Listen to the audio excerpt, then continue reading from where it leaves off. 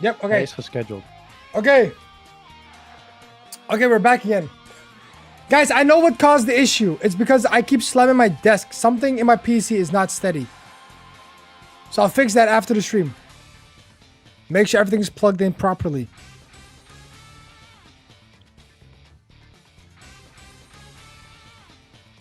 Nah, it was me. I unplugged this PC. All right, give me a second. I gotta lock in.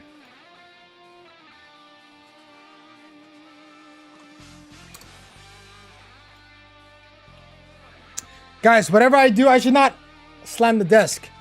That's all I can say. All right, that's all I can say. For the rest, we're good to go, I think. I think they already finished I have an idea. Match. What's the idea? What if I stream BlueStacks and I watch the match? No.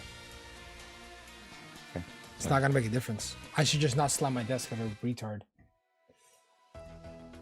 They're still in the match. Okay, so we're not late. All right, let's see. We're not late. We're not late. We're not late.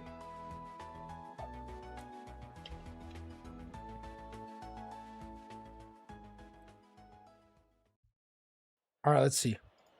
Am I in the game? Can you see the game? Can I see the game? All right. What do we got over here? We got Volcarona Hydreigon versus Stunfisk. Stunfisk was crafty. That's a shiny Stunfisk. Okay. Let me pull up the sheets real quick. Because that is something very important right now. And Rico's playing Citrus Berry Stunfisk with Yawn, Protect, Electro, and Visor. Crazy work. Okay. Let's see what goes on over here. Some of the Volcarona and Hydra. Oh, we got the next round going in, or next turn. For some reason, the Hydreigon is swapping out. I didn't even see what happened before. But Whimsicott being onto the field. Struggle Bug going in. Almost knocked out the Stunfisk. Not quite there yet, though. Goes for a Drain Punch onto the Whimsicott. Whimsicott survives. That's pretty fucking dope. I'm not gonna lie. We heal a little bit. All right. The Cool Kick Kid. That is racist. Wow. That's crazy. Yawn onto the Volcarona. Ooh, that's actually a really good one before the Stunfisk does get knocked out from the burn. Make it so that either Volcarona gets asleep the next turn or is forced to swap this turn, actually. Right? So, that's interesting to see. Now, here we got Mega Electros, and this was already on the field, apparently, which I low-key forgot. What was the issue? By the way, what is happening here? Is Jordan? Jordan is Jordan, but Jordan is not in the favorable spot. Let's put it that way. And Nico's actually in a very good spot here with Electros. Whimsicott is one tap. Volcarona's about to sleep. Also, the problem is that I think there's something loose in my PC. Because whenever I slam my desk, it my entire PC just like freezes, right? But I could just do that after the stream. So right now, let's do it a little bit more civil. Let's not smash my desk. That's the idea. All right, Hydreigon being swapped out. Interesting. Okay, that's cool. So here we go. The Volcarona did have to swap out, or else it was gonna get knocked out. Whimsicott protecting here, making sure that the Electros cannot hit the Whimsicott to get that Elevate boost, that Beast boost, if you will. But here we go. Discharge goes in. Does not hit the Whimsicott. Does a little bit of damage onto the Hydreigon, I'm pretty sure.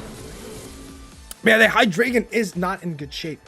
Let's please keep. And it's paralyzed. Okay. Wow. Just wow. Oh my god. All right. Wow. All right. What do you think about this turn, Mr. Gvi? I'm telling you, bro. It's the water bubble, bro. That guy's gonna like you just see, right? He threw him out. He's gonna own him. Trust me. Own him. Yes. All right. Well, we'll see what the next turn now is gonna go with the Moonblast onto the water bubble, as it says, okay. And no, it is knocked out. So whatever he said was a curse. It was a curse. It's a curse. I meant the other guy, you know. Oh, you meant the other guy. Yeah. Okay, well, that guy. Yeah. Oh, okay, that guy. Okay, so the next water bubble cotton thing gets knocked out, and now Electros does get the Elevate boost, raising a special attack by one stage, making it just a little bit more I guess threatening, especially versus that Hydreigon, because Hydreigon does get knocked out now by a discharge. And Volcarona, of course, being there, right? A Volcarona cannot press. I mean, if it does press Rage Powder, then regardless, we'll see what's going to happen. The Volcarona isn't exactly threatening the Electros, other than maybe it running Struggle Bug. Struggle Bug always ensuring that the opponent gets a -1 special attack, which kind of, I guess, like neutralizes the Electros's base boost, elevate ability. With Hydreigon still on the field, I mean, we don't know who's in the back for Jord, but what I do see is that now that Scrafty is back online, it's actually looking a little bit more threatening. Here we go with the Protect onto the Volcarona, not want to get hit by any Fake Out. And there we go, Fake Out does not work onto the Volcarona, but what is Electro going to do in this situation here? Dragon Pulse goes onto the Hydreigon, knocking out the Hydreigon, making it a 2v2 situation. But then again, I will say, now that Elevate gets boosted yet again on its special attack for the Electros, we might be looking at a very threatening Electros here. What do you have to say, G-Li? I'm speechless. The wild Electros is just like, you know, it's just too overpowered. What can I say? You're right. That's great. Elevate, That's great. it's just like, it makes it, unless you can like one tap it, or in 2 turns, just kill it. It's over if not. Great analogy. Unless you can outspeed it, of course. Scalpy goes for Protect here. Does not want to get hit by anything. Actually wants to get that speed boost up as much as possible. Goes for the Heal Wave for the Volcarona. Not doing it's not doing enough damage. Low-key Flamethrower does go onto the Volcarona, doing a lot of damage, just below 50%. Make sure that the next Flamethrower does knock it out if it works out. But here we go, knock off onto the Volcarona. That might just be GG. It was a doubling onto the Volcarona. The Protect is not going to do a lot of things for Jord here. And wow, that speed boost, was that really all that worth it? I don't know about this one, King, but either way, it was a really rough one of the last turns, I suppose, for this match for Jord's side, making it Enrico's, I don't know, first win of the round? I don't know. Is this still the first turn? I don't know. Yes, both it messed should up, be still neither be of the us first checked match. in. Yes. Wait, these players have not checked in. Both of them haven't checked in. Oh my god, how to... Okay, we've got a Mega Scolipede now. It is a Mega Scolipede. You're damn right. And How's it looks gonna turn sick. out? Wait. It does look sick. It does look sick. Goes for the Poison Jab Surely. onto the Elect. Wow! Okay. Wait, what are we looking at here? It's a 1v1 situation. Wait! This might be. Is this what I'm thinking is going to happen? It might just be. Is it GG's? Oh wait, it's not.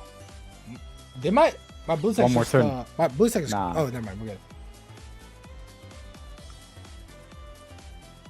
It was like froze for a bit. How to manage checking players on Limitless VGC. I sadly have to tell Enrico to lock in. And here we go. Poison Jab onto this Crafty. And that is it. Game 1 for Jord. Wow. That, it's crazy. That's just crazy words. All I'm going to say. That Poison Jab did so much damage. That's crazy. Wait. Let me check. So... Oh. Okay, I know how it works now. So we have people that forgot to let's see. 1 second. I gotta do something here. I have to go into the match thingy. And both of them have not checked in.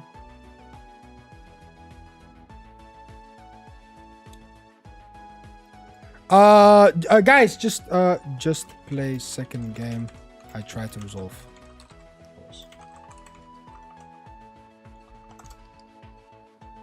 Wait. Either way, let me go ahead and resolve this issue. Yo, I gotta get my pizza rolls. Forgot to take them out. Alright, get your pizza rolls, man. Get your pizza rolls. All right, they're battling. Let's spectate. That's it. Okay, awesome. Get that through. I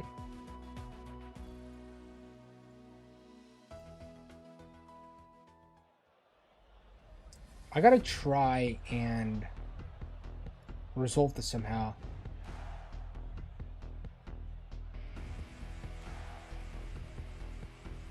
Okay.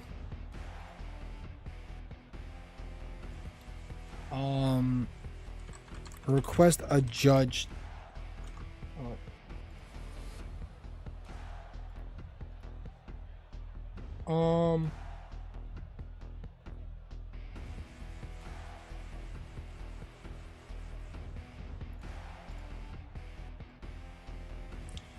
As a judge, okay, now. Okay, well, we're gonna do this real quick. Let's watch this match first, and then we're gonna go on to the other stuff. So here we go. Here we have the Reuniclus and the Electros making an appearance on the turn 1 with the Whimsicott and Volcarona. Interesting, spicy setup here. Now, we already established that this Electros is the Mega Electros. I mean, we wouldn't use Electros otherwise. With the Volcar and Whimsicott looking a little bit intimidating here, honestly. It is. It is. That Struggle Bug is definitely going to do a lot of damage here. Assuming that Jordan is running Struggle Bug. Yeah. Yeah, he is. So, yeah, interesting. We're going to go for a Mega Evolution right off the bat. Get that ready and steady to go. Get that little airplane. Whoosh, whoosh. I could really use Whoosh right now. Type of Pokemon. Goes for the Moonblast. Immediately onto the Electros. And now I'm going to let it go. Set up that insane Snowball. As we go for the Struggle Bug going in. And that is already going to do a lot of, like, there's a lot of trouble right there. Special attack down the drain, only doing about 1/4 of Volcarona's HP. Just like that, goes for the Trick Room on the Reuniclus, and that might just set up for something very interesting here. For the rest, let me go ahead and Milk 2-1 GG. Oh, is it 2 Oakley? GG, GG, GG. GG's. We're still in our second game. Yeah. Except the stream crashed again. Or no, the stream didn't crash, but PC crashed. Because whenever I hit the desk, something in my PC vibrates and then my PC just freezes and it just doesn't work anymore. So I think there's something wrong inside my PC. But we'll fix that later. With the Protector from Electros, I think Protect from Volcarona. I didn't even see what happened. But something moved before Electros. So here we go. We go for the second onto the Volcarona. He brings it under 50% HP. Dropping the special defense of Volcarona. Will that matter? Don't know. Quiver Dance goes onto it. But Trick Room, of course, making its appearance here. Increasing its speed. Make sure it, I guess, moves last in this turn with the Trick Room set up. But both Whims and Volcarona do not protect. So there might be a hint of stalling the Trick Room out. Just like that, right? Which is a little bit annoying for Enrico's side, right? Goes for the Encore onto the Electros. And now it's stuck in Protect for the next 2 turns. Or 3 turns, but next up doing 2 turns. And as Psyche goes onto the Volcarona, not hitting it at all. Very nice played from Jordan on this side for this round. Now there is how many okay, so there's 2 turns of Trick Room left. So now we got to figure out how do we actually play around this. Will you swap out the Electros on Enrico's side or Pipo? And what are we gonna do with the Reuniclus? Right? So yeah, we do swap out, of course, the Electros and then swap in Scrafty. All right, Scrafty turning in. The Psychic onto the Volcarona, doing a lot of damage here. Gotta put some respect on it. Moonblast onto the Reuniclus, actually doing very, very nice damage. Bringing it to 26%.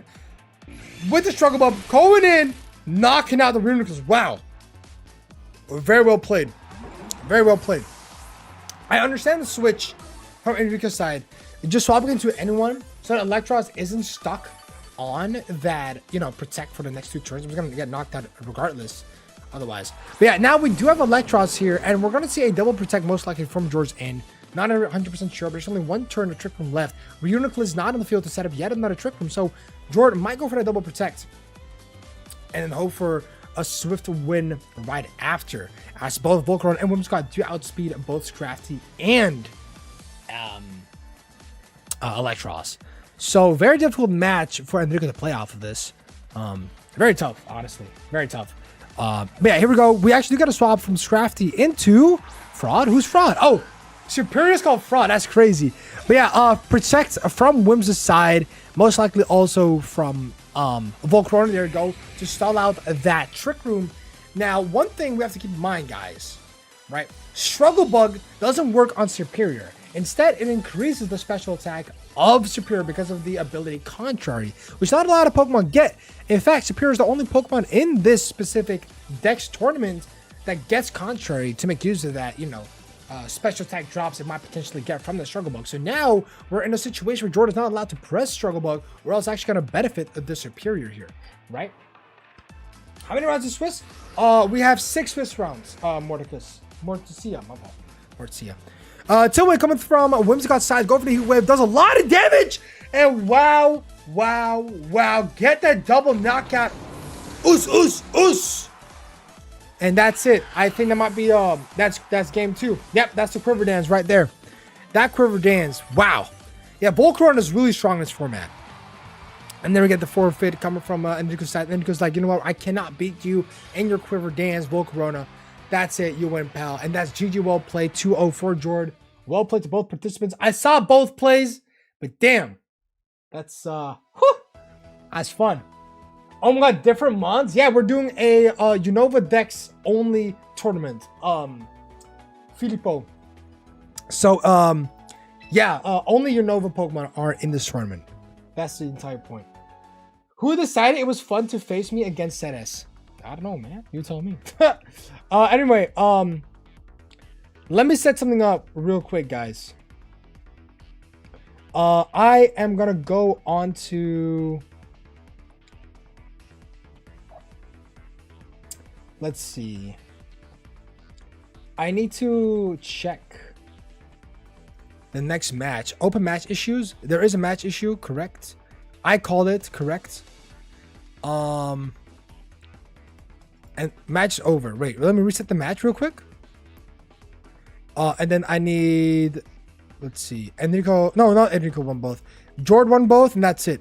Match is finished. That's it. Okay, we're good. Guys, please don't forget to check in next time, please. The idea is amazing. Thank you so much, Filippo. That means a lot to me, really. I'm trying to be as original as possible in this format, because this format is boring as fuck in my opinion. So I'm happy that I'm able to bring out these things. We also hosted Kanto Dex only about a couple of weeks ago. I think 2 or 3 weeks ago. We hosted a Kanto Dex only. That was also really fun. The VOD is on my channel if you want to watch it. Really cool tournament. Really awesome Pokemon. And really awesome. Charizard Y was basically nowhere to be seen. But anyway, let's hop on to the next section here. We already helped this out. Let's go to the dashboard. The pairings. So we got a bunch of... Oh, wait. Is round 2 over? Wait, we still have Chandelier and Lux. Is it worth watching their match right now? I've actually got no clue.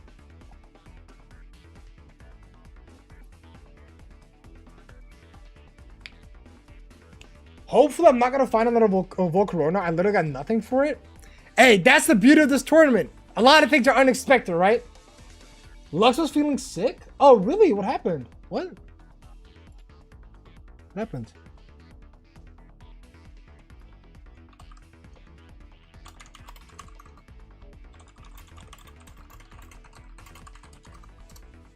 Let me message Lux real quick.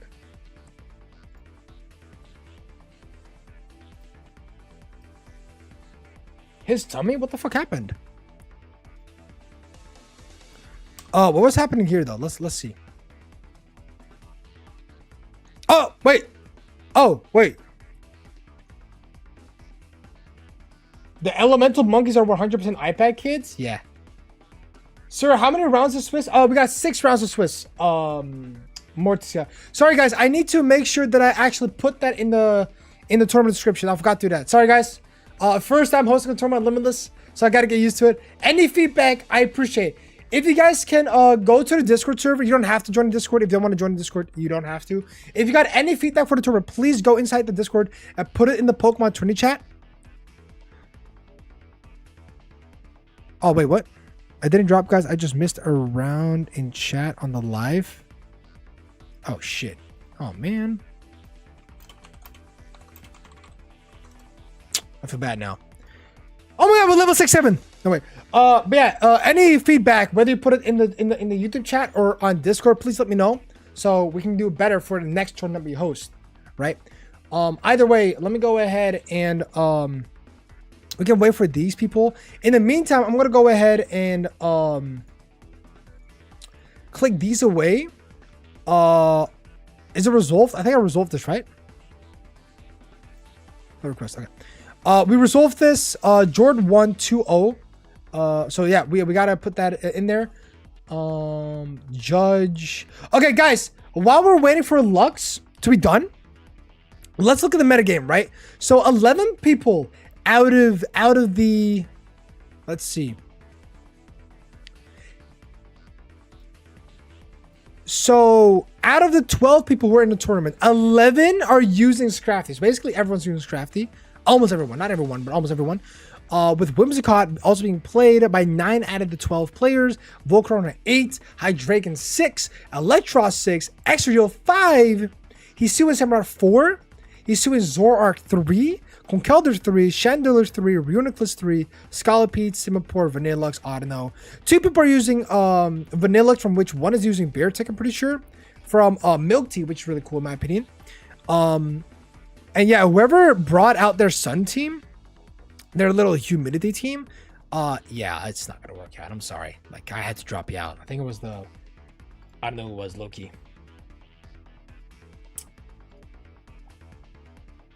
You didn't even use Rock Slide? All right. I hope that everyone who's playing in the tournament right now is having their fun, right? Even if you're not winning, even if you're even if you're losing or even if you're winning, I hope that at the end of the day you're doing well and you're having fun with the tournament. That's all I care about in this tournament. This tournament was made with the intention of just for casual fun, right? Nobody knows the format. Nobody knows who's actually good. You can only theory craft as much as possible, right? So yeah, a lot of fun here for sure. So yeah, I spent way too little time thinking about my team this time around. Really? Oh man. Unfortunate. Last time my team was way better. Yeah, but that comes with the prep stuff. Makes sense, right? Let's look at the standings. What are the pairings? I'm pretty sure that Lux and Chandelure are almost done. Let's actually look at their match real quick.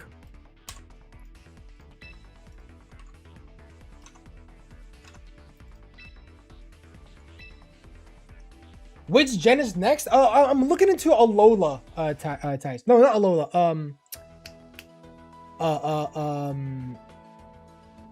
Kalos. There you go, Kalos.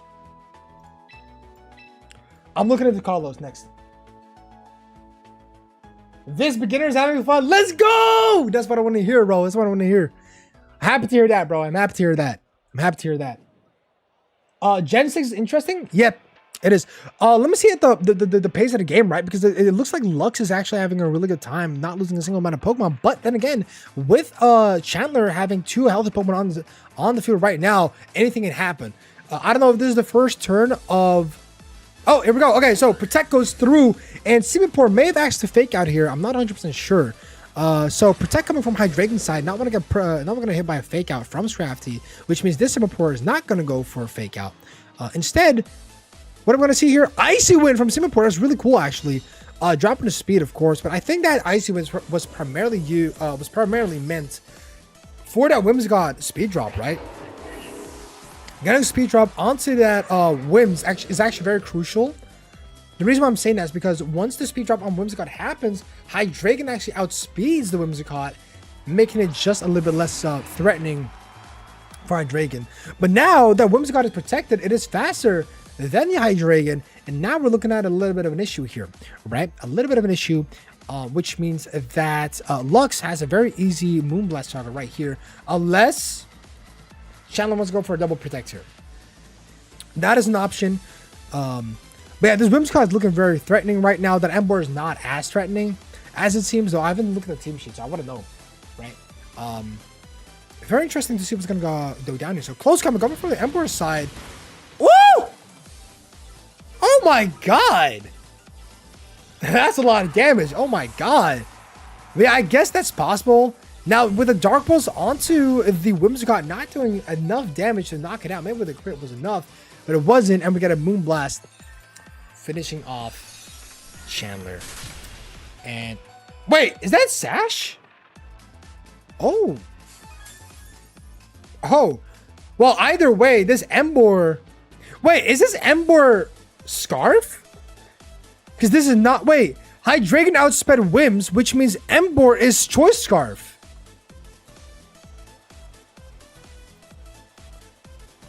It is!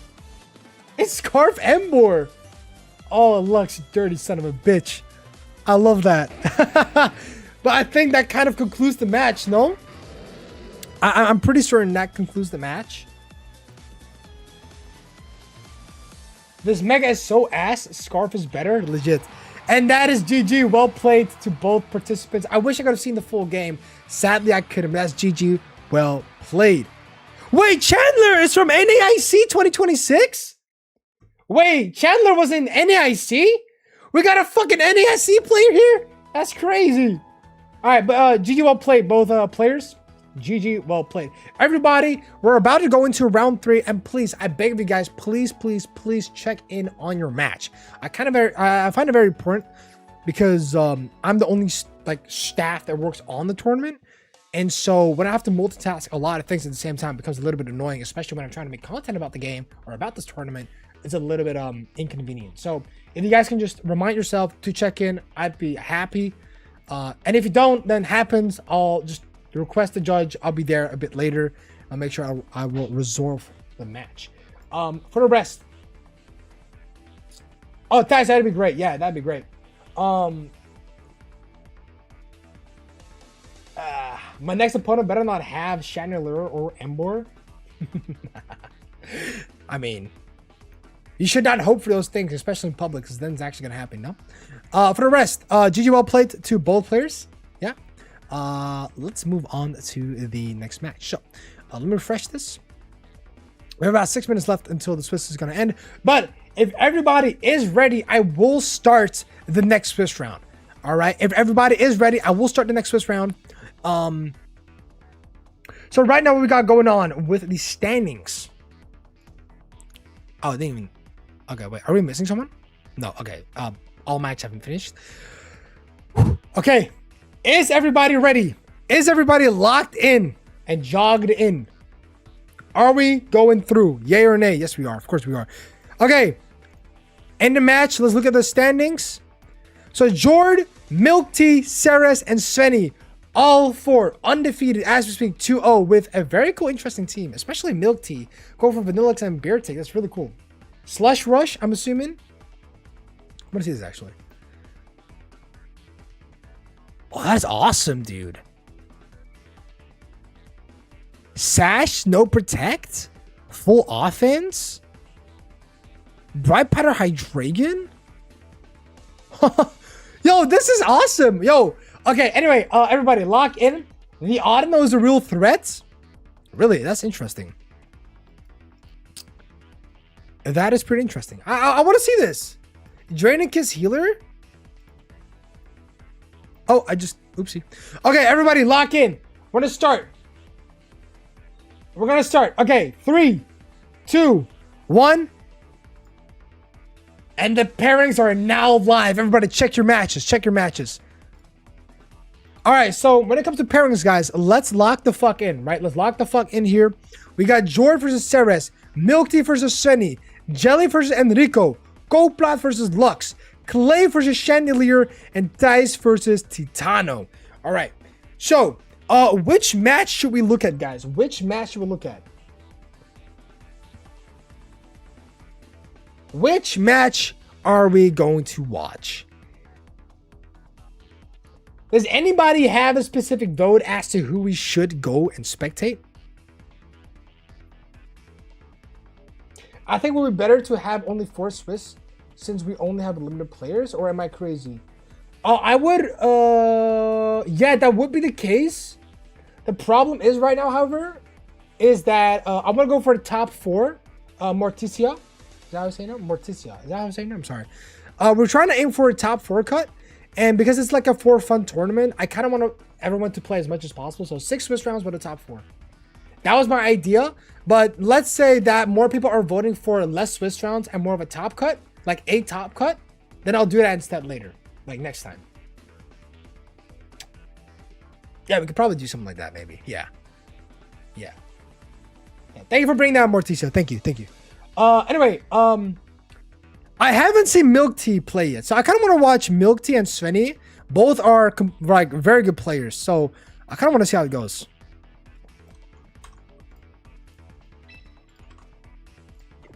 Oh, oopsie.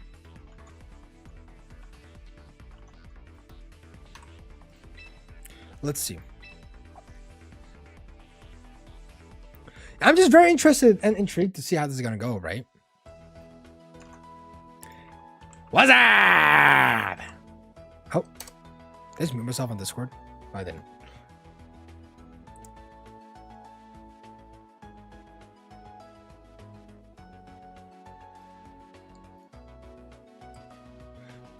Guys, check in. Don't forget to check in.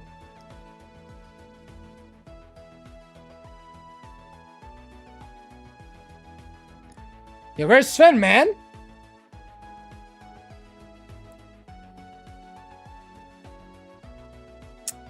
Yeah, Sven is anything but locked in, bro. Where's this guy?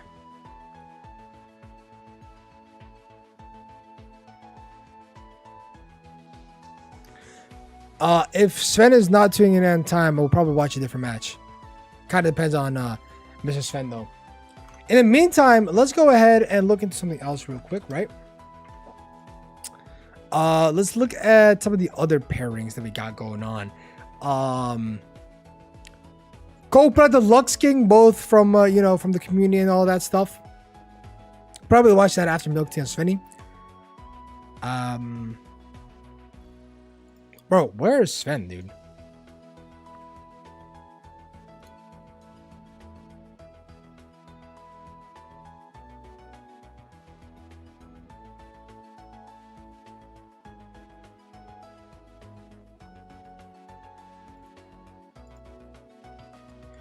Did he, oh, there we go. Hi, sorry to get some food. All good, fat ass. Hey, don't talk shit to the admin. I'm gonna kick you out of this tournament.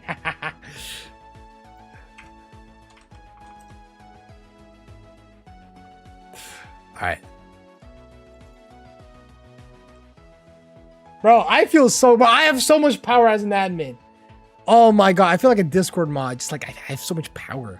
Where are my e-kittens at? Low key. Hold on, let me get a quick drink. Yo, well, before we wait, guys, who is watching England versus France tonight? It's kind of late, but who's watching the game tonight? Who's watching it? Who's watching it?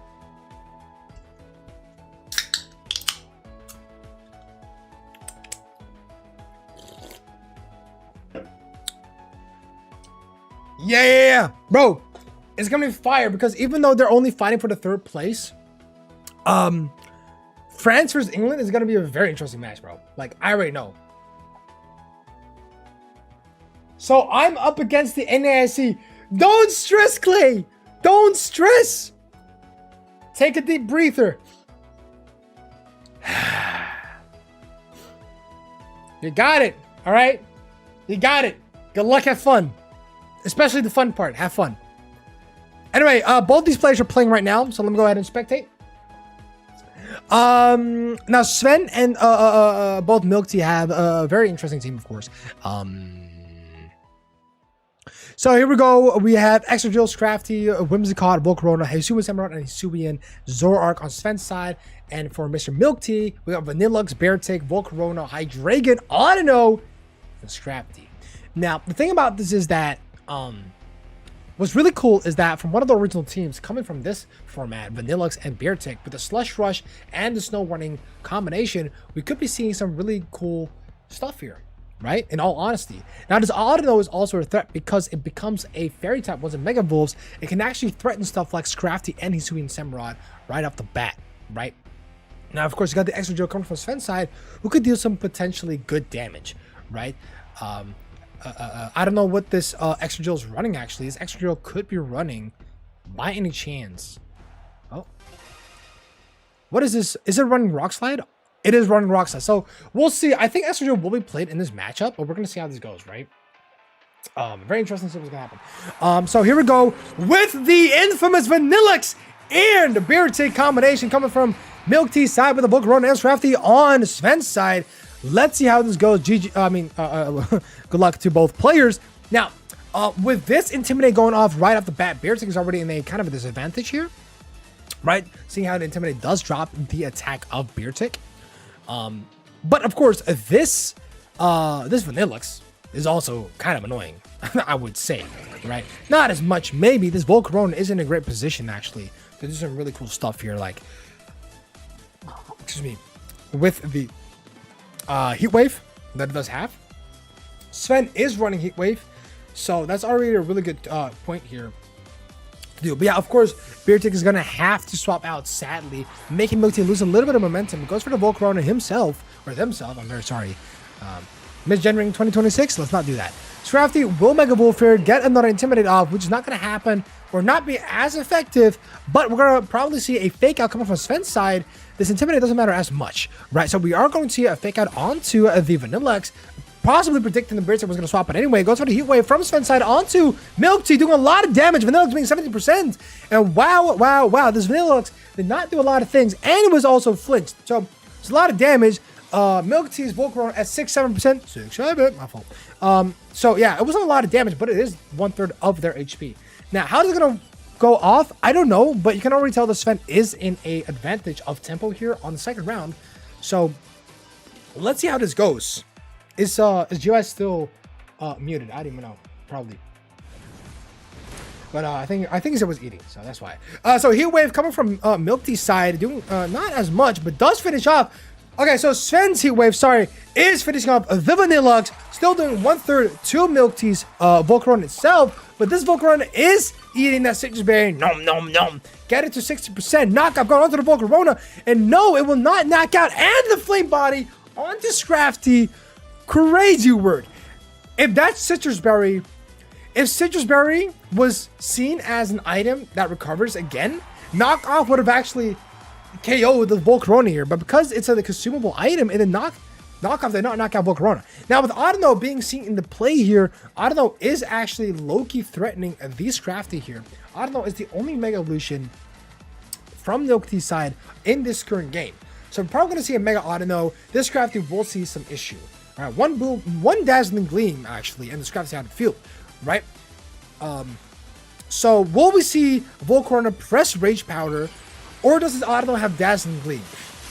Right, that's the real question here. That was good, Miguel. Welcome to the stream. How far are we into the tourney? We're on the third Swiss round. So here we go. We do see a struggle ball coming from Milk Tea's side, lowering the special attack of Volcarona and doing some mediocre damage towards the Scrafty. But look at that, struggle bug coming from Sven's side as well. Double struggle bug, double the trouble, goes onto the Audino, not having a lot of, impact there. But wow, that closed combat only tickled Audino's poo-poo, if you know what I mean. Should probably watch out for what I say. Dazzling Gleam goes on to the side of Sven, and Scrafty is knocked out. Even with that special attack drop, that's, it's 4 times effective. Special attack being dropped doesn't matter because it's stabbed. Dazzling Gleam gets rid of the Scrafty. It was not going to survive anyway. Right, so that is GG well played. Here we go. We do get the Super Zoro arc being put into play here. So yeah, we're going to see what happens here. The Zoro arc is, I don't know if it's Sash or Scarf. It's Life Orb. So Sven is running a Life Orb Super Zoro arc here, which is kind of interesting. But yeah, that's actually kind of cool.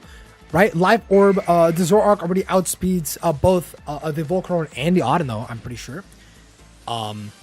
So let's see what's gonna happen, right? Zoro will go for the Hyper Voice. He's gonna do a lot of damage. Actually knocks out the Volcarona. Audino at the 43% mark.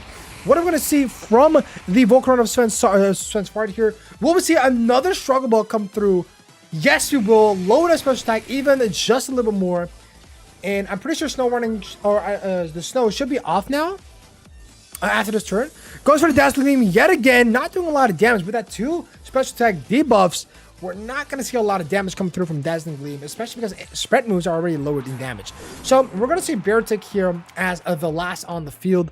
Now, Snow Warning is up for one more, or Hail is up for one more turn, the Snow.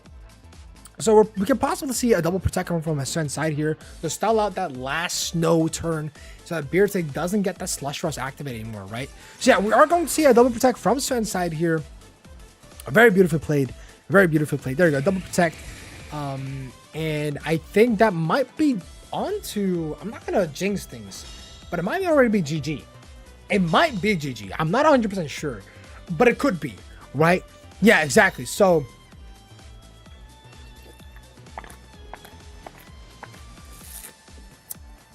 now it's a simple matter of Heat Wave plus Hyper Voice, and it should pretty much cover the match, right?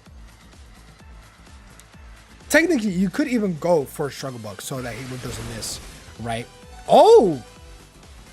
And the Auto still actually survives. I didn't even realize that. But yeah, Heat Wave does go on, and it should be GG. GG, well played. What a fascinating fast match, by the way. I think that's really cool. Very fast-paced play by both players. But yeah, GG well played on this Swiss round first game. That was interesting. That was a really cool play. I want to be honest with you guys. That was a really cool game. But yeah, GG. Let's hop on to the second game.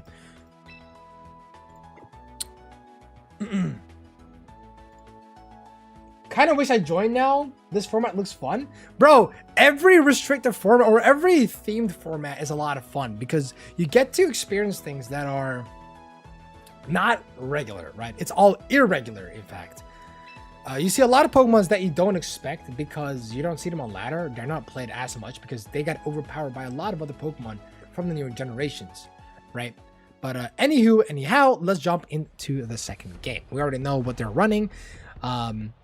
Are we potentially seeing another Vanilluxe Beertig? Probably not. I think for Milk Tea's side, you kind of want to switch up things, ramp up, maybe find a way to actually counteract onto that Volcarona, because Volcarona is actually a really annoying Pokemon to deal with right now. So what are we going to see? Right? What are we going to see? What are you willing to pull out here in order to have a good match against the Volcarona? Because I'm pretty sure Milk Tea has figured out, hey, Volcarona is an annoying Pokemon to deal against. Do I bring out my own Volcarona? Do I do anything with maybe Scrafty this time instead of, I don't know, like, how am I going to approach this, right? With Sven having just a little bit better of a matchup against Milk Tea, I'm interested to see what we're going to do heading into the second game. Both participants are currently looking into locking in their Pokemon. There's a couple of things to, we'll get to right.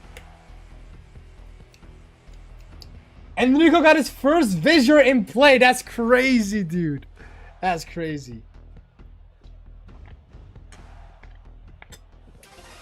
Last 2 seconds left. Let's into it. Let's head into this. All right, let's see. Milk Tea versus Sven. Game 2, Swiss 3. Okay, so we are going to see Volcarona and Audino from Milk Tea's side. And from Sven's side, we're going to see Volcarona and Whimsicott, just like in game 1. So Sven did go for the first, or for the same lead as before because it was really strong, of course. And now we're going to see what we're going to do heading into the second game, right? Now, of course, the fact that Audino's in the field does not directly mean that Scrafty can't be in the game. Scrafty can still be in the game. Sometimes it's okay to bring 2 Mega Evolution into the game, right? But now there's a sudden thing that I'm thinking that probably Vanilluxe and Beertig are going back. So this might be the only Mega on the field. So we might see a Mega Audino right off the bat. So these got even a little bit of resistance, or not resistance, but a little more of the increased stats, right? Because the bulk on Mega Audino is absolutely insane, right? So yeah, we are going to immediately see a Mega into the Audino here, get those stats up and up and up, right? Now let's see what moves are going to be used, right? So immediately from the Whimsicott, it is going to be Hisui Zoroark, goes for the Hyper Voice. Does do some very respectable damage actually on both of the Mons here. Goes for the Heat Wave from Milk Tea's side, doing a lot of damage onto the Whimsicott, or onto the Hisui Zoroark, I mean, and the Volcarona being at 1/4 HP lost. Now, what's the Volcarona of Sven gonna do? Is gonna go for Struggle Bug, make sure that the special attack is lowered, goes for the long game. It does go for the long game here, right? The long game play here, because there is no way, I think, I don't know if Milk Tea is particularly running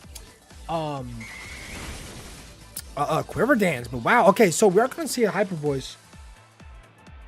Wait, what just happened? What did Auto just press? I didn't see it. Was it Hyper Voice?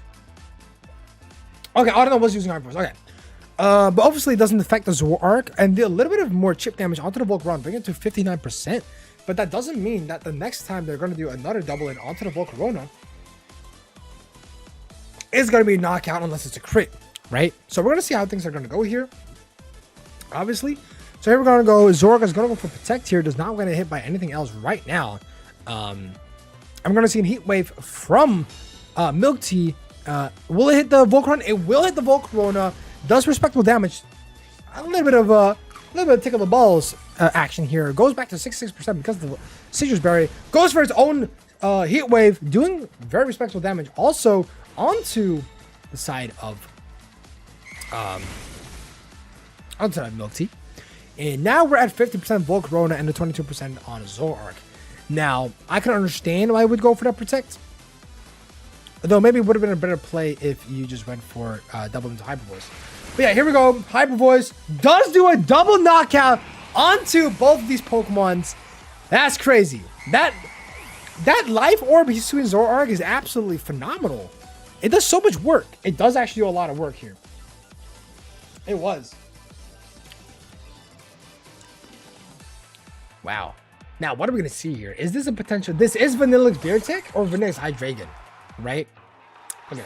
Yeah, I would say, like, if you're bringing Vanillix, you're always bringing Beartic, right? But you never know these days, right? So let's see how this is going to go. So now with Slush Rush enabled, there is a possibility that we might see. I'm pretty sure Beartic does have. Oh, Beartic does not. Oh, Beartic has Rock Slide. Oh, because there's a possibility that we might be seeing a Rock Slide here, right? That is a possibility, and that's a little bit of a threat, I suppose, towards Sven. And Sven knows not to use any Protect here. I mean, you technically could if you want to set up a Pokemon next to one another, but in this case, it wouldn't make a lot of sense. So, it's a little bit tough for Sven. This Rock Slide on Beartic, it looks a little bit menacing, especially with that Slush Rush, right? Let's see how this goes. Let's see how this goes. I'm actually kind of excited to see how this turn is going to go. So, we're going to see a Protect from Zoroark's side. Okay, it's going to be double Protect. Okay, so Sven wants to somehow stall the snow, right? So, after this turn... Yeah, after this turn, essentially, there's 4 turns left on the snow. And wow, what are we going to see here then, right?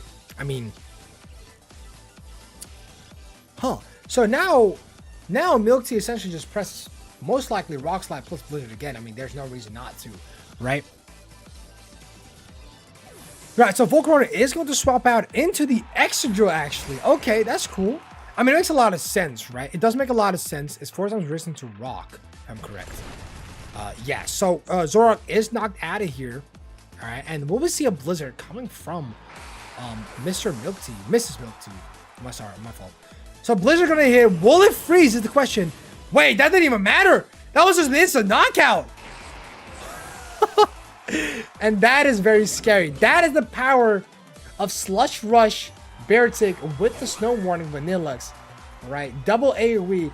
And I'm pretty sure that there's not a single White Guard Pokemon in this format. So how do you deal with this? Right? Do you bring more priority Pokemons in your roster? Right? Do you bring bonds that are faster? How do you deal with that? So now we got Sven looking a little bit distressed. You could go for another double Protect here and hope that you can somehow stall things out, right? Because all you got to do now is survive the next turn. You double Protect again, and the snow should be gone, and then you could do some really funny stuff. But that's the question. That's the question, right? Because how are you going to survive the next turn? Is the question, right? How will you survive the next turn? Speaking for Sven's side, right? Because right now, what we're looking at right now is there's 2 turns of snow left. There's 2 turns of snow left, okay? So now, Sven, you need to either hope the Rock Slide misses or you're probably gone, right? But no, we're actually going to see Tailwind from Wims here. Very interesting. And we are going to see a Heat Wave. I did not even think about this. No! But it misses the Beartic, which is the most crucial part. I didn't even see this Tailwind Heat Wave thing. I was completely tunnel vision myself. Goes for the Rock Slide onto Volcarona wins, and Volcarona is out of the field. What an unfortunate event for Sven here. Oh my lord. Actually, that side of the game right then and there. That decided the game right then and there. Missing onto that Beartic with that Heat Wave. 5% chance to miss. That is very unfortunate for Sven. But that's just how Pokemon works, guys. As unfortunate as things can get, that's just how it is. And we say GG, well played to this. Close match, either way, I think. In a way. Wow. Alright, so it is currently 1-1. Sven versus Milk Tea. Let's hop into game 3. I don't know, man. It's gonna be very interesting. This has been a pretty wild game, right? A lot of back-to-back, very aggressive plays left and right, which is really cool to see, in my opinion, right? I'm the opposite of locked in today. I don't know what's wrong. How good I was playing last time is how bad I'm playing this time. Yeah, but also you got to see it like this, right? It's a whole different format. It's something that not a lot of people are used to, and people that just have generally more playtime on Pokemon to you will probably have a little bit better decision making. We'll have a little bit more decision making. That could be the case. Maybe get unlucky. There's a lot of things that play into this, right? But you can't exactly practice this format, right? So that's also another thing you have to look for. But yeah, it happens, bro. It happens. Next time is Kalos, though. The Kalos deck. So let's see how that goes. Maybe you can perform better there, right? Who knows?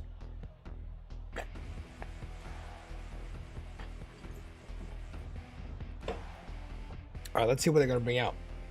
Are we going to see... Excuse me. Are we going to see an Audino Volcarona from Milk Tea again? Or are we going to see a little bit of a switch up? Milk Tea might go a little bit zesty and actually go for that Vanillux and Beartic like they did in game 1. And for Sven, I don't think it's a very bad thing to still go for Whimsicott Volcarona. I think that's a very good lead, actually. But let's just see how things go, right? Let's just see how things go. I wouldn't know. You might not know. I don't know. I don't know. Give me a second.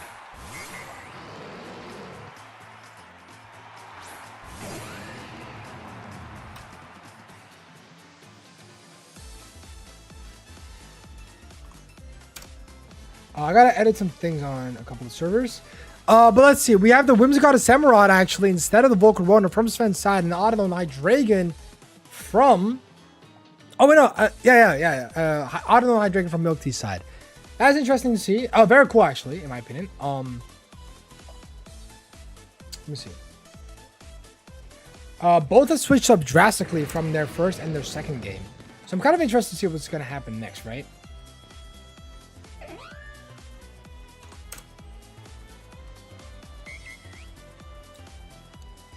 What matters to me the most right now is that I hope that everyone's having a lot of fun. And I know I keep saying that, but I genuinely hope that's the case, guys. Like, I really do. So we're going to see Mega Audino right off the bat, which means we do not see a scrap in the back here, which makes a lot of sense here, actually. Goes for the Air Cutter onto the Audino. Does a lot of damage. 63% left onto it. Hyper Voice from the Hisui and Zoroark.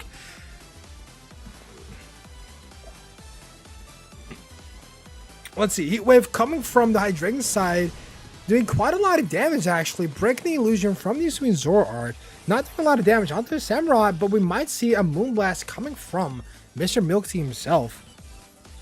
Dazzling Gleam. Is it still going to knock out? It's not going to knock out the Samurott, but it does deadass knock out the Zoroark here.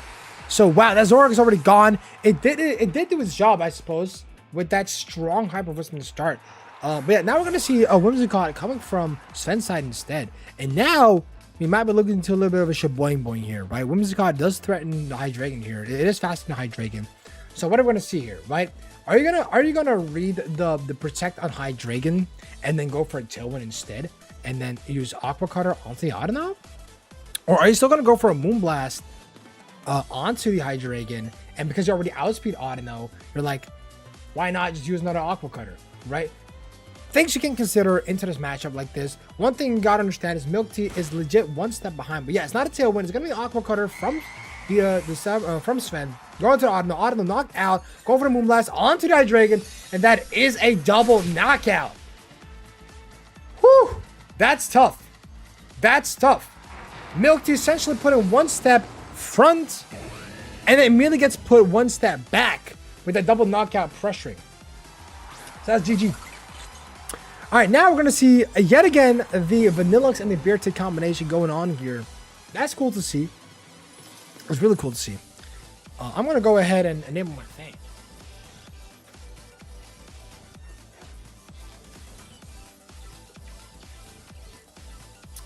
All right. Let's see what we're going to do here. Oh, by the way, guys, is my face... Wait, I want to... You guys can barely see me. Let me turn on my...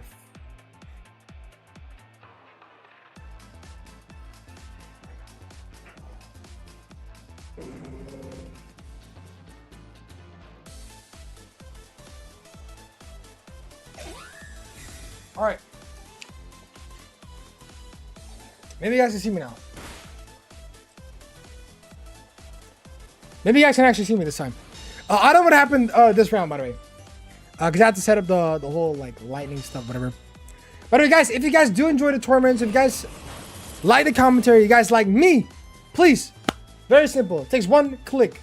Press the subscribe button. Don't miss out on any of the next tournaments and then all the other stuff that we are hosting in the future and all the challenges that I'll be doing in the future as well. All right, here we go.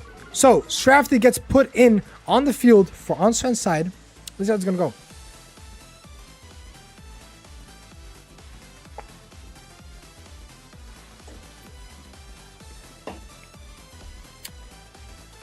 So yeah, now with the Scrafty in the back, we're most likely going to see a Mega Scrafty right off the bat. Beartic will be -2 attack right off the bat, which is very well positioned by Sven, by the way.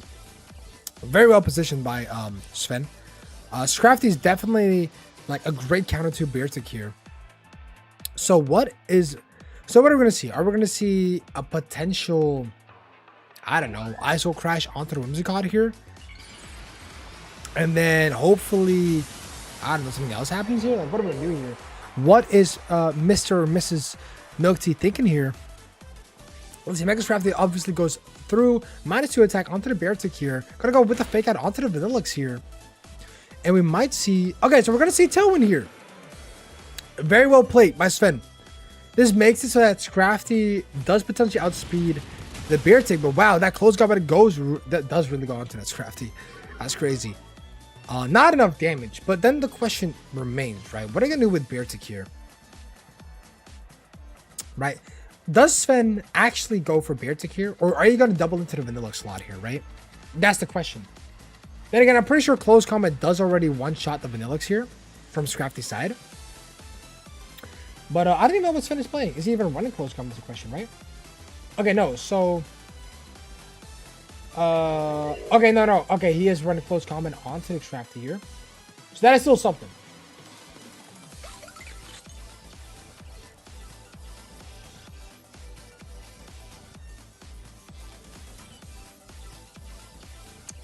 Alright, let's see. So, next turn gets in Moonblast onto the Vanillux here.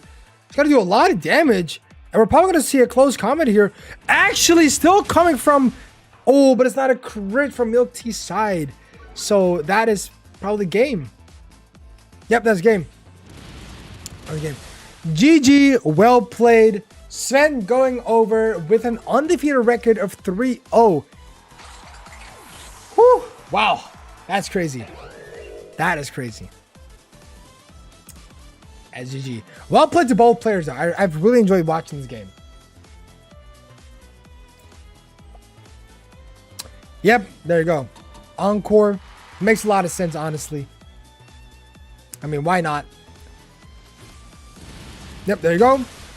This ensures that if Whimsicott somehow messes up, that Beartic cannot just go for like something like an Ice Punch or Ice Cold Crash, right? So yeah, well played. Played very secure, clean. And that, I think, secures the third game. A crit was not even necessary there. GG, well played. GG. GG. Man, what a game. GG, well played. Let me look at the pairings real quick.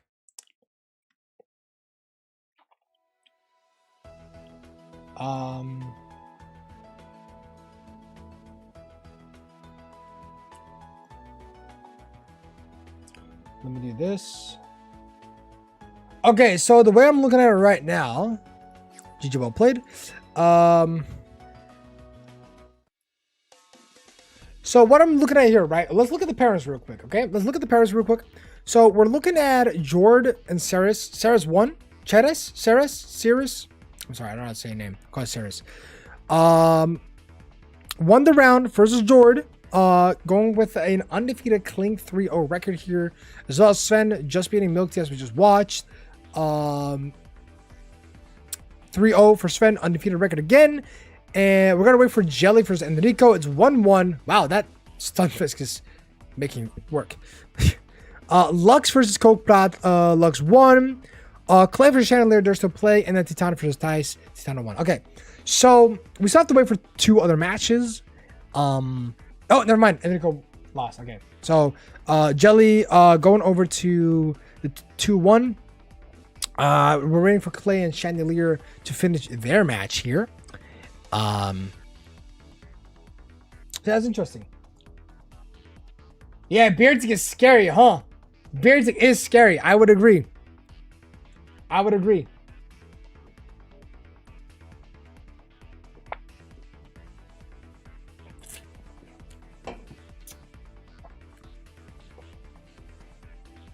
All right, let's see.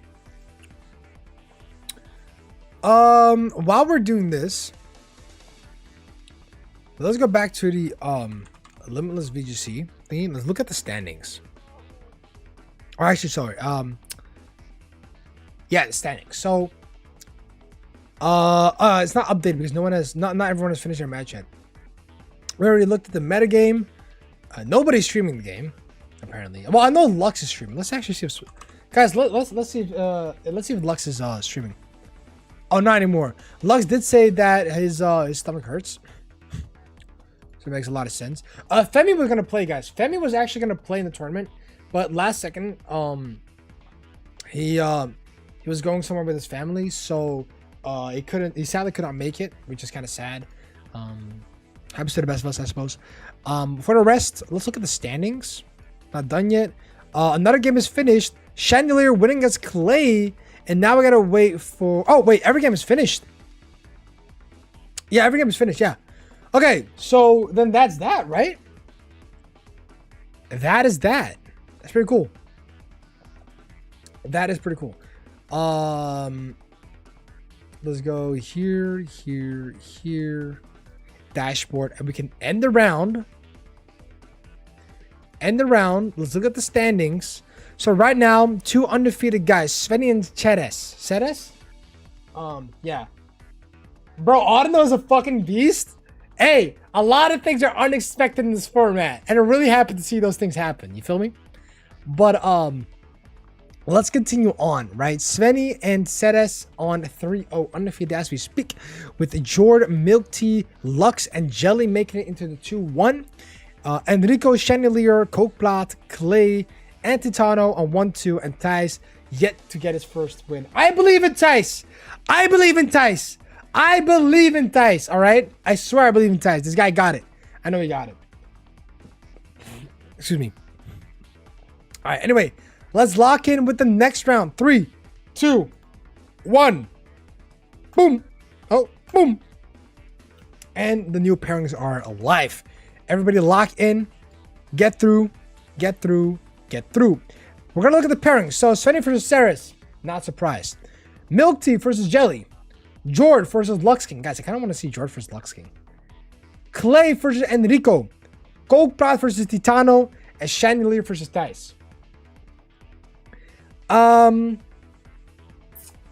Yeah, let's see what goes on. Who should we watch?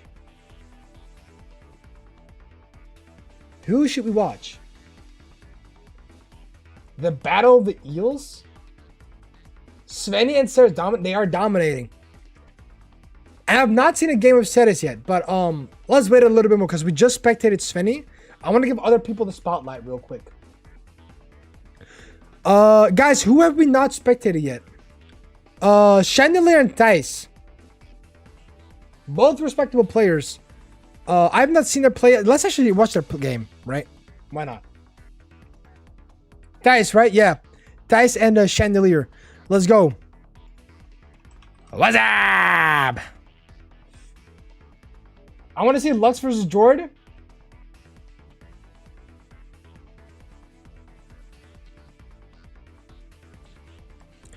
It depends who goes in first. Let's see who has it first. Oh, they already start first. Oh. What's up? Guys, we'll watch Thijs and Chandelier then when we're done with these guys in that match first. They already have everything set up here. They already got a room and everything. Now all they're missing is a king-size bed. Just kidding. And lube. All right, anyway, Lux King versus Jord in the fourth Swiss round, going to game 1. Let's see how their let's actually see their spread real quick.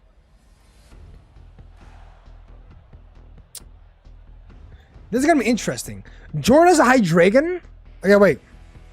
It's on the other side. So Jord is running. We already saw this. The High Dragon, the Volcarona, Whimsicott, the awesome Scolipede, Hisuian Samurott, and Cokeldar. Now Lux is running the Scarf Embor, as we know, with the shiny Vanillux. That's really cool. And some other stuff that we'll see in a second. Right, it's Jord and Lux. Both are good friends, as to my knowledge. Let's see how this goes, right? So with the first game of the fourth Swiss round, we're going to go enter it with the Whimsicott and an Embor, and then from Jord's side, the Volcarona and the Whimsicott. So let's see how things are going to end up here, right? Let me pull up the chat real quick. Ayo, Faz, what? What? Anyway, what am I doing with my documents up there? Anyway, so let's see what we're going to see here, right? I mean, let's see what we're going to see here. That is not even English. My fault. So we already know this Embor is Scarf, right? So we're going to see what happens here. We're going to protect onto the side of Jord. All right, goes for the Tailwind. For a very safe Tailwind, I would say, right? What do we see from this here? An Encore! Lux read the Tailwind?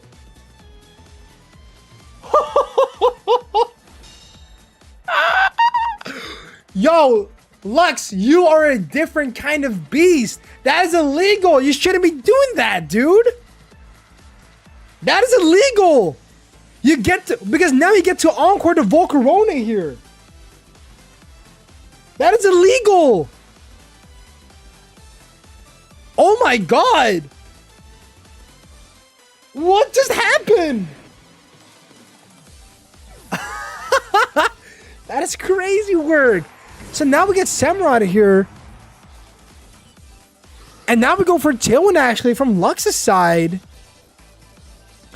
And what I'm going to see here, head smash onto the Samurott slot. No, onto the Volcarona slot, actually fully knocking it out. Oh my god. Yo. Yo, what is this? Lux, you're showing promise. That is illegal.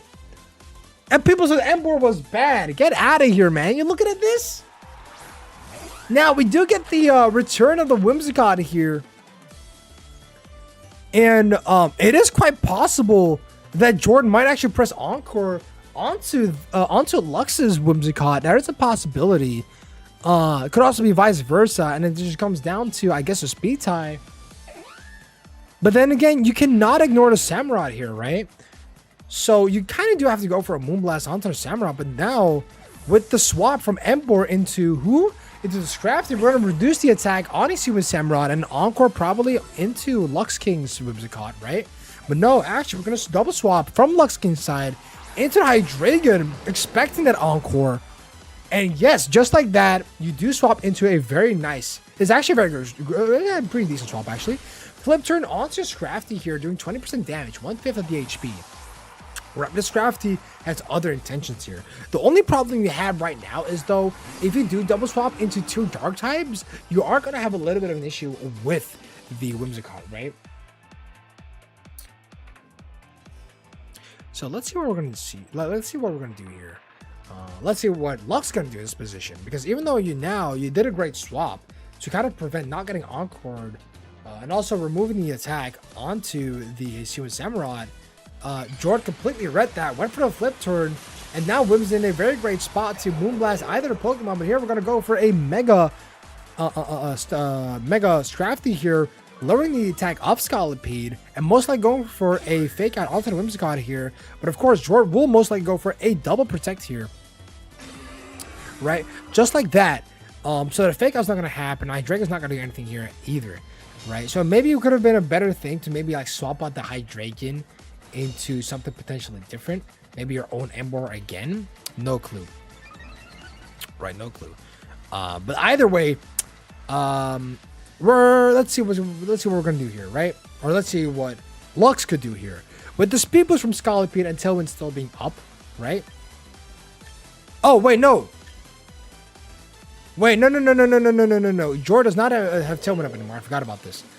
So that means that right now, Lux does outspeed Jord.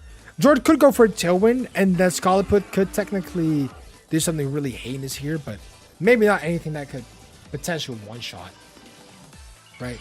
Unless Poison Jab for some reason knocks out the Scrafty here, which I don't know.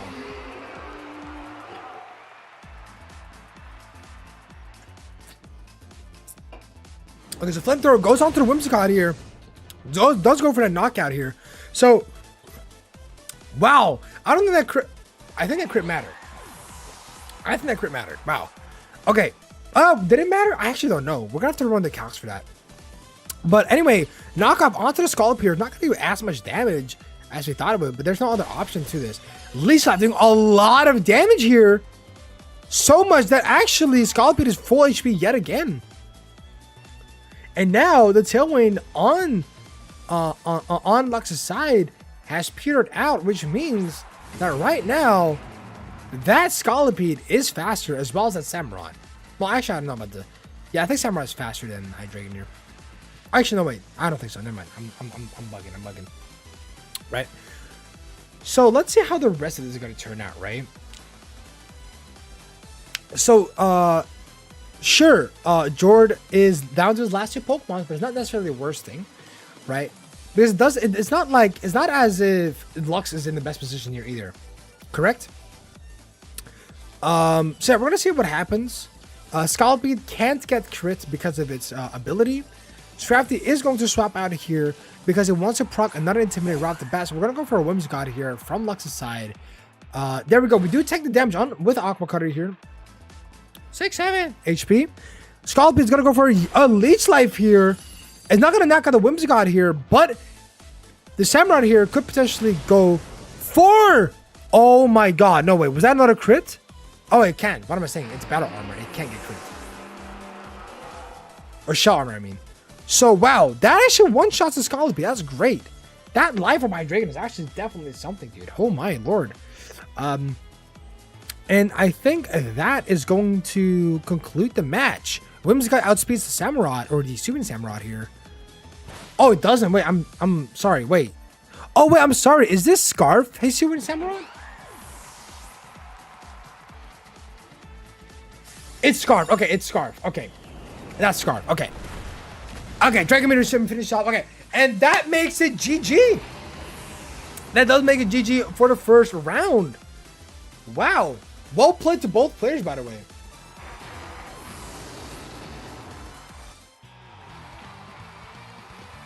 You missed the round dice? Nah. Unfortunate, dude. Unlucky, bro. Unlucky. Happens to the best of us, eh? Happens to the best of us. Maybe if you communicate with your opponent, maybe... I mean, officially you've lost, but maybe your opponent still wants to play. You can still hit them up. If you want. Alright, but GG well played to both these great players, if anything.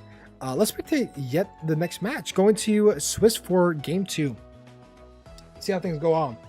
Let me see.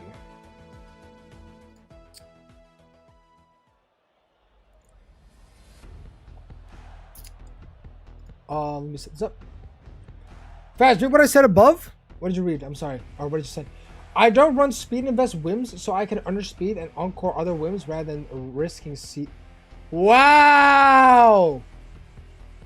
Damn!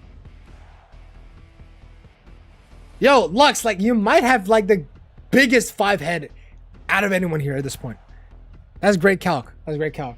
Yo, Fast, I forgot to claim timer on 5. Bruh. Okay, Sven, let me know when your game is finished. Come on, second. Let me know when your game is finished.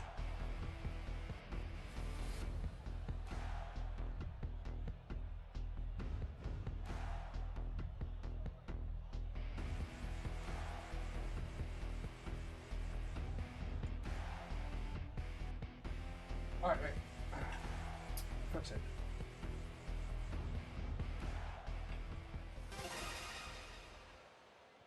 All right, cool. I think it works out. Sven, let me know when your game is finished so I can do the standings then. All right, let's go into the game 2 with the Ember and the Whimsicott yet again with the Whimsicott and the Samurai coming from Jord's side this time instead of the Volcarona.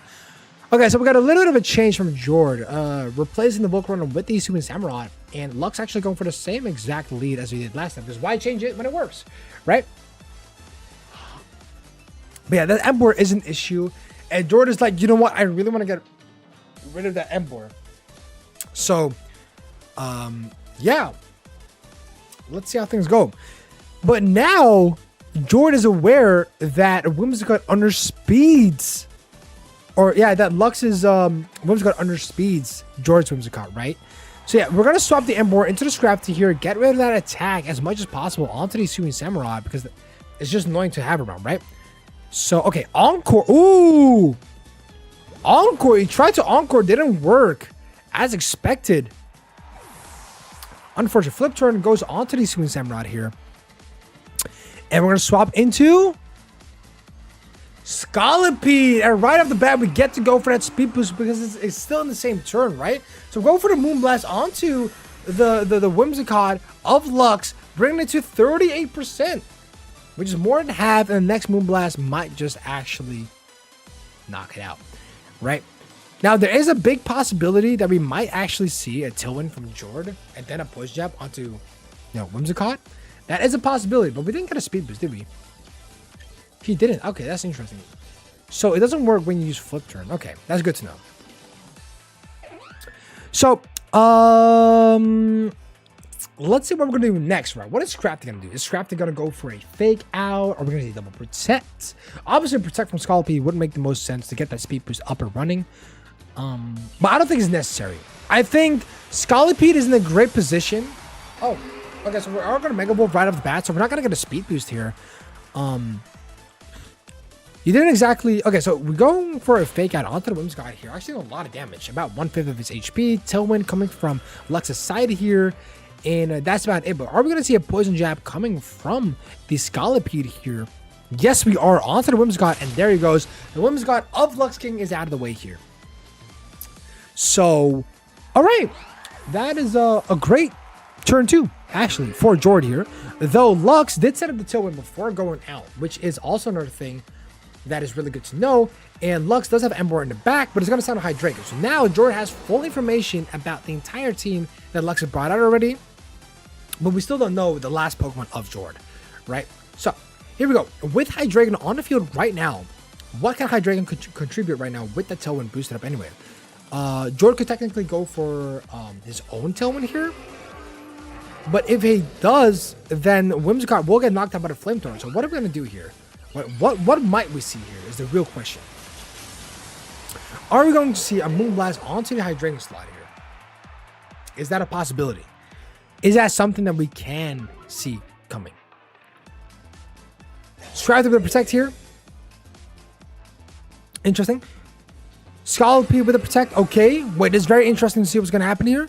It was okay. It is a Tailwind from Whimsicott's side here. Wait a minute. Is this flamethrower? Oh my god, it is actually a flamethrower. And that is bye-bye Whimsicott. That is actually... Okay. Wow. Now, with that said... Alright, with that said... Still, Hydreigon is a little bit threatened by the Scald. Just a little bit. Though, however, we do know that Flamethrower does one-shot the Scald beat here. This Hydreigon is just too big of a menace right now. Right? Conkeldurr could go for a Mach Punch onto the Hydreigon here, but it's not going to do a lot of damage per se, right? So we might be seeing maybe like a Flamethrower onto the Scolipede. It is possible, but this Scolipede can still go for a Protect here. Alright, it could technically still go for a Protect here. Oh, no.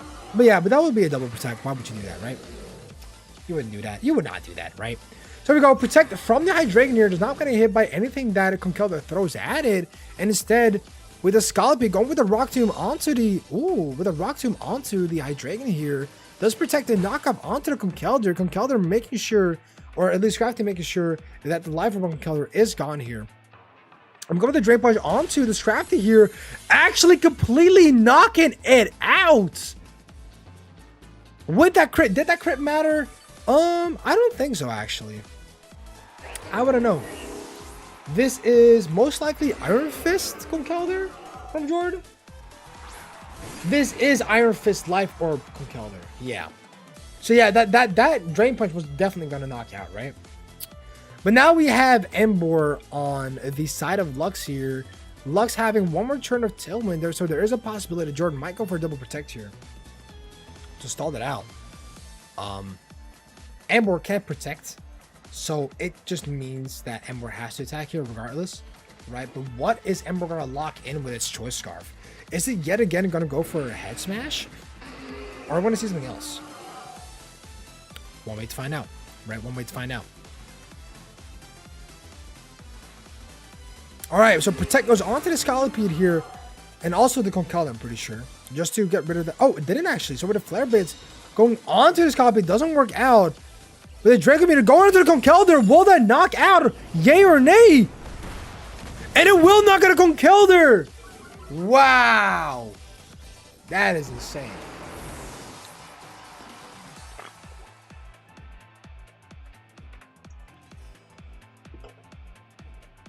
Wow.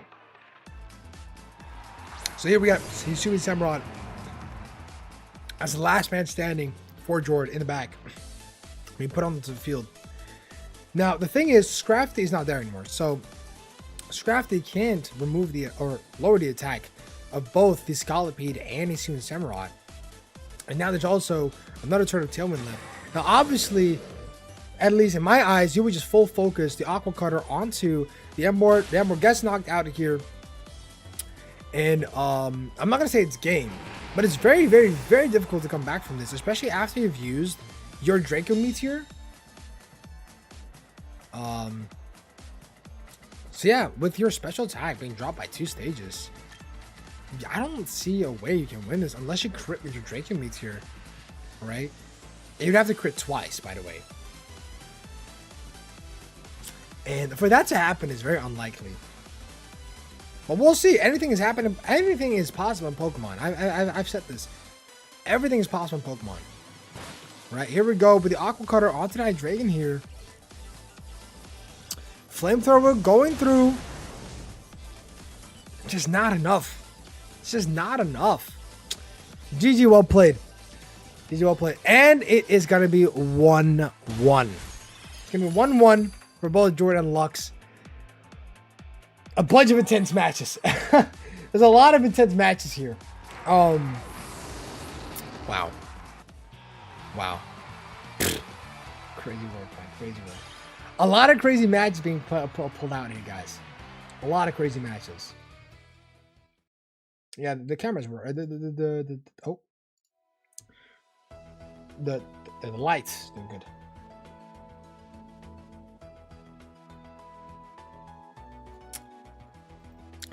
All right, let's see. How are the other matches doing before we get? Oh, they're already battling. How are the other matches going?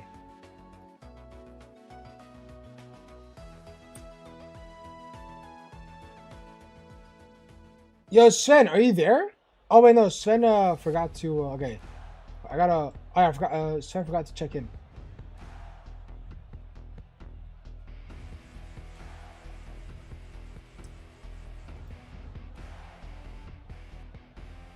Okay, so they're still playing their match. That's good. Let's wait for them to do their first pick. So Lux was obviously playing the Wims and the Embor 2 games in a row, and then Jord did exactly the same, except instead of Volcarona, he swapped it, or he swapped it for the Samurott and also the Whimsicott. So let's see what we're gonna see here. Are we gonna see a different game plan from Lux King, or is Lux King gonna be bold and play the exact same lead? Possibilities. But yeah, as we are getting into the game 3 of the 4th Swiss round, let's see how things are gonna go here. Right, with Lux, Jord, let's see who's gonna win this and move on with the next win. Let's see. So Wims and Volcarona. Okay, awesome. So now we see a little bit of a change. Jord goes back to the Volcarona and the Wims since game 1. Excuse me. And then we have the Hydreigon and the Whimsicott from Lux's side. Both starting up with Whimsicott as much as possible, which makes a lot of sense. You want that early game pressure as much as possible and an advantage that you can set up, right? So that's cool to see. Hydreigon go for the protect right off the bat because it just doesn't want to get Moonblast, and it makes a lot of sense, really. Wow, Lux is really hoping to get that Encore off onto the Whimsicott again, huh? But no, we're actually going to see a possible double in onto the Whimsicott here. What a read. And now it's going to be Heat Wave. But does it hit or does it not hit the Whimsicott here? It does. And the Whimsicott is out of the field here. That's pretty crazy. I'm not going to lie. Very, very interesting. Okay, that's really cool. Yo, what's good, man? How you doing? How's everyone? I'm doing pretty good, man. My stream crashed 3 times.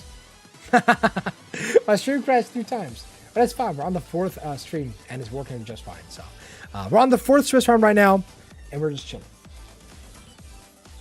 Yeah, but it's fine, though. The tournament must go on. The show must go on, bro.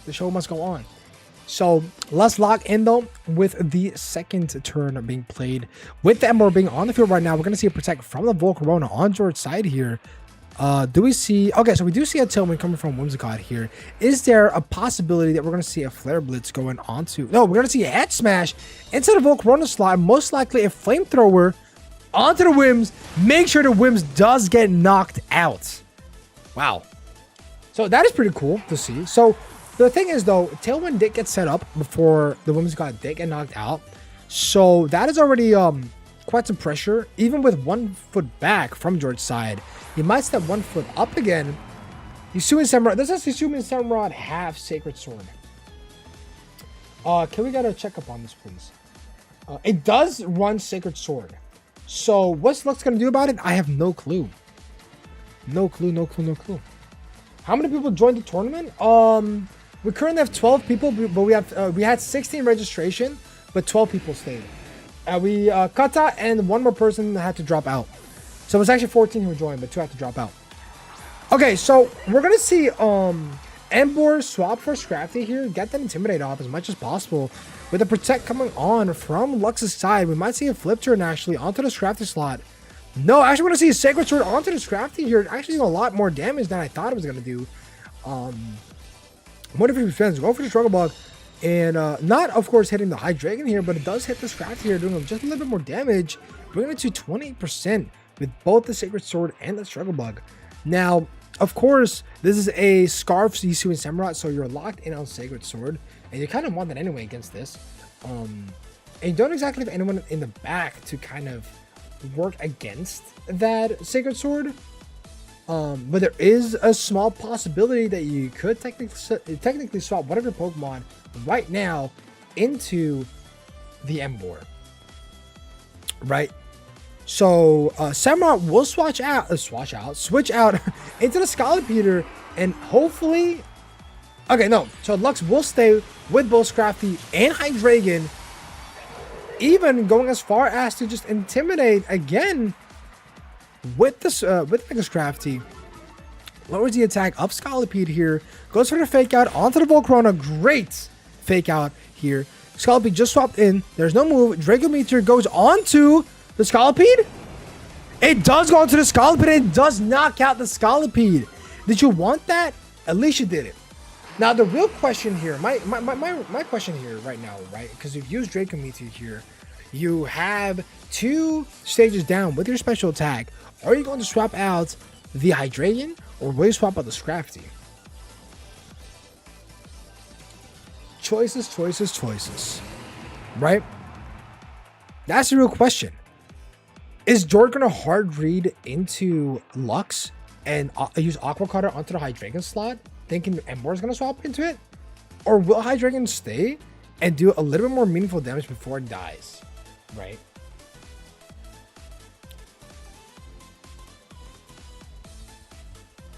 We need a judge right now? Okay, let me check.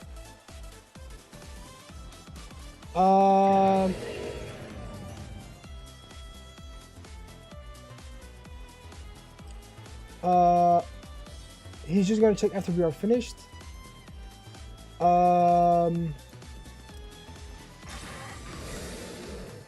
Okay, so who wins? Oh, play your third game. Write result in chat. I will do those.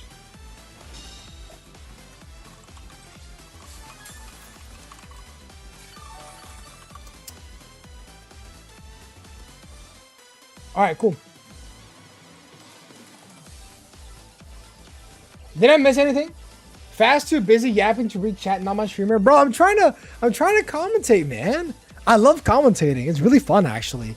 It's more fun watching other people play than play the game itself. Could be me, though. It's just me, maybe. We are 1-1, but we need a judge right now.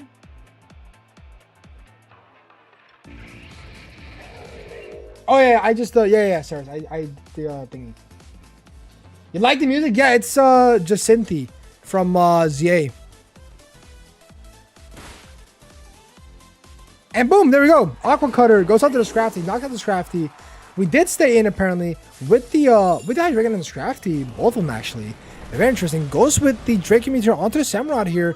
But now, of course, the question is, right, what do you actually do right now? Right? You gotta see it like this. Hydreigon is on its last wing here. Now with Emboar entering the field, there's only one problem you have to take into account here. Samurott is also Scarfed, just like the Emboar, except Samurott is faster than Emboar. So the Aqua Cutter is going to do that much more damage right now. Right? So this might be a game where Jord actually wins and takes over the match. But hey, I could be wrong. It's the way that I see it. Right? I could be wrong. I could be wrong. Let's see how things unfold into this match. Right? Yeah, I think it's still an Aqua Cutter onto the Emboar. And then like a Struggle Bug onto the Hydreigon. I think it should be over. That's the way I see it. Yeah, so Aqua Cutter goes into the Emboar. The Emboar gets knocked out, obviously, over here. And I think it should be game. Yeah, I think it's game. Draco misses. Well, either way, that's just assault on the moon because we're not gonna win the match anyway, sadly. Yeah, GG, well played. Jord and Lux, GG, GG, GG, 2-1. Well played to both players. Let me go ahead and jump on the other match real quick. Close matches though. There's a lot of cool matches going on over here. Let's see. So one match that we have to. Oh, I think we're done with all the matches. Oh, what the hell just happened? So I think we're done with all the matches here. In Swiss 4.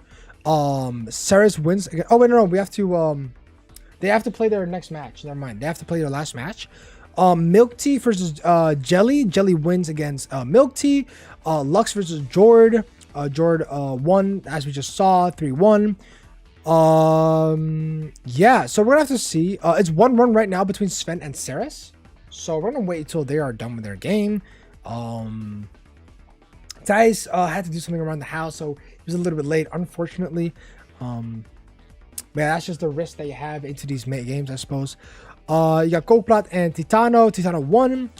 And then you go versus Clay. Clay won.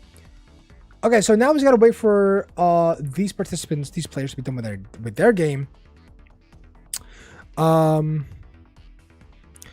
So yeah, it's 1-1 right now. Game 2, Sven lost. Game 1, Ceres lost. How many matches are we still gonna play? There's 2 more Swiss rounds left, Lux. There's 2 more Swiss rounds.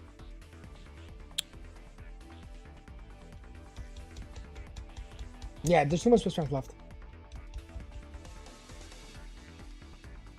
But yeah, Ceres made a great point where I guess for a bit more faster paced games, maybe for in the future, we could be doing like, for example, 4 Swiss rounds instead, and then the rest we do like in the top 8 cut instead of a top 4 cut.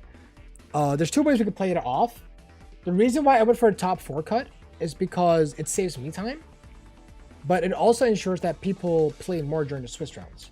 And since it's more of a for fun tournament in my eyes, I was like, why not let the people play as much as possible, right?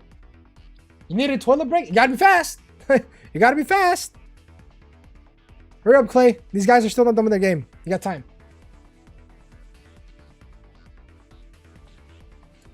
My team is ass and I'm just playing horrid? No, your team is not ass.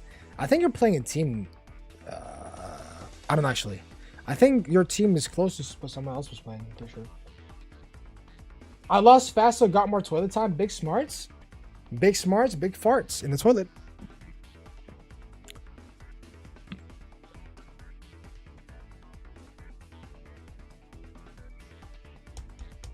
You have only 1 mom with protect? Oh, I don't know, that's smart, brother. Let me see. Let's see how their game is going. Might as well check it out, right? Bro. I want to see how it's going. Ceres and Sven. Someone get me against Dice so he can get his first win of the tournament. Depends, man. If you guys get matched, there's 2 more Swiss rounds left. But let's look at this match, right? Because as it seems... Interesting. So Ceres is playing the Mega Chandelier here. We missed something in the first, I think, 2-3 turns. I can't see all the turns, sadly, but we do see a Whimsicott that's knocked out. And now with the Chandelier being at 60% and a Scrafty that just got in, this might be turn 3. Let me check. Is this turn 3? This is... What? Is this turn 4? Oh, it's turn 4. Or turn 5, I mean.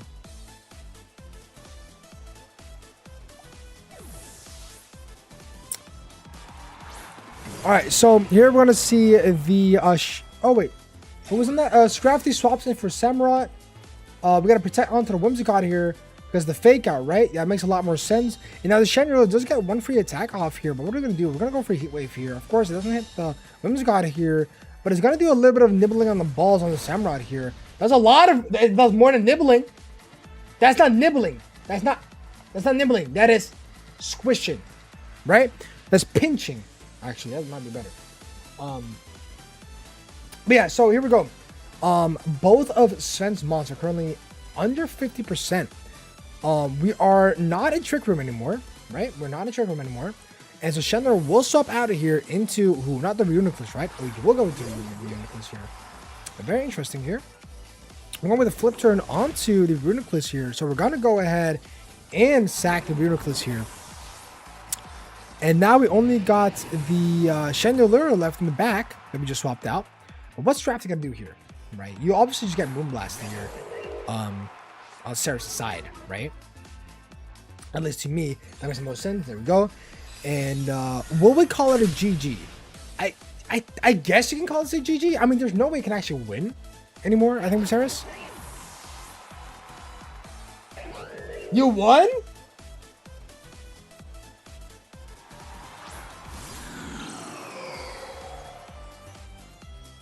Oh, but no, yeah, you have one win. I forgot. Let's see. Yeah, I think it might be GG. There's no way you can actually come back from this. I mean, yeah, Wims just moon blasts and yeah, I was about to say.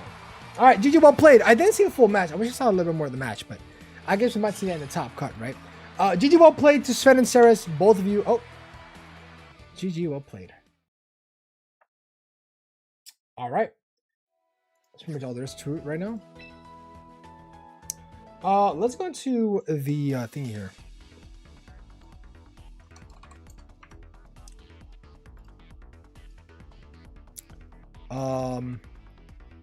It was this, or something like this. I don't know, something like this. What matters is turn one. That's all we got to know. Okay, that's all there is to it.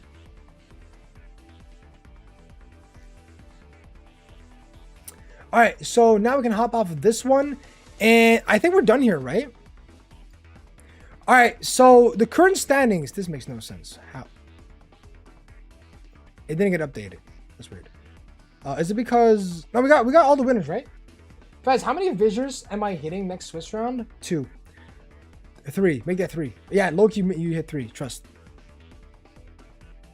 Anyway, let's go and end the round. Let's end the round, and actually, let's go to pairings right now. So right now, we have the only undefeated person being Svenny right now, playing Extradil, Scrafty, Hisui Samarad, Volcarona, Hisui Zoro Arc, and Whimsicott. Next up, we got Saris, 3-1. Saris, Jord, Jelly going 3-1, going really strong onto the record here. Chandelier, Lux, and Clay going 2-2. But yeah, only the 4 will advance to the top. We've got 2 more Swiss rounds left, guys. So let's lock the F in. Let's start pairing the next round. Let's see how it's gonna go, guys. Pairings. Next up, we got Sven versus Jord. Sven versus Jord. That's gonna be interesting. Wait, who did a buy? Wait, who got a buy? Hey, W Dice though. W Dice though. Who left? I mean W Dice.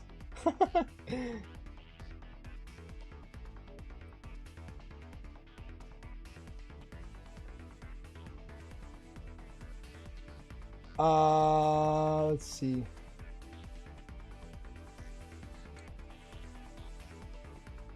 Hold up, who left?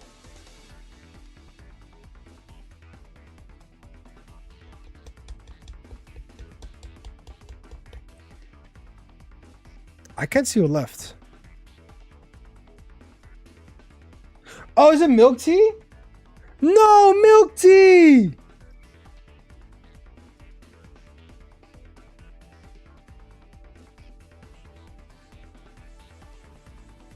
No, Milk Tea! Everybody, please say W Milk Tea in the chat, bro. Please, I beg you guys. He says, I have decided to withdraw from the Pokemon tournament midway through. It is truly a shame as the rules for this event were very interesting and enjoyable. I recalled all the match and I'm wondering if it will be acceptable. This guy's a cutie patootie. This guy's a cutie patootie. W Milk Tea. As someone from Japan, I would like to share these videos to help encourage other Japanese players to participate. I'm gonna cry. Oh my god. I'm gonna cry. Bro. Milk Tea, we love you, bro.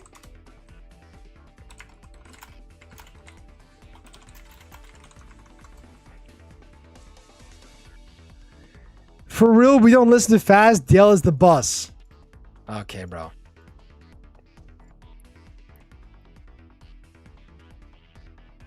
Oh, man.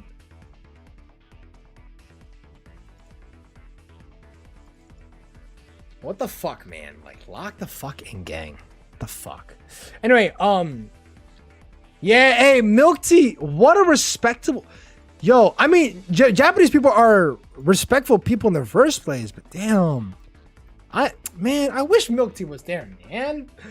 Lock in, gang. Anyway, Taz, congrats with your win. Let's watch, guys, who should we watch next? I actually haven't watched Enrico's game fully yet. So let's do that.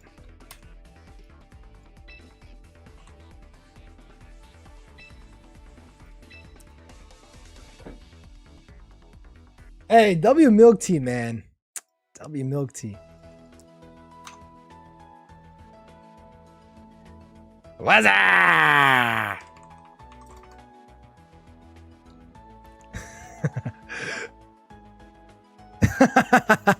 Oh man, I love Enrico, bro. This guy's a troll. All right, we gotta wait for Lux to be in there. That's about it, guys. I might quote unquote legally stream the England versus France match. So whoever wants to join, you're not gonna watch with anyone else. You can always join the boys chat. I will be watching with the boys, of course. So if you guys want, hop in. Let's do a different song. Guys, what song here is good from ZA? What are Canary? Oh wait, my camera's not even...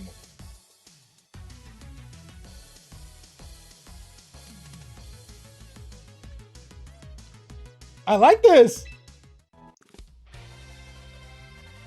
Who's Ivor?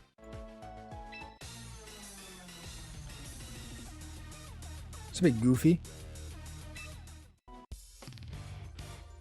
Oh, I like this. I want this. I want that one. Not the Visor Stunfisk. Guys, we need to see Visor hit, bro.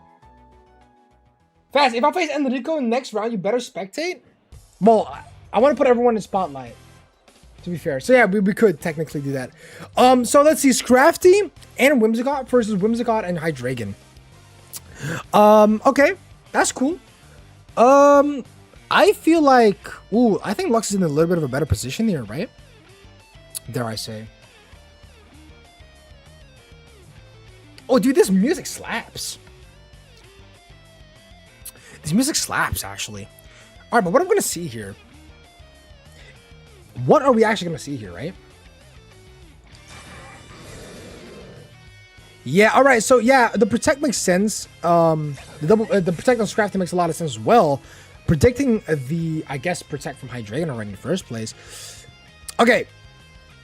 Now, we're in a bit of a predicament here. Right? Because at this point, you swap both Hydreigon and Scrafty out, right? Like, you don't want to lose both of these Pokemons right off the bat. But then again, the question is, if you do swap it out, who can tank either of the Moonblasts from both sides enough? You know what I mean? Like, how do you approach this? Right? Both Whimsicotts use Moonblast, so you can't Encore one another. So we do swap out into the Ember here from Lux's side here. And then, oh! Wow! That's crazy work right there. You tried to... What?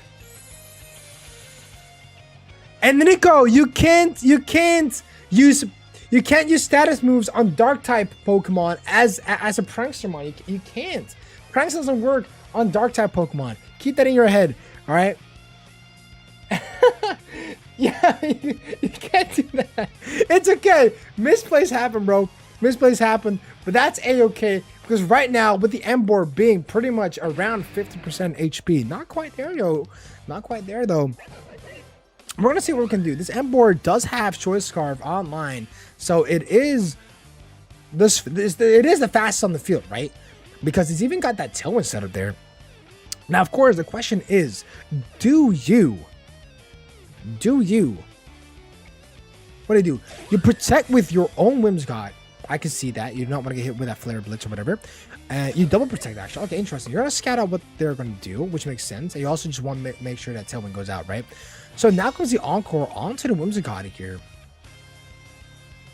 Right? Okay, that makes a lot of sense. Okay, so now the thing is, however, is that even with this, like, protect, what are you going to do next round? I mean, next turn, right?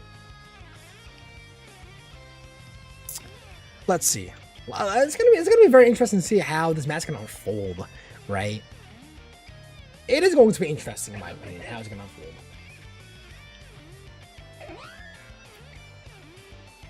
Let's see. All right, now, okay, so Straft is gonna go ahead and Mega Wolf here. Right. Okay, so we're gonna get that Intimidate off onto the Ember here. Very nice. Okay, very cool. Very cool. Very cool. Get the Tailwind off from your own side here. Makes a lot of sense. But are you gonna go for a Moonblast onto the Straft here? It's a real question here. Flavors goes onto Enrico's Whimsicott here. Brings it all the way to 1 HP because the Sash is not gonna obviously unless it gets burned. Wait, can Flavors burn? Yeah, it can. So it didn't though.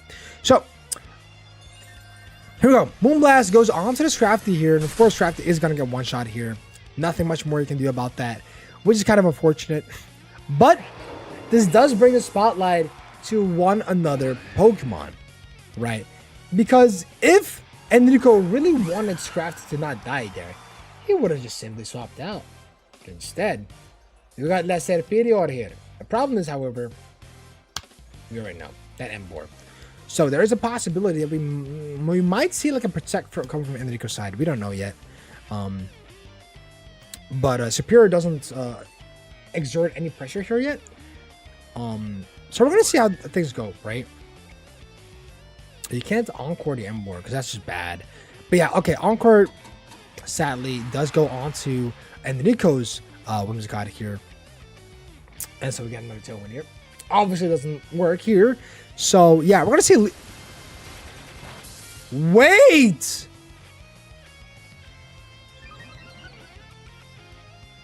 Why does Superior outspeed Ember? Does Lux not have Tailwind up anymore? Oh my god. Wait, this was the best timed Leaf Storm ever. What the hell? I mean, fair enough. No, I just ran out. What the hell? Is this Scarf Superior? Is this Scarf Superior?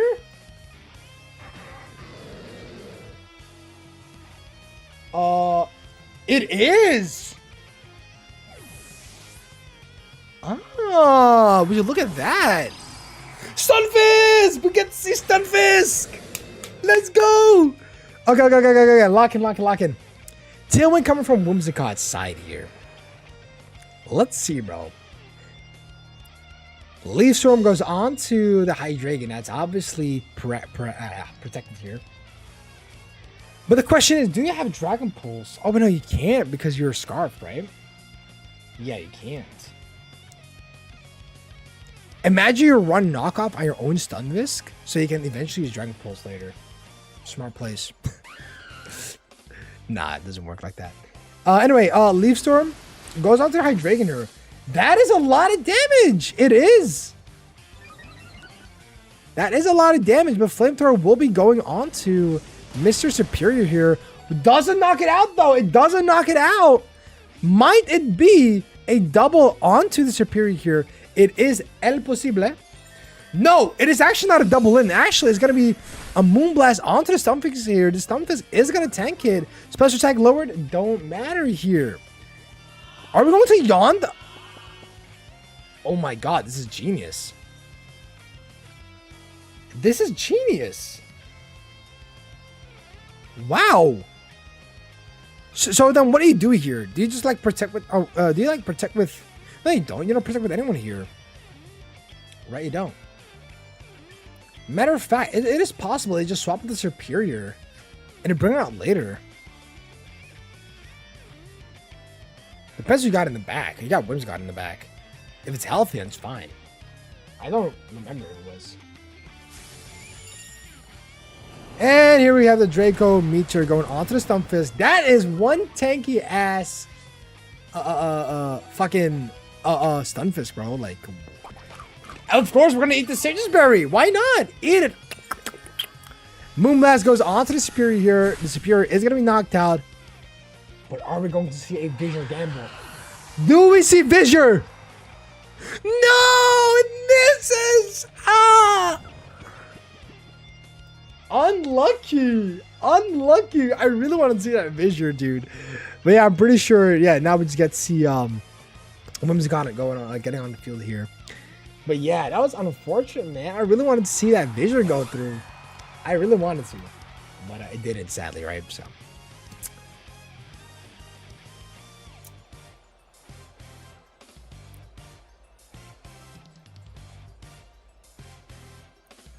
All right. Well, anyway, this Wim's got his 1 HP, of course. I forgot about that.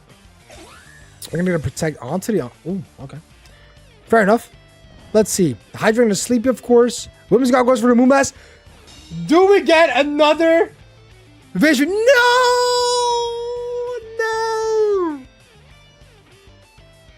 No! Damn it. I really want to see that Visor, man.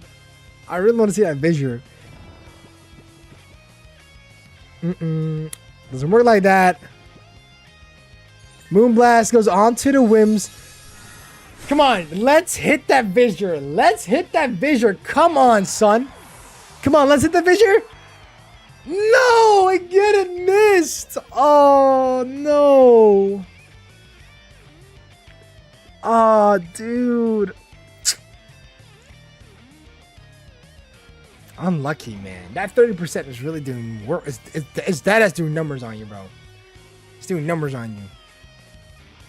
Unfortunately, that's GG. No, Lux! You're boring, Lux. Lux, you're boring. But yeah, this was the guaranteed wake up anyway.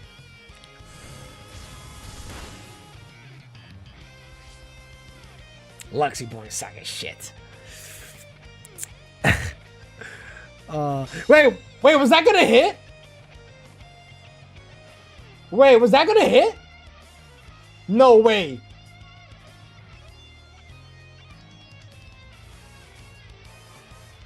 I've actually got no clue that was gonna hit. What the fuck? Yeah, and then, yeah, and obviously, come on, let's see one Visor, please. Please start. Ah, man, unlucky. Come on, man. Unlucky, bro. Hey, we got game 2 though. We got game 2 though. Lock in. We got game 2. GG well played though. GG well played. Almost. Hello fans, hope everything has been going well for you. Hey, everything's going good, man. Thank you very much. I hope everything's going good for you as well. I haven't seen you in a while on one of the streams, bro. Hope you're doing good. I'm glad to see you in the stream again. All right, let's just hop into game 2, I suppose. That's all we can do, right? Yeah, that stuff is tanky as a motherfucker, right? That stuff is tanky, bro. I get that use. Don't worry about it, bro. I'm glad you already made it to the stream. I'm really grateful for that. Thank you very much. All right, let's see. Swiss 5 game 2. Let's see how this goes. I don't know what to expect from this. This might be fun. I don't know what to tell you, man. What terrible team building? Nah, it's not terrible team building. That's copium, bro. Your opponents are just getting lucky. All right, that's all I'm gonna say. Your opponents are getting lucky. All right, you ship it in those Visors usually 100% of the time. Right? Unlucky. Either way, let's see how this is gonna unfold. So fast pick face here. Let's go. Swiss 5 game 2. Let's see how this goes. All right, so Wims and Hydreigon taking the lead here from Lux yet again, and then we got Electros and Whimsicott.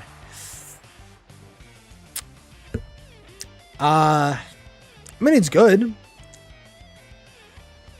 Though, are we gonna see a protecting Hydreigon here, or is that like a? Are we gonna get like a heart read from Enrico? Just go for the Tailwind instead. It is a possibility. Yo, my Switch died? No! Aw, come on! You always play it on the fucking... Oh, man. Well, damn. I guess we're gonna see the AI play for you then, right?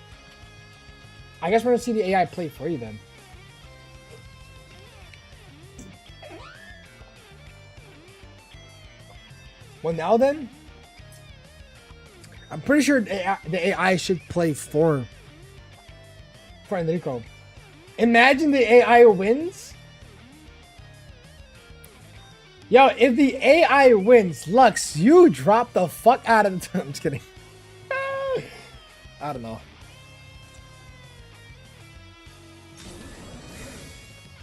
We'll protect coming from AI side.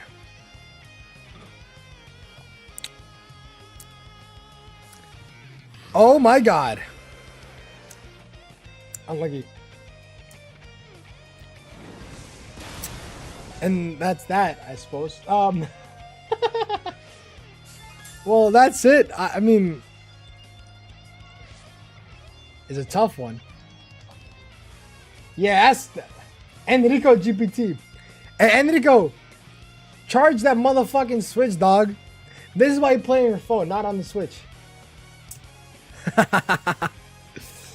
Oh my god.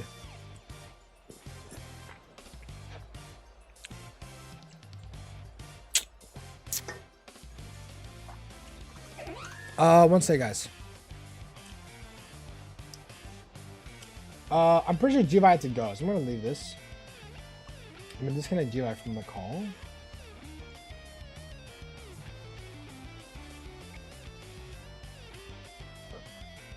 Alright. I'm charging it low, my bad, y'all. Nah, you're bro.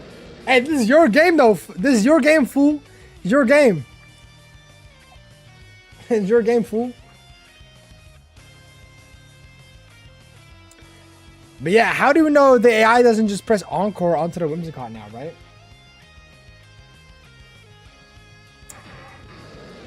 How do we know the AI just doesn't press... Okay, it's to say protect in case the AI actually went for an Encore here. It didn't. Wait, did it? Oh my god! Wait, the AI went for Encore onto the Whims? Crazy work.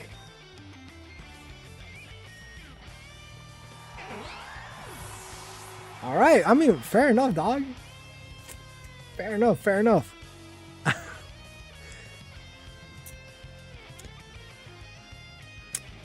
Now we're gonna wait another 40 seconds for something to be done.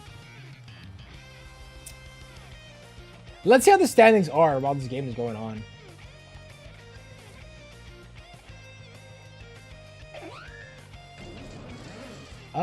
Let's see.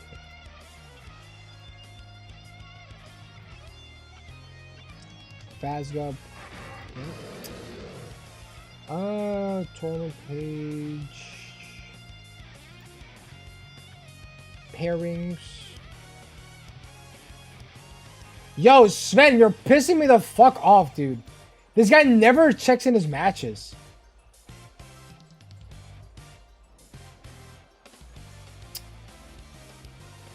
Yo, Sven.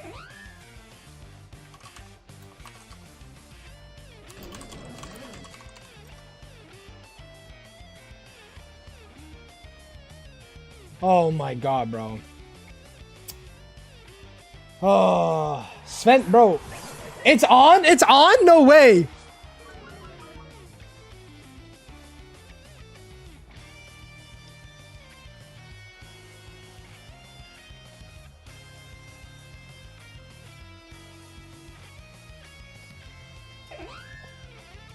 The Switch is on, finally?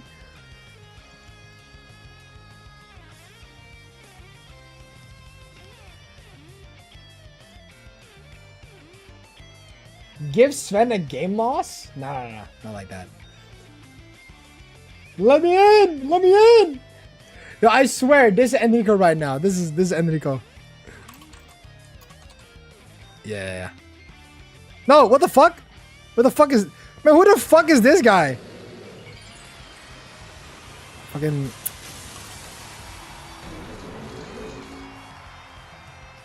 This is him. Oh. What just happened? Oh, fake out. Fake out, Dark Pulse. Yeah, that's a lot of damage, literally like that, huh? Oh shit, Enrico's back. Alright, now, how is this match gonna play out, though? Oh my god! The AI just knocked out Lux's Hydreigon.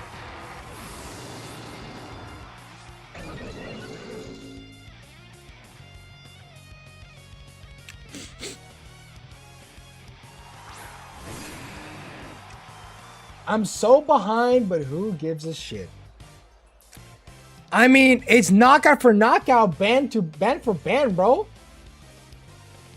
Just realized Enrico GPT didn't even mega till turn 3.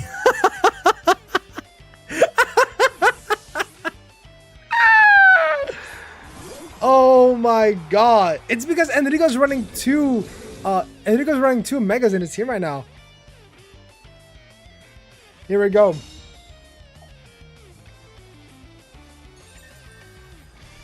Here we go. Moonblast onto the Uniclus is gonna tank that like a good boy.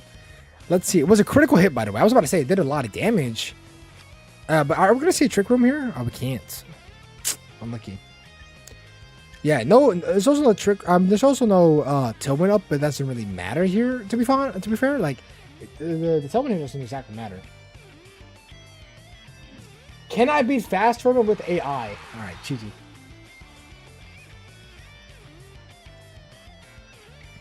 Yeah, I'll do it in a bit, Sven. I'll do it in a bit. Flare Blitz goes on to the Uniclus. Make sure it gets knocked out. Crazy work. Crazy work. That's all I can say. But now the question is, right? What are we going to do here now? Because now you get the Scrafton, right? And then obviously the question is, do we even focus the Ember here? Well, that's GG. That's all I can say. 2-0 for Lux. GG, well played. Unlucky, Enrico's switch is like turned off though. If the AI is like Scarlet and Violet, if the AI is like Scarlet and Violet DLC, bro, they are horrid, bro. Let's see. Let's reach the match. It was for Sven, right? 2-0 for Sven. Okay.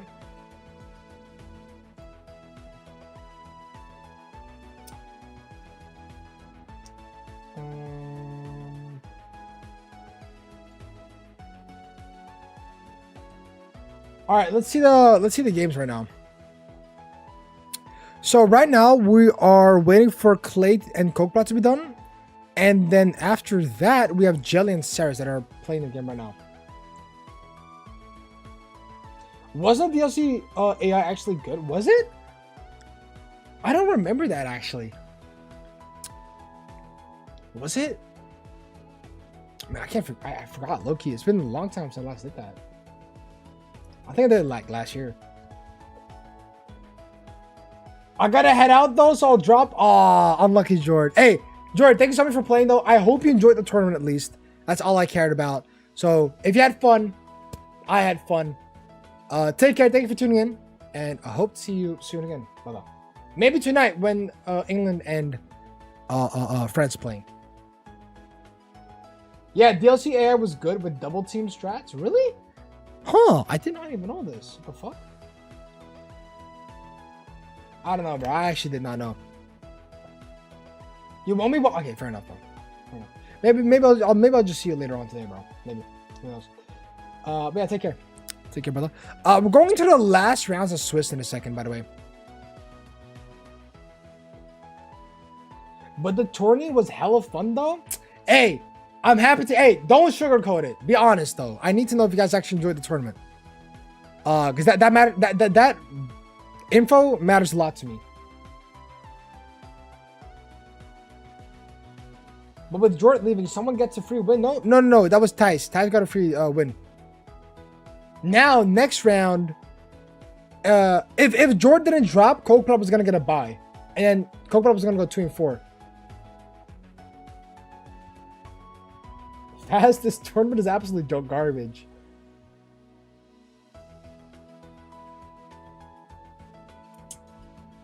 I'm enjoying the tourney, just enjoy Unova less than the last one. I get that. Next one is probably gonna be Kalos though, right? Which is a lot of cool Pokemon in my opinion. Good people, fun experience. Hey, that's great. That's all I like to hear, bro. I thought no. I confused Alola and Kalos. I meant to say Kalos when I said Alola. Alola only has 14 Pokemon in Champions, which is really shit.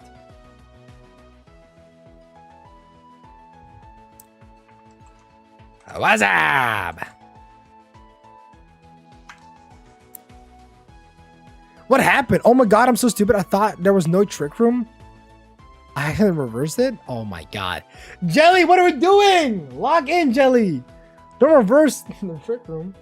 What region are you thinking next? Kalos. Is what I was thinking next, Liv. Game 3? Let's hop in.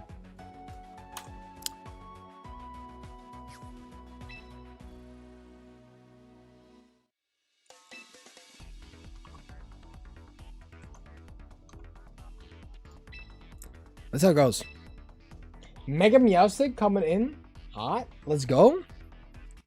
Is Meowstic from Gen 6? Mega Malamar.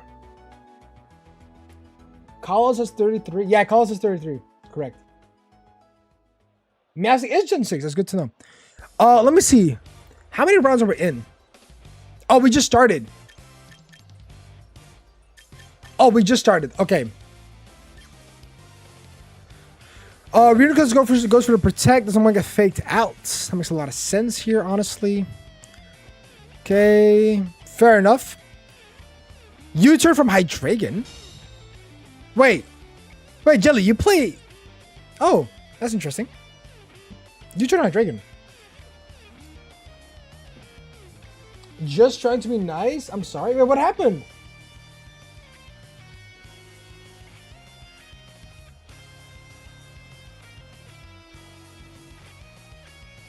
What happened, Clay?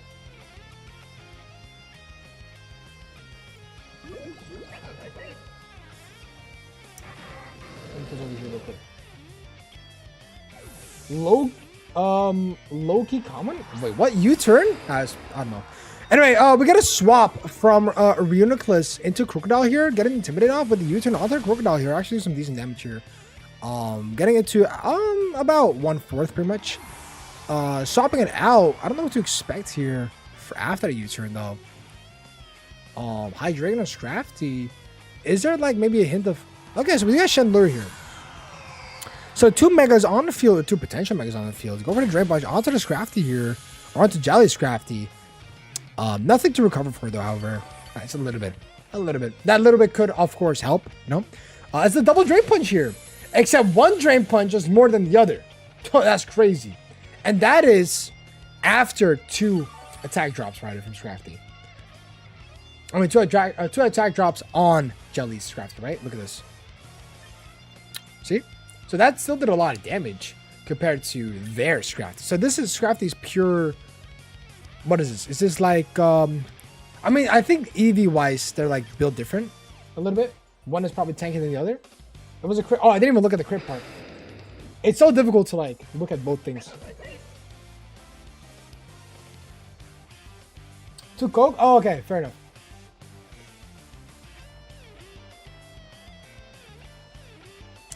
All right, let's see how this is going to go next, though. This is going to be awesome. Let's see. All right, so Chandler is going to go ahead and swap out of here. Fair enough. Goes for the Hydreigon here. Expecting like a... Okay, so we're going for the Rocks out here from the Crocodile here. We want to flinch the Scrafty so bad. It makes a lot of sense here, though. Here we go. Knockoff goes onto the Hydreigon here, making it lose the Choice Scarf. Okay. Is that a bad or a good thing? I can't exactly tell. It's not the worst thing. You still outspeed everyone on the field here. So is that a good thing, bad thing? We don't know. But let's just see how the rest of the game unfolds, right? This board looks like a fairy type's dream. 100%. 100%.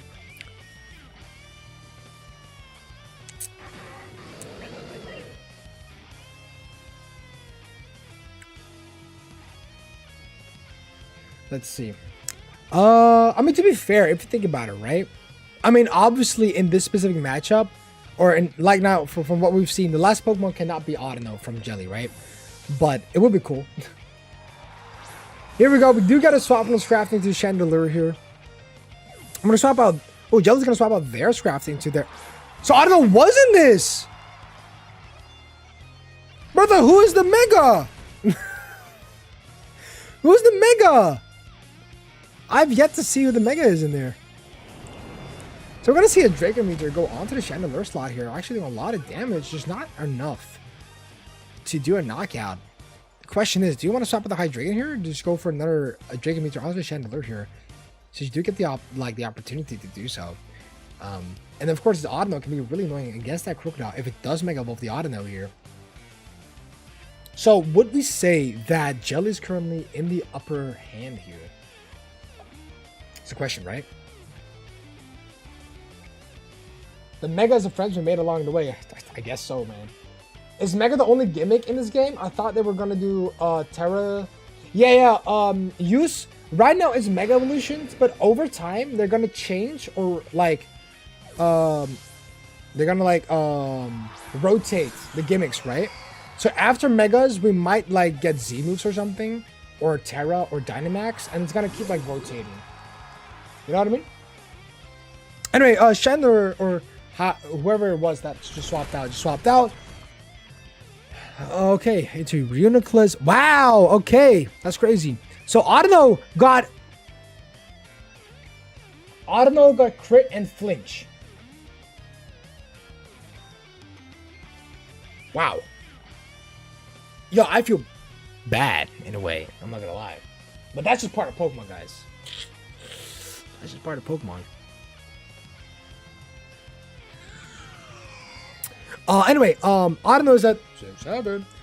Chandler is gonna go ahead and swap out from Jelly's side. Chandler's gonna swap out, go to the Scrafty. Let's see what we're gonna do here. So you're gonna intimidate the Crocodile here. The Crocodile is not swapped out at all yet, but it is going to be the Mega this time for Jelly, and that's gonna be fun because we're most likely gonna see a Moonblast here, are we not? Rock Slide coming through from Crocodile here. Not doing a lot of damage, of course. So many Intimidate procs onto the Crocodile here. He's just spamming to spam. Focus Blast. Because of that Mega Evolution, we are going to be tanking that Focus Blast coming from Uniclus. And we're going to see a Trick Room from Audino here, actually. That is cool. That is cool, except now... I mean, I don't even know... Reuniclus can learn Dazzling Gleam. Does Ceres have Dazzling Gleam on their...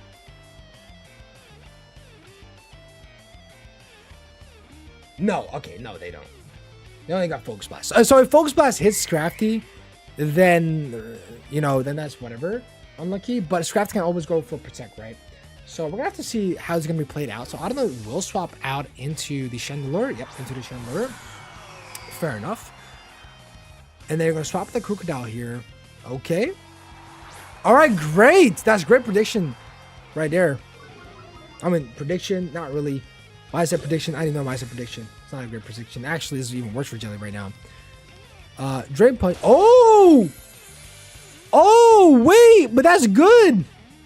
That's good from Jelly's side, though. We're getting that very healthy Scrafty here.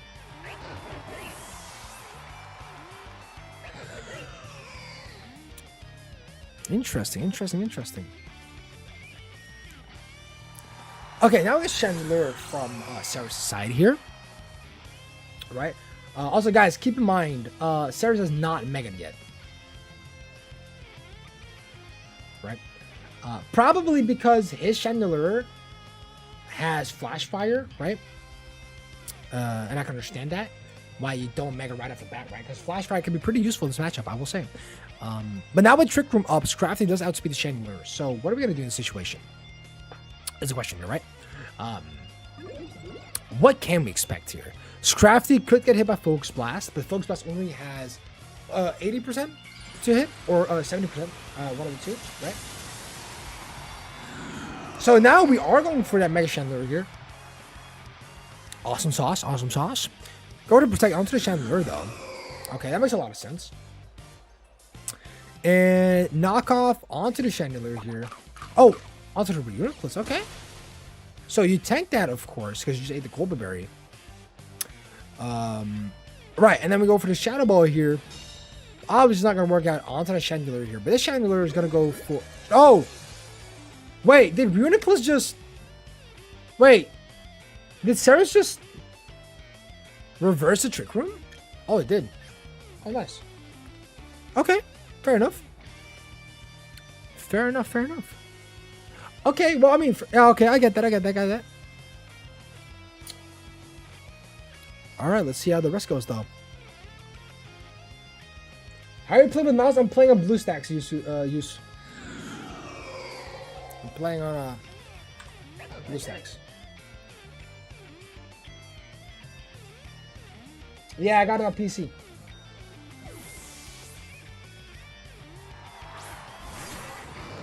Alright, so here we go.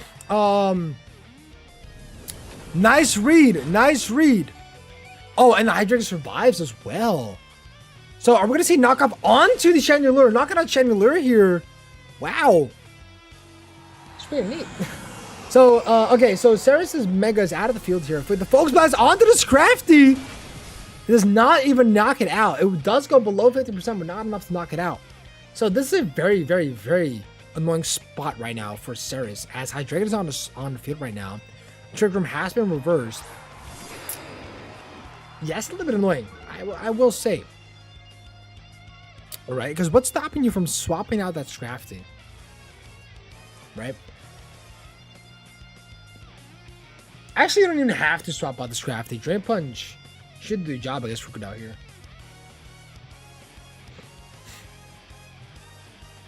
But right now, because Crocodile's like, you can't swap out Crocodile anymore. So you could technically just swap out your Scrafty and then reset and then reswap it in with non-intimidate proc if you really want to. Okay, Hydreigon will swap out of here. And Jelly's gonna go send on the Audino here. Okay, that's cool. Go for the Rock Slide from the Crocodile here. And are we going to see a Drain Punch from Scrafty unless it gets flinched? Oh, come on! Okay, at least Focus Blast missed though, right? But then the question is, will Crocodile actually go for the Rock Slide again? Or will it go for a move that could potentially knock out Scrafty? Right?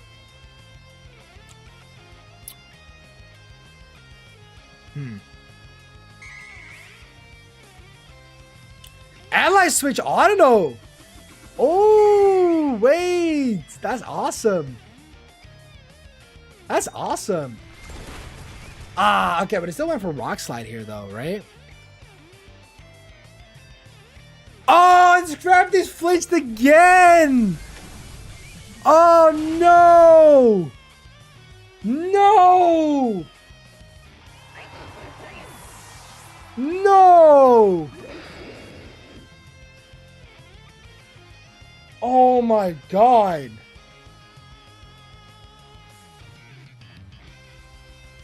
That is so annoying. Oh my god, dude.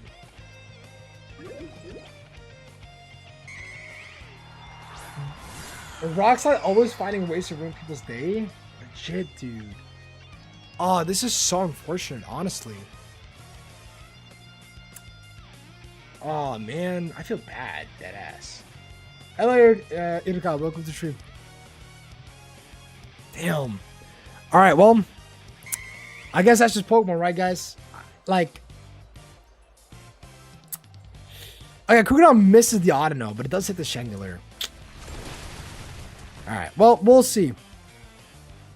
Let's see if... Oh my god! Nah, not another one. That's disgusting. That's disgusting. That's illegal. Triple flinch. That's disgusting. That is disgusting. What the fuck? Dude, what is this game?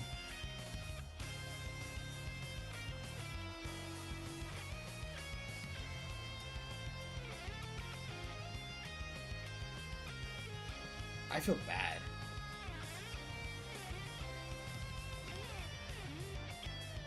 All right, so That's just disgusting, man. I don't know what to tell you. I feel so bad. Am I allowed to feel bad? Because I do feel bad.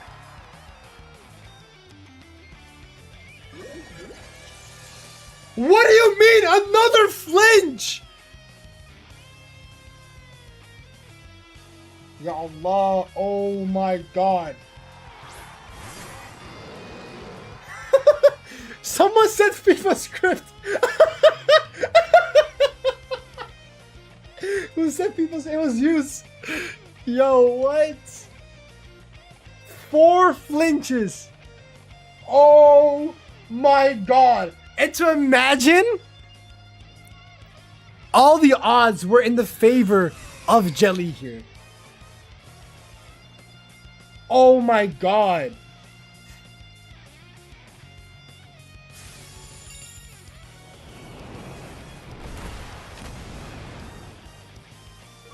Okay, well, still GG. But damn, what the fuck?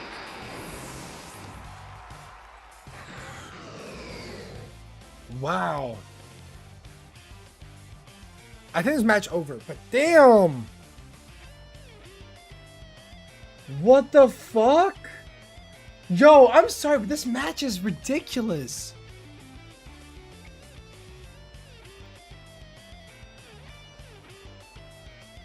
I know, guys, I'm sorry that the time is going out, but like, even I can't do much about it right now. We gotta wait till this match is over. Oh my God, dude. And that's GG. Oh my God. Jelly got robbed. Can Jelly double protect here?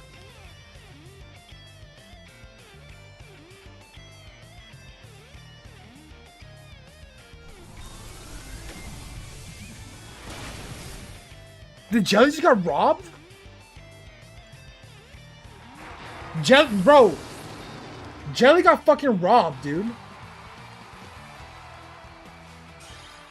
Jelly got fucking robbed. Oh my God. No, he can't protect. He was playing Scarf. But the Scarf got knocked off, so.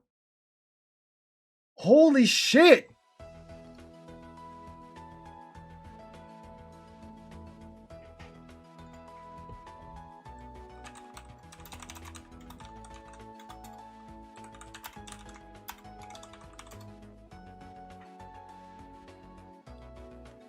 Bro, that's fucked up. Yo, Use was right, by the way. That is a fucking FIFA script right there.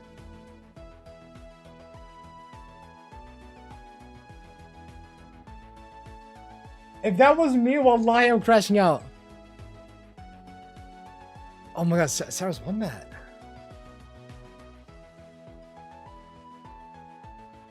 Damn. This is so sad. FIFA's jealous of this script. Oh, dude. Okay, guys. Next round is up. Last round of the 6th round. Oh, my God. Yo, all I'm going to say, guys. Guys, all I'm going to say is this makes for a great YouTube video. But next to that, this is disgusting. Right? This is disgusting in my opinion. Like... What are the standings? Okay, so the current standings is Sven is going 5-0. Undefeated. Sarah's with 4-1. Chandelier 3-2. Jelly 3-2. Lux 3-2. Clay 3-2. Titano 2-3. We got the legendary trio at the bottom of the list. Who winning? Sven. Well, I mean, yeah, I mean, he's at the top of the Swiss round at least. Like, it's guaranteed for Sven to be in top cut. Saris is guaranteed in top cut. Those are the two guaranteed in top cut. You set this up well. I tried, man. It's my first time setting this on this website. But all right. So next up we have. Okay. Everybody. Who are we spectating? Are we spectating Tyson Kookplaat? Low key. Are we spectating Tyson Kookplaat? Are we spectating Thijs and Kookplaat? Ban Sven so people can win. True. I probably look you should.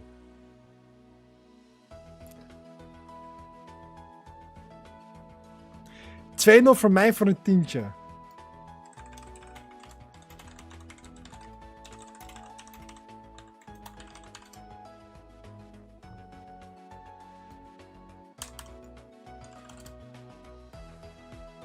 Fucking noob. This guy wanted to he wanted to win trade.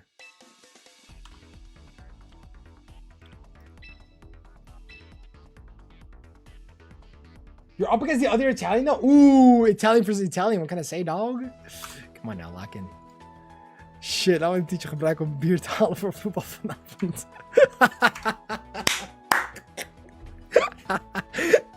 Oh, you guys are crazy.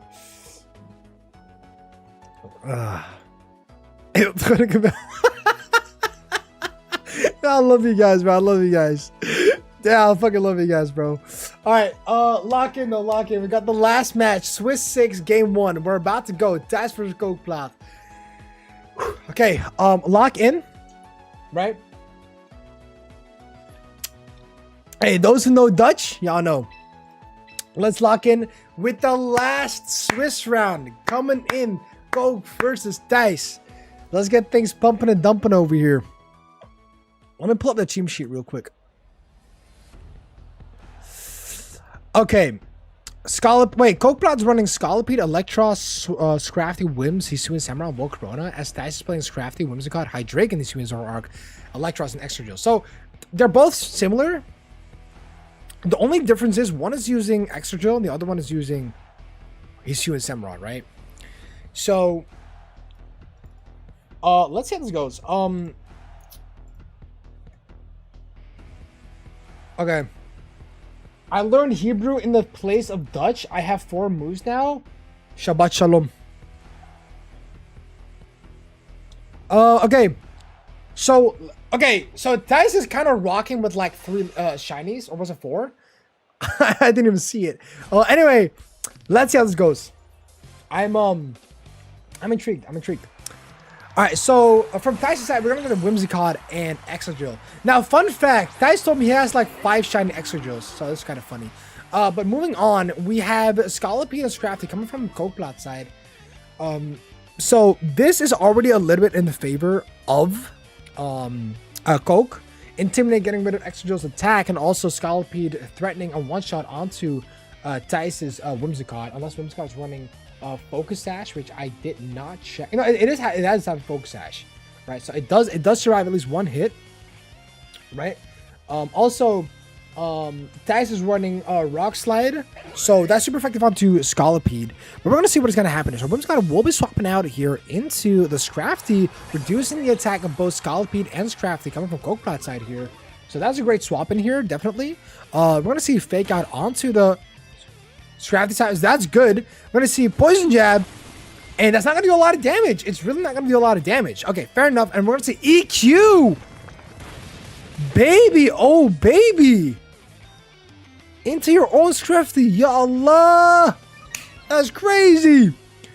All right. Let's not raise the banners here just yet, guys. All right, this Scolipede did get the speed boost. Scolipede does not have EQ. Kookplaat's Scolipede does not have EQ. Earthquake. I'm gonna talk in normal human language real quick. Let's see. Okay, interesting to see how this is gonna go. And all right, so what can we expect here, right? We can expect a Fake Out from Thijs, right? With the Scrafty on the field. So will we see a double protect here? Will we see a double speed boost here? No, we're not. We're actually gonna see Scrafty get out right off the bat. Go to the Hydreigon, actually.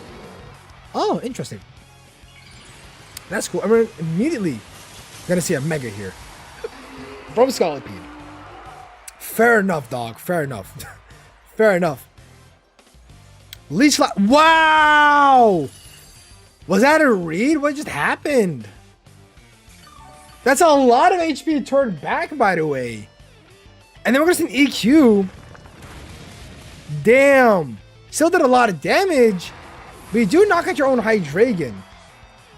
Okay, so I think Thijs forgot that Excadrill has Mold Breaker, and Mold Breaker nullifies Levitate.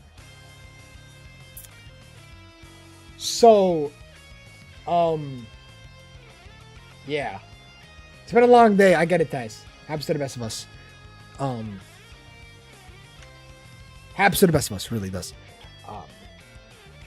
Nah, it's all good, Ty. It's all good. You feel me? Hey, like I said, happens to the best of us. Happens to the best of us. You do swap in the Scrafty, though. So, who knows? You could still be turning things around. Right? You could still be turning things around. Maybe. I don't know. You always can. There's always a way in Pokemon. Just a little bit difficult. No, you know, it's a little bit difficult.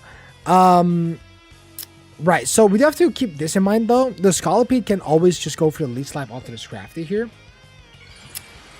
Right? In case it doesn't protect. But yeah, now we got a we got a bunch of Intimidate stacks here. I'm not gonna lie, a bunch of Intimidate stacks here. On both the Scrafty and the Scolipede here, of course. But will that be enough? I'm gonna go for a Fake Out onto the Scolipede here. And what are you gonna press here? Right, what are you going to press here? You're going for a Rock Slide? Scolipede was avoiding it anyway. Yeah, do you flinch the Scrafty here? Do you? Oh, you don't. Okay. All right, well, that's that then, I guess. He's out with the Excadrill, I suppose. The main thing about this, though, is that Scolipede is actually not as threatening. You can now set out someone that's more healthy against two Pokemon that are completely intimidating. In this case, sure, you can go for Whimsicott. Whimsicott still gets a lot of damage, though, from Scolipede. But at the end of the day, Whimsicott is sashed. Right, it is sashed, so we'll see how that goes. Let me see the attack. Okay, so 3 stages down of both of these Pokemon. Interesting. Like I said, I'm not locked. Hey, happens to the best of us, man. Happens to the best of us. Maybe the Kalos one, it might be better. Here we go. Poison Jab goes on to the Whimsicott. Will it be poisons? No poison. Okay. Oh, and now we get a Moonblast onto the Rosellaberry Scrafty here. I'm pretty sure it's gonna get knocked out though, right? Oh, 6%? No shot, dude. Yo, that Rosella Berry coming off in clutch. And wow!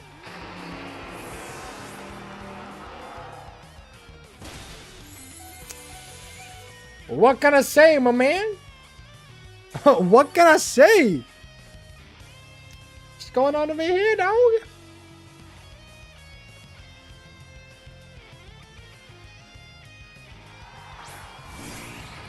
And then we got Volcarona. Alright, so Volcarona, kind of annoying here. Outspeeds both Mons here. Or doesn't outspeed both, but Volcarona isn't exactly threatened by both Whimsicott in an offensive or defensive way. And Scrafty doesn't exactly outspeed Volcarona in the first place. It's not like knockoff's got to do anything to it. Scrafty does go for a Protect here. Alright, fair enough. And then what are we going to see here? A Moonblast onto the Volcarona here. Not going to do a lot of damage. It could be a special attack drop, to be fair. It could be. But it's not. So, Fury Dance. There you go. Beam! That's pretty much about it, really. Don't know what else to say. That's that, right? And Drain Punch, not working on that Scrafty, of course. And there you go. It's a forfeit. It's a forfeit. First game of the last Swiss round. Go to Goldblots! Woo! You're used to both players. All right. Let's hop on game number 2. Right. Let's hop on that one. And let me look at the pairings currently from the other players.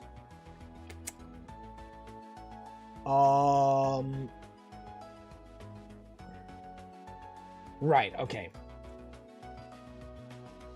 All right. So another learning point for me is let me make each Swiss round not 40 minutes, but 45 minutes. It does make a little bit of a difference. So I'll test that out next time, actually. It's good to know, right? Good to know. All right, so for the rest, let's see how the rest of the things goes, right? Which, by the way, guys, after this last Swiss round, we're going to go and to the top 4 cut. So yeah, keep that in mind, right? Keep that in mind. Keep that in mind.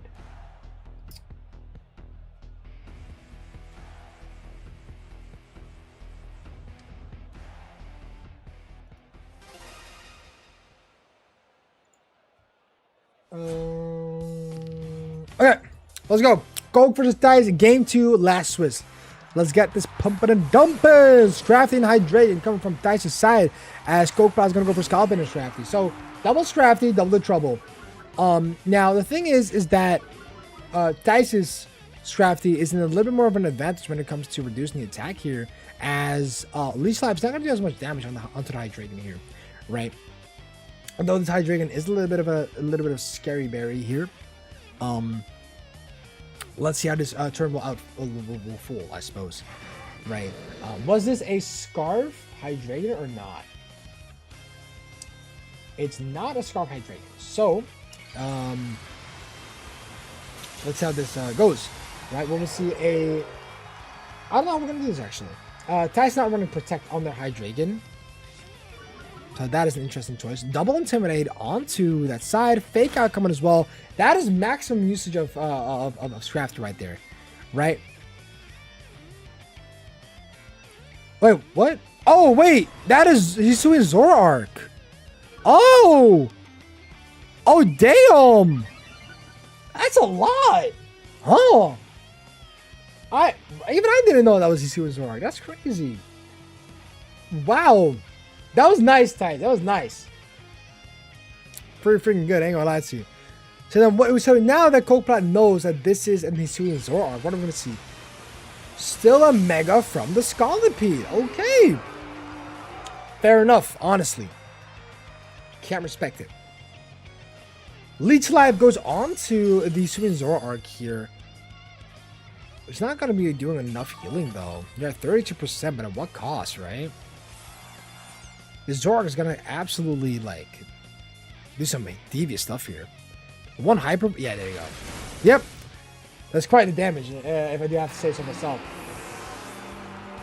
What do you think about Power Roll? It looks pretty fun. All right, so here we go. Bulk Up coming from Scrafty here. Knock off onto the Zoroark here. Knocking out the Zoroark. It's pretty good. Now the one thing that is a little bit scary is of course that Bulk Up from Zoroark here. I mean, the Scrafty from that side, right? I thought he was gonna be mad. Why would I be mad? Why would I be mad? It's just a video game, right? All right, let's see what Coke is gonna bring out to the table here, as well as Tice. Let's see what they're gonna cook up. Right, okay, so here we go. Volcarona and Hydreigon. Now, Volcarona, does Coke have Struggle Bug by any means, by any chance here? Coke does run Struggle Bug on their Volcarona, so it could still do some decent stuff onto the Hydreigon, though I think Tice has a little bit more advantage here in this specific turn here.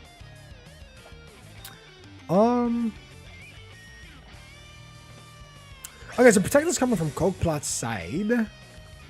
Right, doesn't want to get hit by any of the Drain Punch or whatever.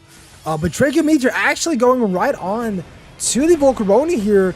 Not knocking it out, but doing still a lot of damage here, to be honest. And with the White Herb, that's pretty good, because now your special attack has been restored. You still do a lot of damage. Now, with Struggle Bug, though, that is going to be a little bit annoying. Your special attack will get dropped regardless, right? So, yeah, -1 special attack, not very fun, but that does still mean Dracometer should still knock out the Volcarona here, right? Yeah, I'm pretty sure it should still knock out. If not, will it? I actually got no clue. Probably will, probably won't. You want me to find out? Let's do it again, right? Who's trying to edit the next Inner Squad video? I'll pay anyone $1 a month. Bro, it's not about... No, that's not about... Bro, everyone has a turn of editing, bro. Drain Punch onto the Scrafty, and there goes Coke Plot's Scrafty off the hook just like that. Just like that. Tice is actually dominating this match right now. It's pretty cool to see. This Volcarona, however, is still pretty healthy. That is not really healthy. What am I saying? It got hit, right? Yeah. A lot of Pokemon fans hating that game. I don't know why, bro. Enjoy the game. Life is short. Life is short, bro. Enjoy the games that look interesting. Just play it, bro. Feel me? Like, it don't matter what game, bro. Life is short. Enjoy, cherish those moments. Oh! But don't cherish that moment because you just missed a Draco Meter just like that. And now goes the Sacred Sword onto the Scrafty. Bring it to a very low HP. Is there going to be a Struggle Bug here? Will there be a Struggle Bug? Oh my god. That is scary. Wait. That Draco Meteor missing was a big deal. That was a very, very big deal.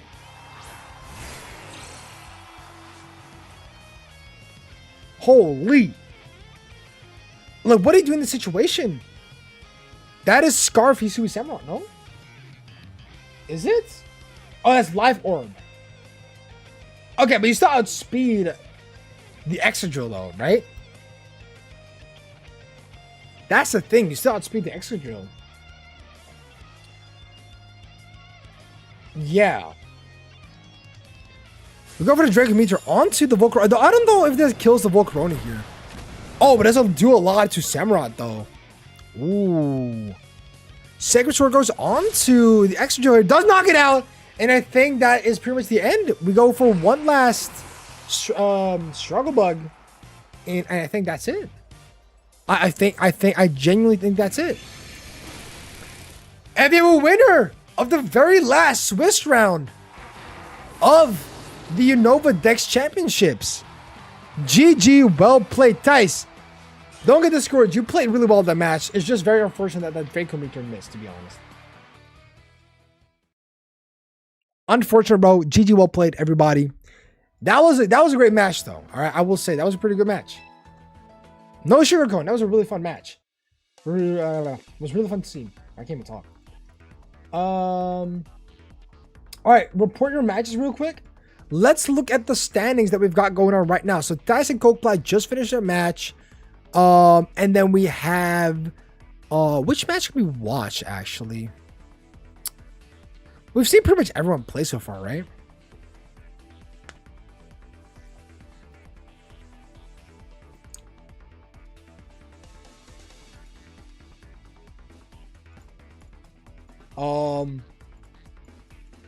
Let's see. All right, we just gotta wait a little bit. Well, still fun to participate even though I lost everything. Yo, I said it before. If you enjoyed the tournament, that's like pretty much one of the only things I actually care about. Your performance does not matter as much as seeing the joy of people playing inside the tournament. The reason why I made this tournament, and I've said it a million times, but I do want to keep like putting emphasis on it, is I want people to enjoy the niche set of the tournament, right? Obviously, there's only 33 playable Pokemon here, and so yes, you're gonna see a lot of the same Pokemon. But the point is, don't think about the current regulation. Just look at the current format you're playing in. It's a lot of fun. You play only with the Unova Pokemon. It's fun in team building perspective, in my opinion, and it brings out, I guess, the creativity out of people, but also the sheer fun that you can get out of it, right? You're challenging yourself and you're meeting new people. And I think those are one of the two things that I care about the most, right? Or yeah, one of the most things. It's always about the thingy, right? The fun at the end of it. Yeah, hey, low-key, D, you gotta join one of the next tournaments. D, I will even give you the Pokemons. All right, you don't even have to grind. I'll give you the Pokemons. Play one of the tourneys. Dead ass. I'm being so dead ass right now.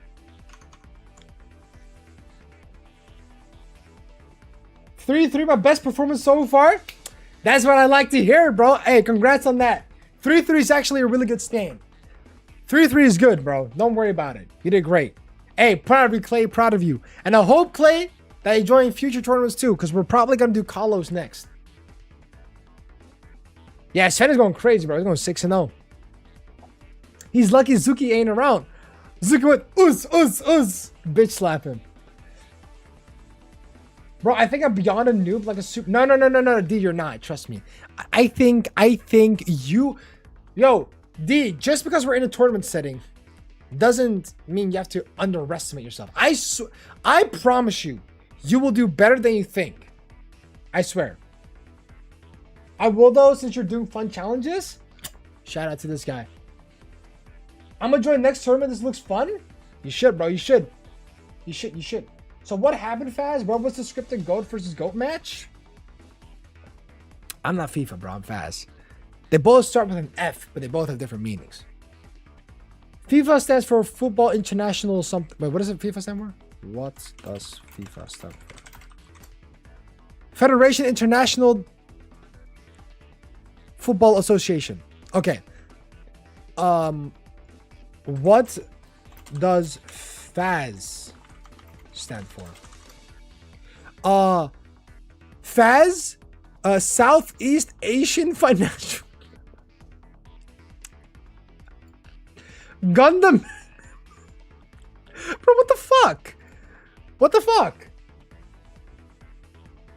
Football in Faz's ass. FIFA. All right, buddy. All right, buddy. All right, so we're finishing up a couple of these games. Ceres versus Lux feels like it's gonna take the longest. Titano versus Enrico. Okay, Mr. Southeast Asian Financial Group. Yo, who the fuck thought about this? Who the fuck thought about this, dude? Bomboclat. Alright, I'm gonna go finish this video. W stream, make sure people like, subscribe to Fast and retire us early. This is facts, by the way. Everybody like and subscribe to the stream. If you're new to the stream, if you're new to the community, make sure to subscribe. It takes one click, and then it takes one extra click to like the stream.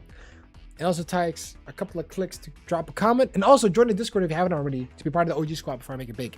It's also true. Be part of the awesome community that we've got going on right here. Very lively, very awesome. We accept everyone. Man, woman, whatever's in the spectrum as well, right? Whatever you identify as. We accept everyone. That ass. Lock in, gang. Lock in. Fuck all. Wait. FAZ stands for fuck all Zamazentization. Sorry, man. Fair enough. I used my Shinization in Prague. So I'm a Zation player, I suppose. I need to see if we are ending with the same result. FAZ is fundamental acid zingy zongi. What the fuck is a zingy zongi? Who the fuck thought about that, bro? This guy's tripping. Spectate Enrico? Loki might be right. If they don't end their match on time. Alright, they're both Italian, right?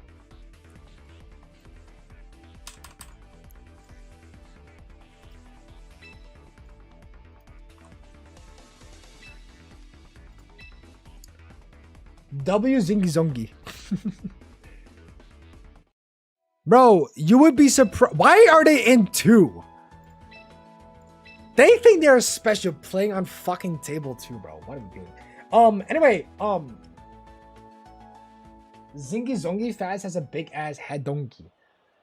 Yeah, I got a big ass, I'm not gonna lie. Oh shit, what's going on? Oh shit. What just happened? I'm looking at a demolition here. What's going on?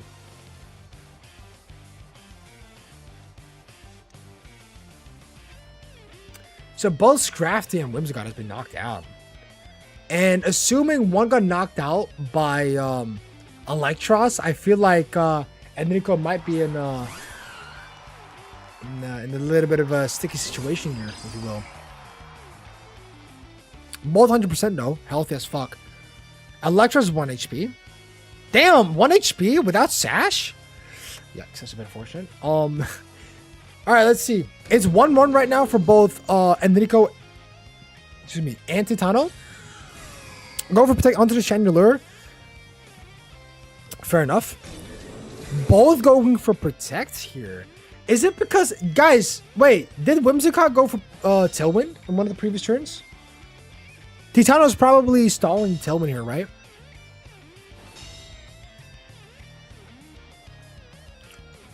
Okay, so Tailwind is one more turn. Obviously, Visor doesn't work on Electros, but Visor could work on Chandelure, is all I'm saying. Fraud could technically just go for a Leaf Storm onto Electros, and we can get a Visor onto... Actually, yeah. We can go Visor onto the Chandelure, right? Oh my god, are we dead ass? Why? What are we doing? Wait, what are we thinking of here? What are we thinking of? Oh, you know what? That's fair, actually. I thought you just want to go for the funny Visor here, to be honest.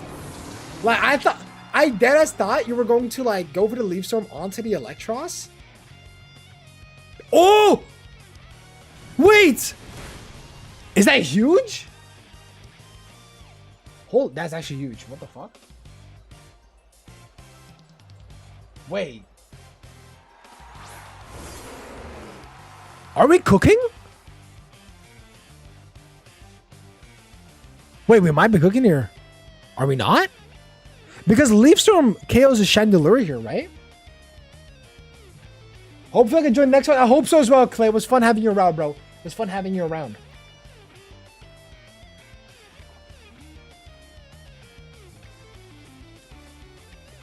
Let's see what we're going to do next, though. Is it going to be a Leaf Storm onto the Chandelure? No! But it misses the Chandelure! And there we go. Knockout onto the... Yep, it's a knockout. Damn! That sucks. If that Leaf Storm hit... Dare I say that's GG almost. But yeah, that's GG. Unlucky. Yeah, it's GG. Oh, man. Yeah, your superior is gonna eat a Mach Punch here. Unlucky, GG. Man, that Leaf Storm missing was kind of unfortunate, huh? Yeah, I was gonna knock out. It's not even Mach Punch, but whatever. Yo, Hammer Arm gonna miss here? Or what are you gonna press here? Oh, knockoff, okay. GG. GG. Unfortunate.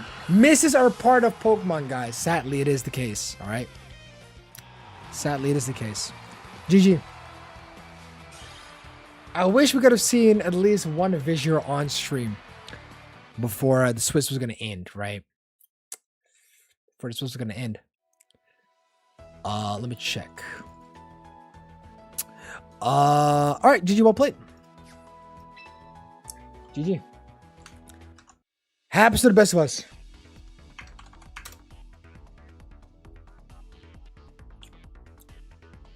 GG, well played. All right, let's see the next. Cetus versus Lux.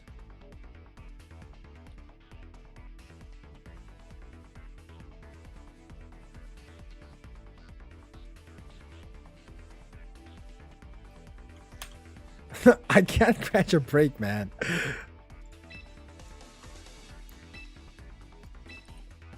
All right, let's see what we got going on for the last match we got in the Swiss. Or in the last Swiss game. Because it's 1-1 right now. Right?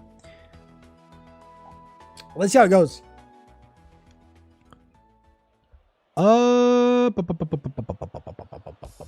Cetus and Lux. Both on 0 seconds left. Visual bug, of course. Let's see. So where in the game are we right now? Crocodile has been knocked out. We know all 3 Pokemons of Ceres. But we don't know who's in the back or last Pokemon for Lux. Lux is going to go for a Tailwind here. In this board state, I don't know. Are you going to go for like, what are you going to go? You're going to Skull onto Chandelure here. Not going to knock out. Definitely significant damage here. Won't get burnt because it's Fire type anyway. And then what I want to see next here is an Energy Ball onto the Simipour here. It is going to knock it out. It's going to knock it out. 175 base special attack, guys. That's crazy work right there. All right, that's Bomba Cloudiness. All right, Heat Wave coming through from Ceres' side. Does... That double knockout is crazy. It is crazy. Nice. All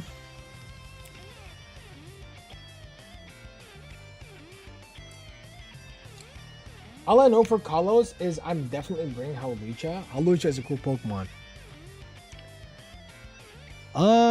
So yeah, who you have Emboar in the back and who? Hydreigon and Emboar.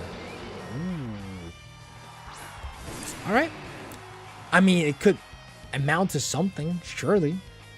Right? You outspeed the Chandelure. You can head smash the Volcarona. But if you miss... The only problem you have is I don't think you win regardless, right? Because with the whims in the back, you actually just 1v1 the Hydreigon anyway. Right? No regional forwards for Kalos. Have fun with it. Yeah, but Coke Plots, you also got to keep in mind, the Kalos tournament will be when the next regulation drops, right? Which is somewhere, I think, maybe the 17th of August. So that's when we might do the next tournament. It's in about a month. Maybe earlier, we're going to have to see. We'll see. I'm bringing Hell Lucha and 5 Cliff Keys. Alright. Alright, so now what, right? Now the question is, what do we do here? The Wims is 1 HP. What do you do in this situation? Right. Do you protect the Hydreigon? I didn't see it last turn, but did Hydreigon protect? They didn't. Okay, so protect right now goes onto the Hydreigon, and I'm assuming you want to go over to Whimsicott as soon as possible. Maybe the Volk. Volk actually went for... Wait, did Volk just go for his Struggle Ooh, wait, no, but it's still dead. It's still dead, but...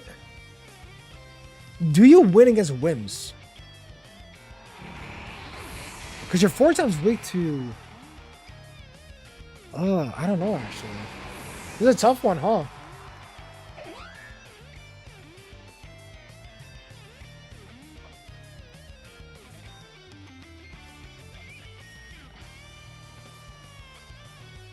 I don't know if you... you don't live a Moonblast. That's the thing, right? Do you live? You don't. Yeah, you never do. Okay, I was about to say. Right. GG. GG! And that is the end of Swiss. 6. Is that a 6? That's a thumbs up. My fault. All right. Anyway, GG, well played to both players. Close match. Could have went a lot of ways, but GG, well played, guys. GG, well played. It was fun. GG, well played. All right, and so now we're gonna go into the last standings. Let's go. Let's end the round. Boom. All right, let's look at the pairings, or let's look at the standings. So Sven going undefeated, 6-0. Damn, Sven.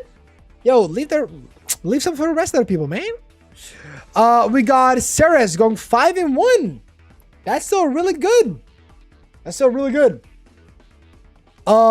We got Chandelier going 4-2. Chandelier was going 0-2 at the start and built it up like crazy right there. So respect to Chandelier. Went all the way from the bottom, and you're just at the top. You're in the top 4 cut. You know what I mean? And Jelly on number 4 with 3-3. Wait, a 3-way tie? What now? The person with the highest opponent win rate goes through, sadly. So Jelly makes it. So those who went 3-3, but you're not in top cut, I'm sorry. We can't do much about it. But that's just the way it is right now. Yeah, it's based on opponent win rate. Yeah, that's sad. I know.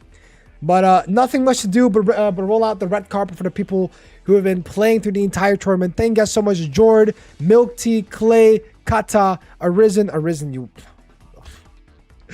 Yeah, I mean, I'm sorry, Arisen, what the fuck are we doing, dog? What the fuck are we doing? Why are we bringing this? Huh? Why are we bringing this? Why? They probably didn't read the rules. It's whatever. Kata tried to join. Kata couldn't join because he only made it on Showdown, not on Champions. And then we have Clay. Clay joined. Clay, thanks so much for tuning in, bro. Thank you so much for joining. Like it was awesome having you around, bro. You went 3-3. Very, very good. Very well done. Milk Tea. I'm gonna miss Milk Tea. Milk Tea was so respectful. I'm being dead ass. Shout out to Milk Tea, bro. Actually, shout out to Milk Tea. Jord had to go, sadly, had to drop out. Could have made a potential top cut here. Didn't. But GG, well played. Thank you for tuning in, Jord. Love it a lot.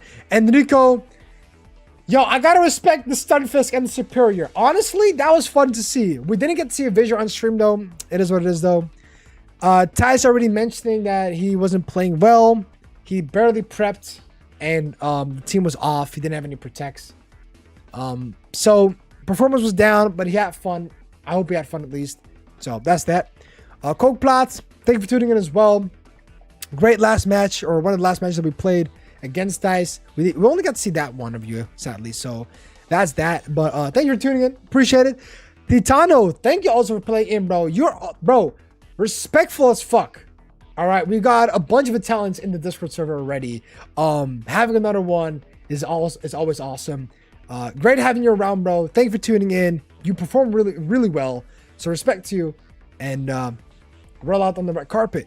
Then we got Lux. Lux, you were this close to top 4, just like Titano. Didn't make it because you're 3% off from Jelly. But you played phenomenal. You played really well. Nice Whimsicott. Nice Embor. Gotta respect it. Well played. Hopefully in Kalos, you'll do better. We'll see. And then we got the rest of the 4 that are still here. Whoever is out of the tournament, you're always welcome to keep watching. We're about to enter the top 4 cut. And we're gonna go ahead and see how that goes. Right? Good luck and fun to the finalists. Good luck and fun to the finalists indeed. Let's go ahead and set up the next phase. All right, everybody. Should we take a little break, like a 5-minute break before we go into the top 4 cut, or do we go start straight into it? Like, what do you guys want? Sven Cheres? Yo, Cheres, how do I say your name? Or do I just call you Morticia? 5-minute drink time, please. All right. Hydration break. That's a good one. That's a good one. That's a very good one. I miss milk tea too. I'm not gonna lie. Please do. Morticia. I call you Morticia. Okay, I'll call you Morticia. Lock in. I'm gonna go ahead and yeah. Let's get a little hydration break going, cause I've been talking the whole time, and for those who haven't noticed, my voice has been kind of scrapey right now. So I'm gonna go ahead and fill my water bottle. I'll be right back.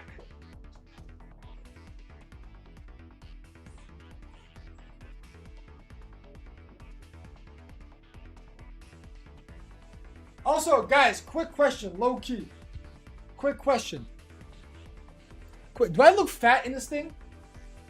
I feel like I look so fat in this thing, bro. I'm not gonna lie.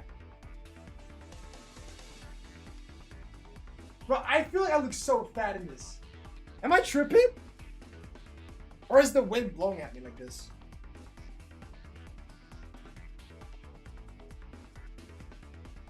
Man, I don't fucking know. Anyway, I'm gonna be right back. I'm gonna fill my water bottle. I'll be right back.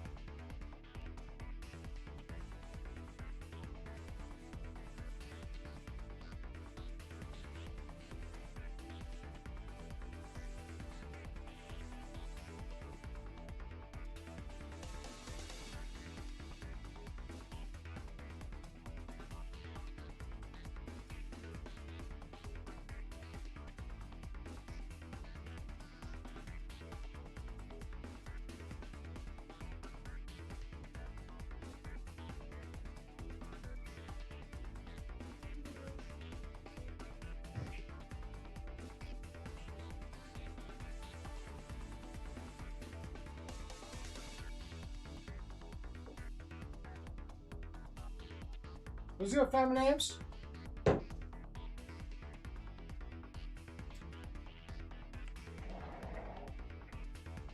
Ah. Look at everybody.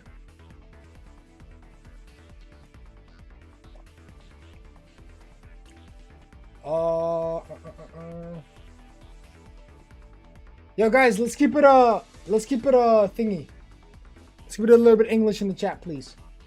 Faz is like an insecure girl. Yo, low key, I am an insecure girlfriend. I'm not gonna lie. Like, bro, I want to look good, bro. You feel me?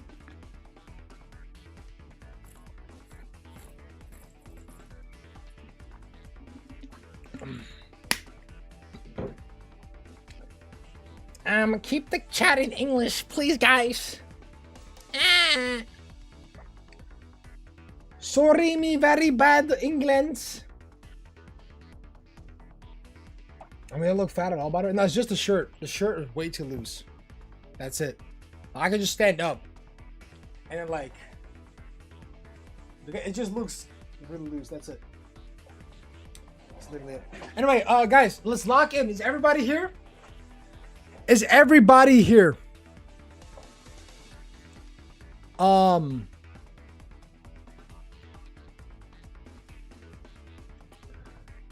Sven, Teres, or I mean Mauricia.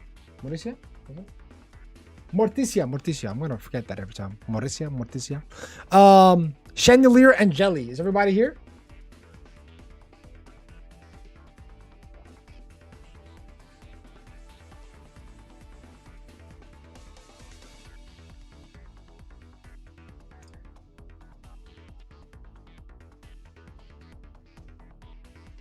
It's better to wear loose clothing. Don't be that person that wears 2 sizes too small so it shows off their body. I can't do that. I can't do that. No, I have a belly for that. Deadass. I can't do that. I can't do that. Anyway, I think what I'm going to do is I think I can just start the phase, right? What happens if I start the phase? What happens? Once you start the next phase, 4-player single bracket, you will not be able to make any changes to the current phase anymore. Before proceeding, please verify that all match results and standings are correct. Yes.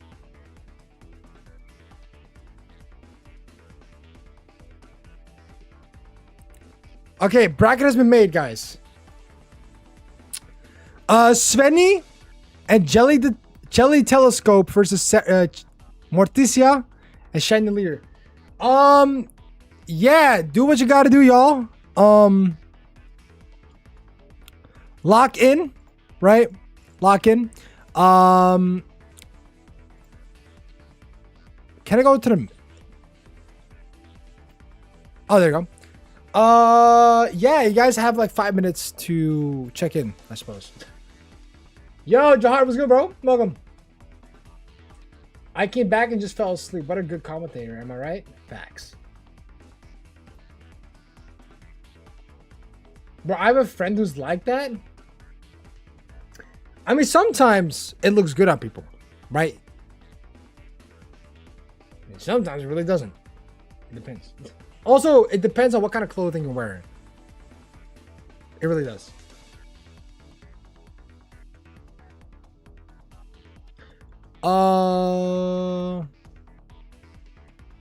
Let's do this. What's up? All right.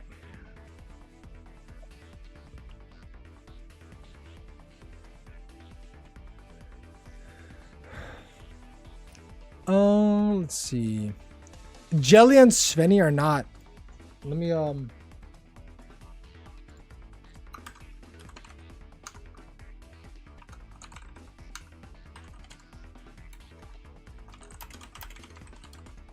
Oh, they already started. Good. Jelly, what?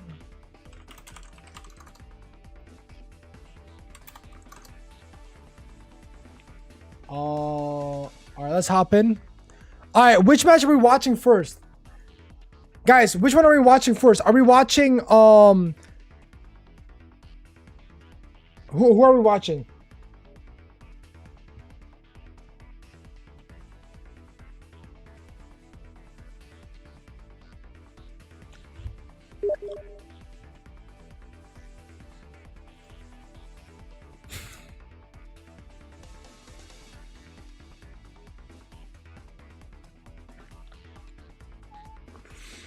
All right, bro.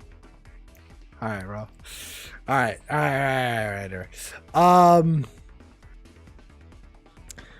I guess we can just watch Chandelier. I guess we can.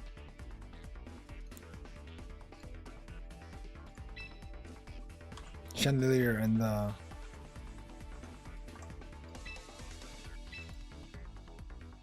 Cheres.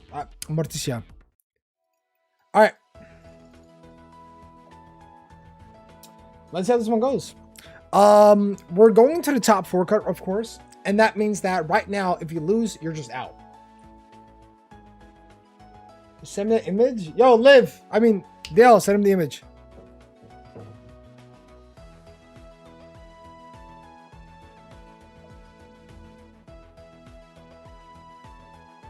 Let's wait for... Yep, there you go. They are about to start their match as well. All right.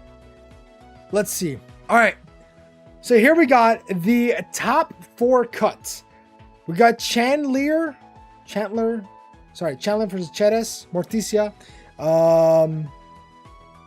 Let's see how it goes. I'm actually kind of intrigued as to see how the top 4 is going to play out. Let me get both of their team sheet up real quick, just so I know who is against who, right?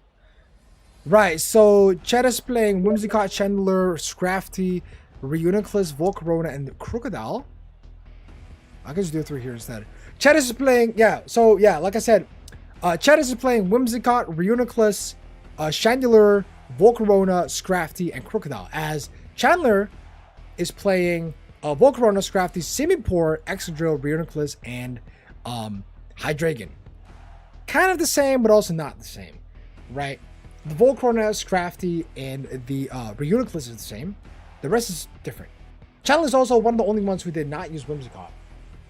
I want to point that out real quick.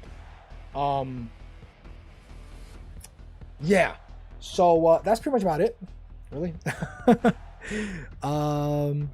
Let's see how this battle unfolds. Kind of interesting to see what we're gonna do here. Let's see how game 1 goes, right? Let's see how the game 1 goes. Here we go. NAIC Challenger Chandler. That's kind of aura, I'm not gonna lie.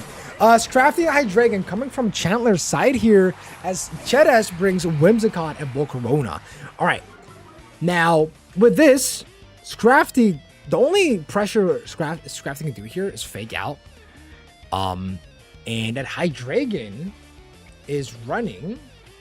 This is Chandler's Hydreigon, which is running Focus Sash. So it can't get one shot by the Whimsicott here, right?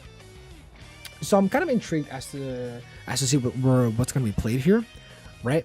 But to be fair, the Scrafty and Hydreigon are both being pretty threatened by the Whimsicott here. So let's see what Challenger's going to do. Are they going to fake out the Whimsicott? Are they going to swap someone out? No, it is the fake out onto the Whimsicott here. There we go. So Whimsicott cannot go for Tailwind. It tried to go for Tailwind here. Didn't work. Hydreigon, however, did go for Tailwind though. So now it's something else. But Bug Buzz goes onto the Hydreigon. Almost one shots, even though it was not going to one shot. It was a Focus Sash anyway. But it did do a lot of damage, right? And now, if I'm correct, Cheres has Bug Buzz, but probably not Struggle Bug. It does not a Struggle Bug. Okay. It does, however, have Quiver Dance. So if you're feeling threatened by the Whimsicott here, there is a possibility where maybe with Volcarona you could technically go for Quiver Dance here, right? You could. With a swap from Scrafty, we're getting a Tailwind plus a move by any chance, right? Dragon Meteor, okay, onto the Volcarona, I'm assuming, then? Yeah, right? I mean, you can't even hit the Whimsicott, of course. Right, so we're getting below 50% HP here, which is good info. Now, with the Quiver Dance up, Dragon Meteor only tickles the belly of the Volcarona. With the Simipour on side, this Simipour most likely has Fake Out, right? If I'm correct, it doesn't Fake Out, okay. It also gets access to Icy Wind. So, Icy Wind, Fake Out, Scald, those are very great supported moves, so of course. Can't go wrong with that. Hey, I got Cat in my ring. Hey, Cat. Hey, Cat. Here, come say hi to the stream.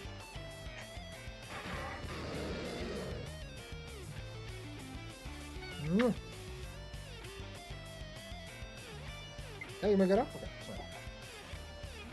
She wants food, guys. I think after this match, I'm gonna go give her some food. Just wait a little bit more, please. Please wait. Mwah. Sorry, guys. I got distracted. Let me keep watching the game. We gotta protect the Volcarona here. It doesn't get hit by anything. Ice Wind's not gonna hit it, of course, but it will hit the Whimsicott here. Oh, wait. Is it double protect? I didn't see that. Okay. So double protect. Dracometer is not gonna hit the Volcarona here. Kind of makes sense, though. The only way the Volcarona will get knocked out by the Dracometer is through a crit. But now, are we just slowly stalling the Tailwind here? It does make sense, right? Because there's only one turn left here. 2 for Cheris.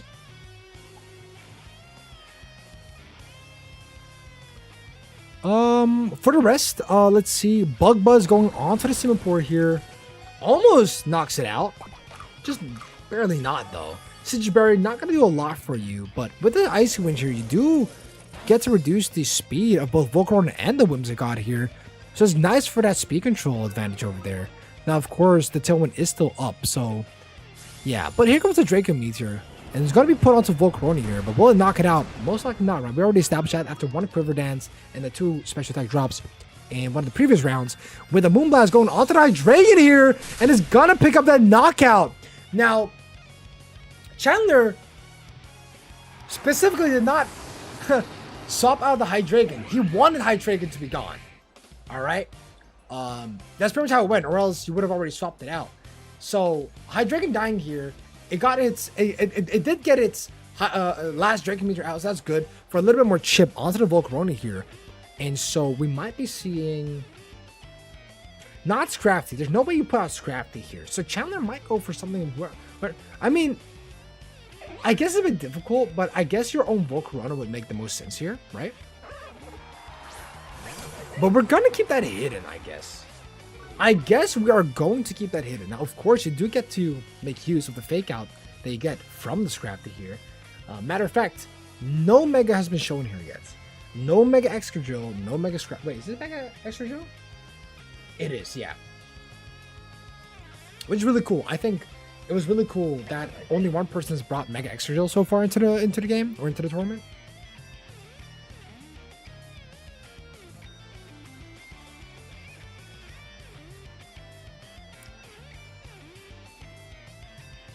She did? Alright, let's see. Decisions. Oh, and here we go with the Protect onto the Whimsicott. It's not going to get faked out, which makes a lot of sense, honestly. Is that also a fit? Yeah, it's also protecting the Volcarona. So yeah, we're not going to get faked out at all by any of these, on any of these Pokemons for Cheris here, which makes the most sense. We want to fake out the Whimsicott, and here we go with another Ice Wind. Obviously not going to hit here, but now Tailwind is out. So now you're kind of forced to press Tailwind with Whimsicott, and whatever you're going to do with Volcarona, you do that, right? But you're not running Struggle Bug. So, will it be a Bug Buzz onto the Scrafty? Or the Simipour? That's a question, right? You don't have to do it on the Scrafty. You really don't have to, right? I think getting rid of the Simipour for Cheris might be more beneficial for the late game. Also, we don't know who Cheris has in the back, right? That's another one of those things. So yeah, we are going to see that Tailwind indeed from the Whimsicott here. It's kind of a must here, honestly. And then we're going to see a Bug Buzz onto the Simipour. Yeah, right. So you did want to get rid of the Simipour as fast as possible, of course. Too much Ice Winds, a lot more other fake out pressures. Knock off onto the Whimsicott. Not going to knock it out, but does get rid of the Focus Sash that it had. So that contributes to the attack damage of knockoff, of course, making it 90 base power, but not enough to knock out a Whimsicott. Now, of course, we got Extra Drill here, and this Extra Drill, this is Mega Extra Drill, guys, right? Scrafty has not Mega Evolved for a reason. So there is a possibility where we get to see Mega Extra Drill here. Mega Extra Drill gets an ability where it can attack through Protect, but only does 25% damage. So here we go. We are going to be seeing the Mega Extra Drill.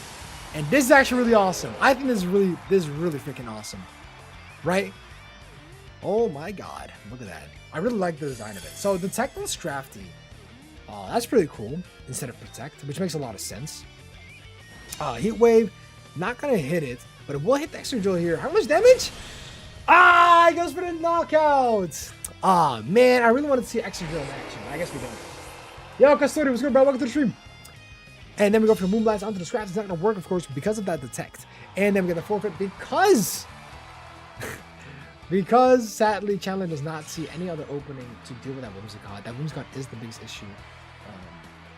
I mean, both Whimsicott and Volcarona were such a massive threat on the field, right? So that gives that. GG well played though. GG well played. A very difficult match for Chandler there, for sure. A lot of control coming from Cheddar's side. But yeah, let's go on to game 2 of the semis right off the bat. And my cat really wants food. My cat had food like in the morning. But I think after this match, I would give her a bunch of treats. All right, now following up with this matchup, right? We had. Let me check. So we had Volcarona and Whimsicott from Charizard's side, and Chandler had Scrafty plus Hydreigon, right?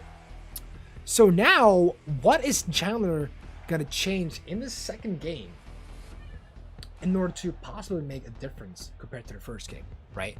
Leads are very important in this game. All right, having a good lead brings a lot of momentum from the first round, like from the first turn on, right? So let's see what Chandler might bring to the table here as we go into the second game of the semis. Let's see. All right. So Chandler opted to go for Simipour and Reuniclus here. Okay, so we're going for like a fake out Trick Room type of thing. Are you running Trick Room on Reuniclus? Yes, you are. So what can we possibly be finding here, right? You want to go and try and go into the Trick Room, which makes a lot of sense. You know, you have that Quiver Dance pressure, you got that Tailwind pressure. You might as well go for that Trick Room and get the speed advantage that way, right? So we obviously have like a fake out Trick Room pressure here. So we fake out the, well, Chandler goes for the fake out onto the Volcarona here, goes for the Moonblast onto the Simipour. It's going to do more than 50% damage. That's very crucial information here. But the Citrus Berry is going to be eaten. And of course, the Moonblast is not going to kill it next turn. And then we do have to go for a Trick Room here. And the thing about this is that you could technically go for like a double it into the Whimsicott here if you wanted to. Though I don't know if you want to do that while Volcarona can technically still Quiver Dance, right? It still brings a lot of special defense to the table. And I think maybe I still think the biggest problem here is the Whimsicott. I would say that. So let's see what happens here. Simipour will be swapping out here into Scrafty, all right, and get that second fake out pressure on the board. Though, gotta hope you don't go for a Moonblast, right? So Reuniclus is gonna go for Protect here. Thinks that's okay. That's an interesting Protect here. Ooh, Protect onto the Volcarona. So the Volcarona can be faked out next turn. Whimsicott, ooh, very nice. Okay, that's great. Right, you cannot get Encored into the same Trick Room, or else Trick Room will be reversed. So that's great coming from Chandler. Chandler could potentially just swap with a Reuniclus here, but I don't think they have to, right? Because right now Scrafty can fake out the Whimsicott, and the Reuniclus could deadass go for like a move that gets threatened the Whimsicott here. Right? Though, of course, that Volcarona is also another one of those issues. So, Chandler does not do too well against Volcarona Whimsicott combination, right? But we do get the Mega Evolutions onto the Mega Scrafty here. Where's my cat? I don't know where my cat is. My cat just walked away. Oh, she's here. Never mind. Alright, so here we go. Fake out onto the Whimsicott. Makes a lot of sense. Don't want to get Encored yet again. And then Psychic onto the Whimsicott. No, it's actually onto the Volcarona here, doing a very big chunk of damage here. And the Bug Buzz goes onto the Reuniclus, and he does not knock out. Wow. Alright. But then, of course, the question is, how are you going to approach this Whimsicott? This Whimsicott is actually kind of a menace, if you ask me. Who do you have in the back? Do you have extra in the back to deal with it? Like, why are we ignoring the Whimsicott, right? Maybe, yeah, the Volcarona is a bigger threat, and maybe I don't see it as well, right?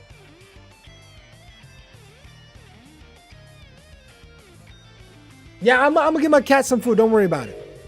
I'm gonna give my cat some food after this match. Like, after this round, I mean, right? Okay.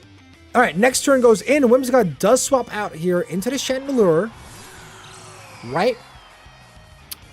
There we go. Protect onto the Volcarona here.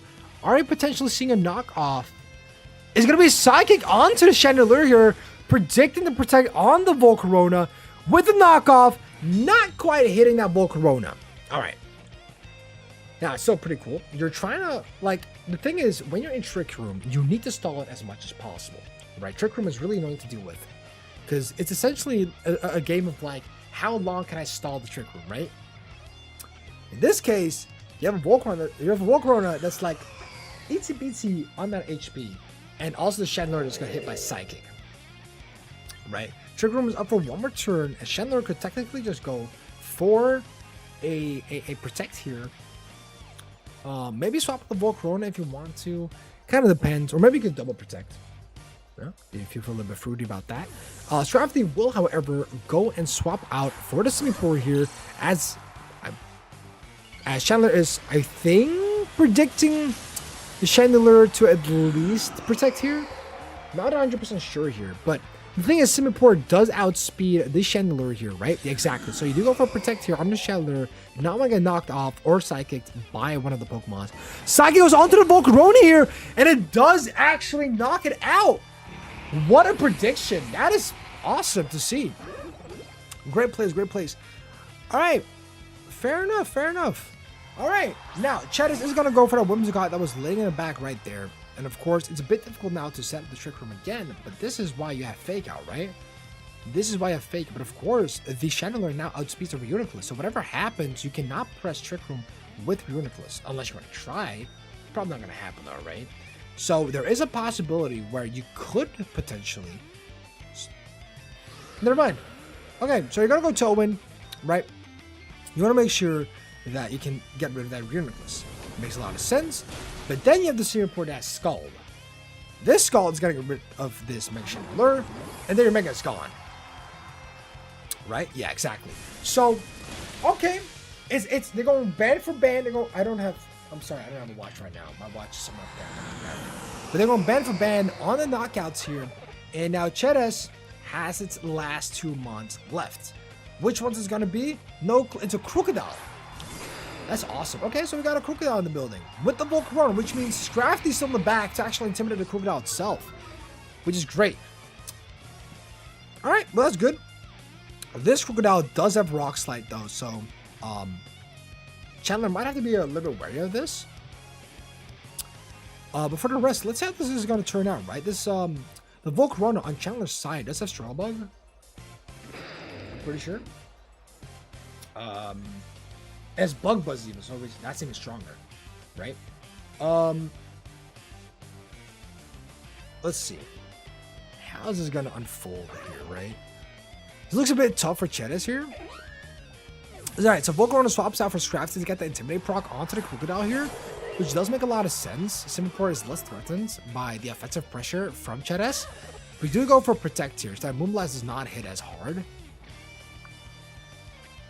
Right, okay, Rock Slide is not really going to affect the Scrafty here at all, right? Yeah, only 5 damage, just like tickling balls, kind of, right? And then, of course, we got the Moonblast onto the Simipour. Well read, right? So it was a fake swap from the Volcarona and then into the Scrafty, just kind of baiting out what Pokemon Chetas had in the back, right? So that's kind of well played by Chandler right there. And now, with a Volcarona in the back, you kind of want to get rid of the Crocodile as soon as possible, because you can always 1v1 that Women's God better, right? So you fake out the Women's God here, and then you're gonna Scald into the Crocodile here. But if this flinches the Simipour, then I don't know what's up. Oh, okay, I was about to say. Oh my God, the Simipour just got rocks. Oh my God, that Rock Slide flinch. This is pure trauma for Jelly. When we were watching the Jelly versus Chetas game, it was the same exact thing, except we had that Rock Slide flinch 4 times. Remember? That was crazy, man.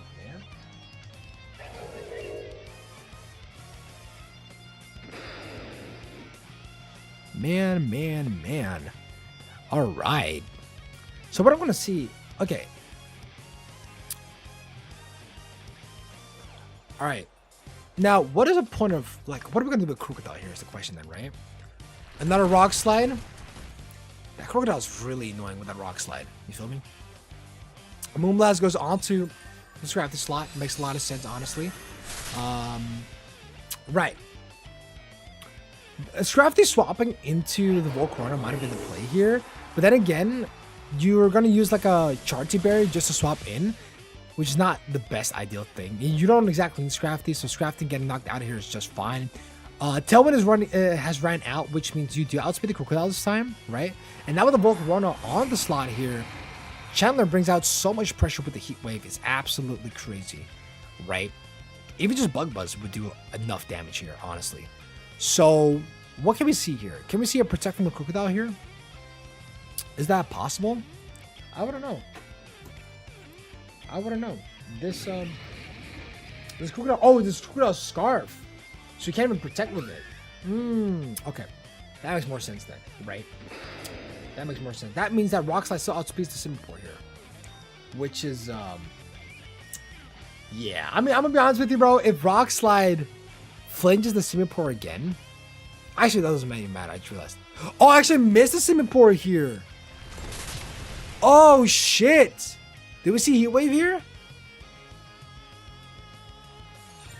Oh my god, did we see Heat Wave here? Oh my god, wait. We gotta see this real quick. Is this a Heat Wave? Yay or nay? Oh my god! Cheres! Go buy a lottery ticket! What are you doing? You're playing the wrong game! You're playing the wrong game! Go gamble! I do not condone gambling. Sometimes. Lock in, gang. What is this? I was kidding. I do not condone gambling at all. Sometimes. Alright. Anyway, yeah, I don't know, man. Wow. That is absolutely crazy, dude. Losing the game to flinches back-to-back is crazy. And, wow. That's insane. That's unfortunate.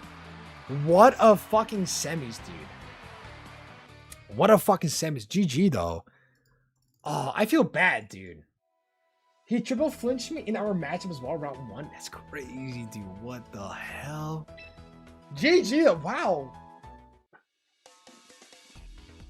She wants food. Fair enough. All right. I'm going to go give her some food. Yeah, wow.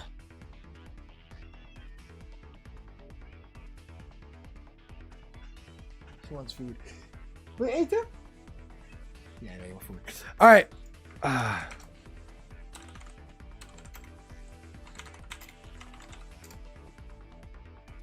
All right. For now, let me go ahead and I'm gonna spectate their match while I'm gonna go ahead and make something to eat. Right.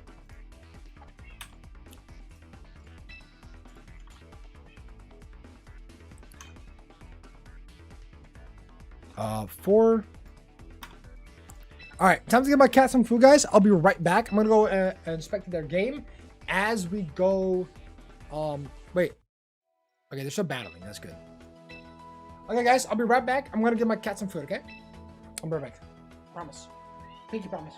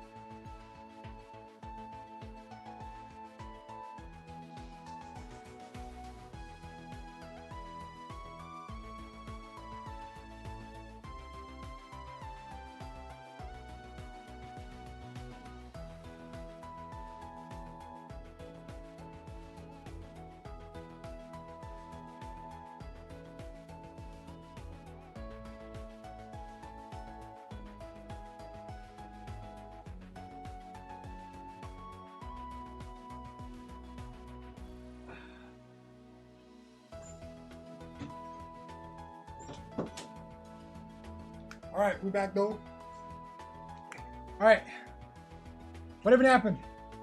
Tell him when he's back that I'm gonna be a Muslim. Yo, shout out to Zexo, man. MashaAllah. MashaAllah. I'm really happy to hear that, man. That's great news to come back to. Sorry, I was giving my cat some food. Yo, did we finish the game? Oh, we finished the game. Damn. Sven went undefeated and then Jelly started sniping. Oos. Damn, what the hell? All right, yo, fair enough, man. GG. The undefeated has been defeated. And I guess that just brings us to the finals, huh? I guess that just... I didn't see the last match. That's the thing. I didn't see the last match.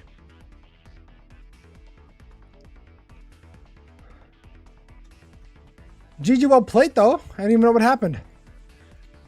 All I can say is GG's, right? And now, now it's the finals. Chad S versus Jelly. Unable to find the room? Wait, what room? You gotta fight that Autono? You gotta fight that Autono again, man! Anyway, guys. I'm gonna go ahead and, the match is complete. Oh, wait! Oh, you guys already started? I didn't know it was gonna go, instantly. Sorry, I need to go sit on the toilet. Okay, this guy. All right, buddy. All right, let me go ahead and... I didn't know the room was already made. Let's go. Oh, what? Yeah, y'all gotta make a new room. All right, so the undefeated has been defeated. I didn't even get to see it. That's crazy. Yeah, shout out. Let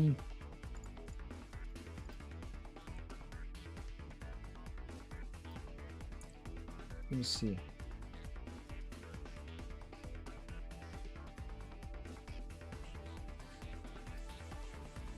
Oh, I'm so happy to see people enjoying the tournament.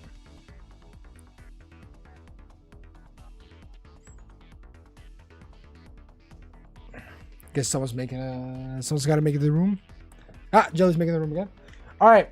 So guys, fun fact, I got downstairs to give my cat some food and she didn't want food. Instead, she just laid on her back and she wanted me to play with her.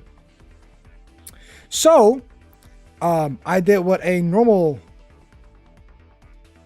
The hell? I did what a normal animal lover and cat lover enjoyer does. And I played with my cat. Took about 5 minutes. She didn't want to eat food. The food on her plate, she didn't want to eat. And now she's outside again. Yep, that's just the life of a cat, I suppose.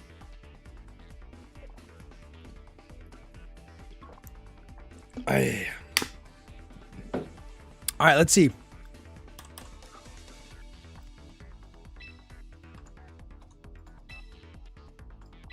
No room found. No room found again. I'll make room. All right, let me make a room real quick.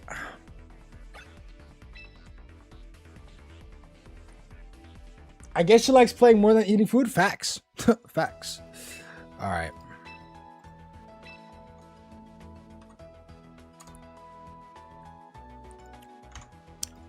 All right, let's wait for the people to join, and we're gonna go straight into the finale.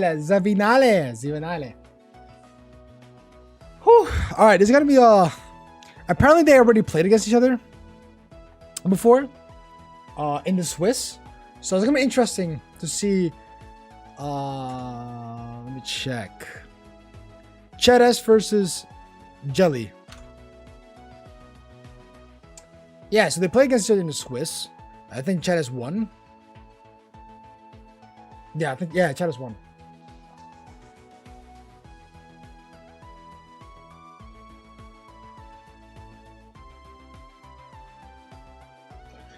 Oh, all right. Any predictions in chat? Y'all can predict, actually. Fuck it. Predictions. For those who are still watching and not just having it in the background. Who do you guys think is going to win the finals? Cheddar or Jelly? What are we thinking? What are we thinking?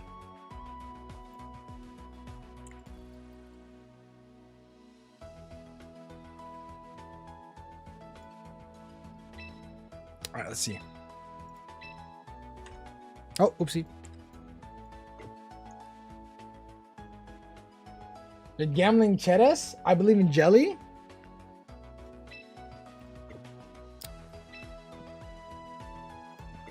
Preparing, ready to battle.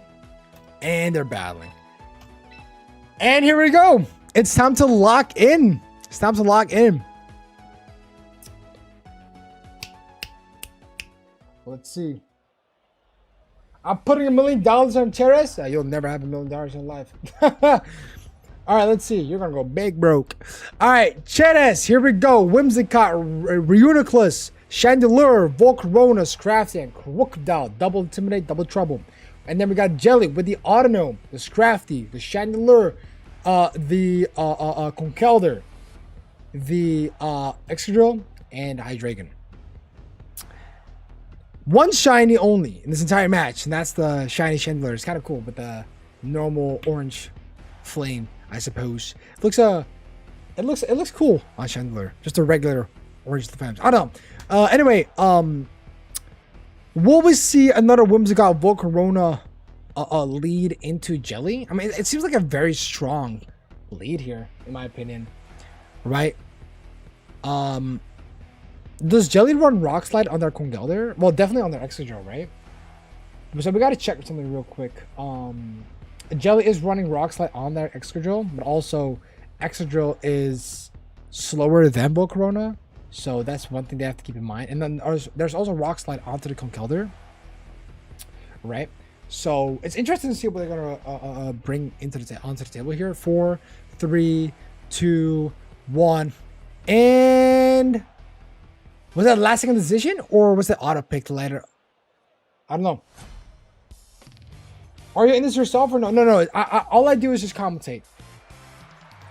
So Jelly goes for this crafting Autonome, and Cheddars going for the Crocodile Scrafting. Everybody, this is the finals of the Unova Dex Championships. Jelly versus Cheddars or Morticia. I forgot. Morticia. I know. No, whatever. I keep forgetting the name. But either way, let's get this party pumping and dumping as we go into the first game of the finals. Let's see how this is gonna go. Double Scrafty, Double Trouble, like I said as well. But this is also Double Intimidate. So yeah, this Auto looks in a very, very favorable position here, honestly. Right. The Moonblast or Dazzling Gleam will do a lot of damage here. But then again, we can't forget about the Scrafty with a Fake Out. But which Fake Out is going to go first? Is it going to be Jelly's or is it going to be Cheddars'? Let's see. It is Cheddars'. Okay, so the Auto does get hit with that Fake Out. So I can't go for the Dazzling Gleam. Fake Out onto the Crocodile. There you go. Wow, we get that crit right off the bat too. That's crazy word. That's crazy word, man. That's crazy. That's crazy. Let's see how this goes. Also, I forgot to say, I'm so sorry. Chandler and Sven, well played playing until the top 4 cut. I forgot to say that because I had to give my, food to my cat. But thank you guys so much for participating. You guys did amazing. I want to put that out there. You guys are awesome. I did not know Chandler was an NAIC player. That's all I can say. All right. All right. Decisions. How are we going to play this? Right. Autonome is, of course, a massive threat. And Cheddars is definitely going to go ahead and swap out this craft into the Chandelure here. And we are going to see a Rock Slide. Oh, Superpower. Oh. Wait, but why? Why are we doing this? I mean, fair enough. I mean, yeah. All right, so we are going for a Trick Room here. All right, so this means that the Crocodile is not even that fast, but since Crocodile is pretty much already locked into Superpower, don't you want to just double into the Chandelure here? Could be. The Chandelure could also just go for Protector, to be fair. But we'll see how the stuff is going to be We'll see how everything's going to unfold as the next turn is going to go in. So Crocodile is going to swap out of here. Does not want to stick with Superpower here. We're going to Volcarona. Now, Volcarona, of course, are really annoying to deal with. But it does resist the Dazzling Gleam from Audino, right? So here we go with the Mega Evolution from Chad's side onto the Chandelure. Let's see how we're going to unfold this. So with the Trick Room set up, right, you're definitely going to go for the Protect, and I get that. You're definitely going to go for the Protect there. Knock off onto the Chandelure is not going to work, obviously. You can't hit through Protect. And now that Volcarona looks a little bit mean with that Bug Buzz, right? Looks a little bit mean with that Bug Buzz. It really does. But will that actually knock out the Scrafty here? Let's see. Oh, wait, I forgot. It swapped out, right? I'm stupid. But then again, Trick Room. Trick Room, Trick Room, Trick Room. You can go for a knockoff onto the Chandelure here. That is possible. That Volcarona is, however, going to punish that Scrafty later on. But then again, you got to think about it. Like, you got to think about this. How are you going to deal with that? You know, how are you going to deal with the Audino later on? Right? You got both Scrafty and Crocodile in the back. Right? So you need to get rid of the Audino somehow. The Audino is really annoying. So here we go for a knockup onto the Volcarona here, making sure the Charty Berry is out of the game here. Does a little bit more damage, of course. Heat Wave goes on. Flash Fire from the Chandler side. Very well played by Jelly. There we go. Now, the Chandelure. Ooh, that burn is really unfortunate, honestly. Ooh, that's very unfortunate. And with that Quiver Dance onto the Volcarona. Now that's crazy. Now that's crazy. Right, that Quiver Dance is really annoying, especially because Jelly doesn't exactly have anything to directly counter the Volcarona right now. So it's a little bit stressful for Jelly right now in this scenario. But then again, Chandelure right now is also in a great spot. Because of Flash Fire, its special attack, it did get boosted. And now also, it could also go for a Mega Evolution if it wanted to, right? Which is just that much more threatening versus the Volcarona here. But we'll see how that's going to go, right?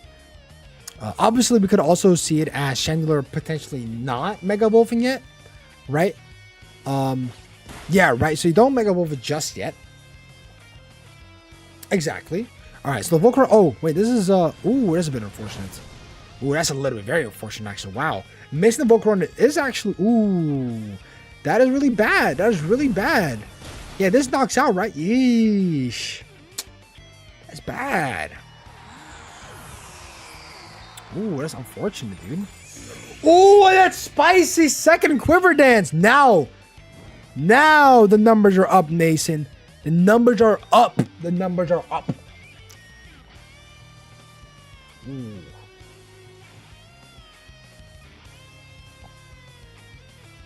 Huh. Interesting to see how it's going to go now, though. Because you do have the Audino in the back, but you kind of need the Audino for these Crafting and Crocodile that are in the back, right? So who's your other last Pokemon? Or do you just not want to reveal it just yet? It is going to be the Conkeldurr. This Conkeldurr does have Rock Slide. So let's see how this is going to go, right? Let's see how this is going to go. This is not Sheer Force Conkeldurr. This is Iron Fist. So Rock Slide can flinch. Rock Slide can flinch. Let's see. What will they press here? So Scrafty being burned is actually really, really bad here anyway in the first place. You will be swapping out Scrafty into the Audino here, which is, to be fair, I can understand that, right? You don't want to get hit by that Bug Buzz.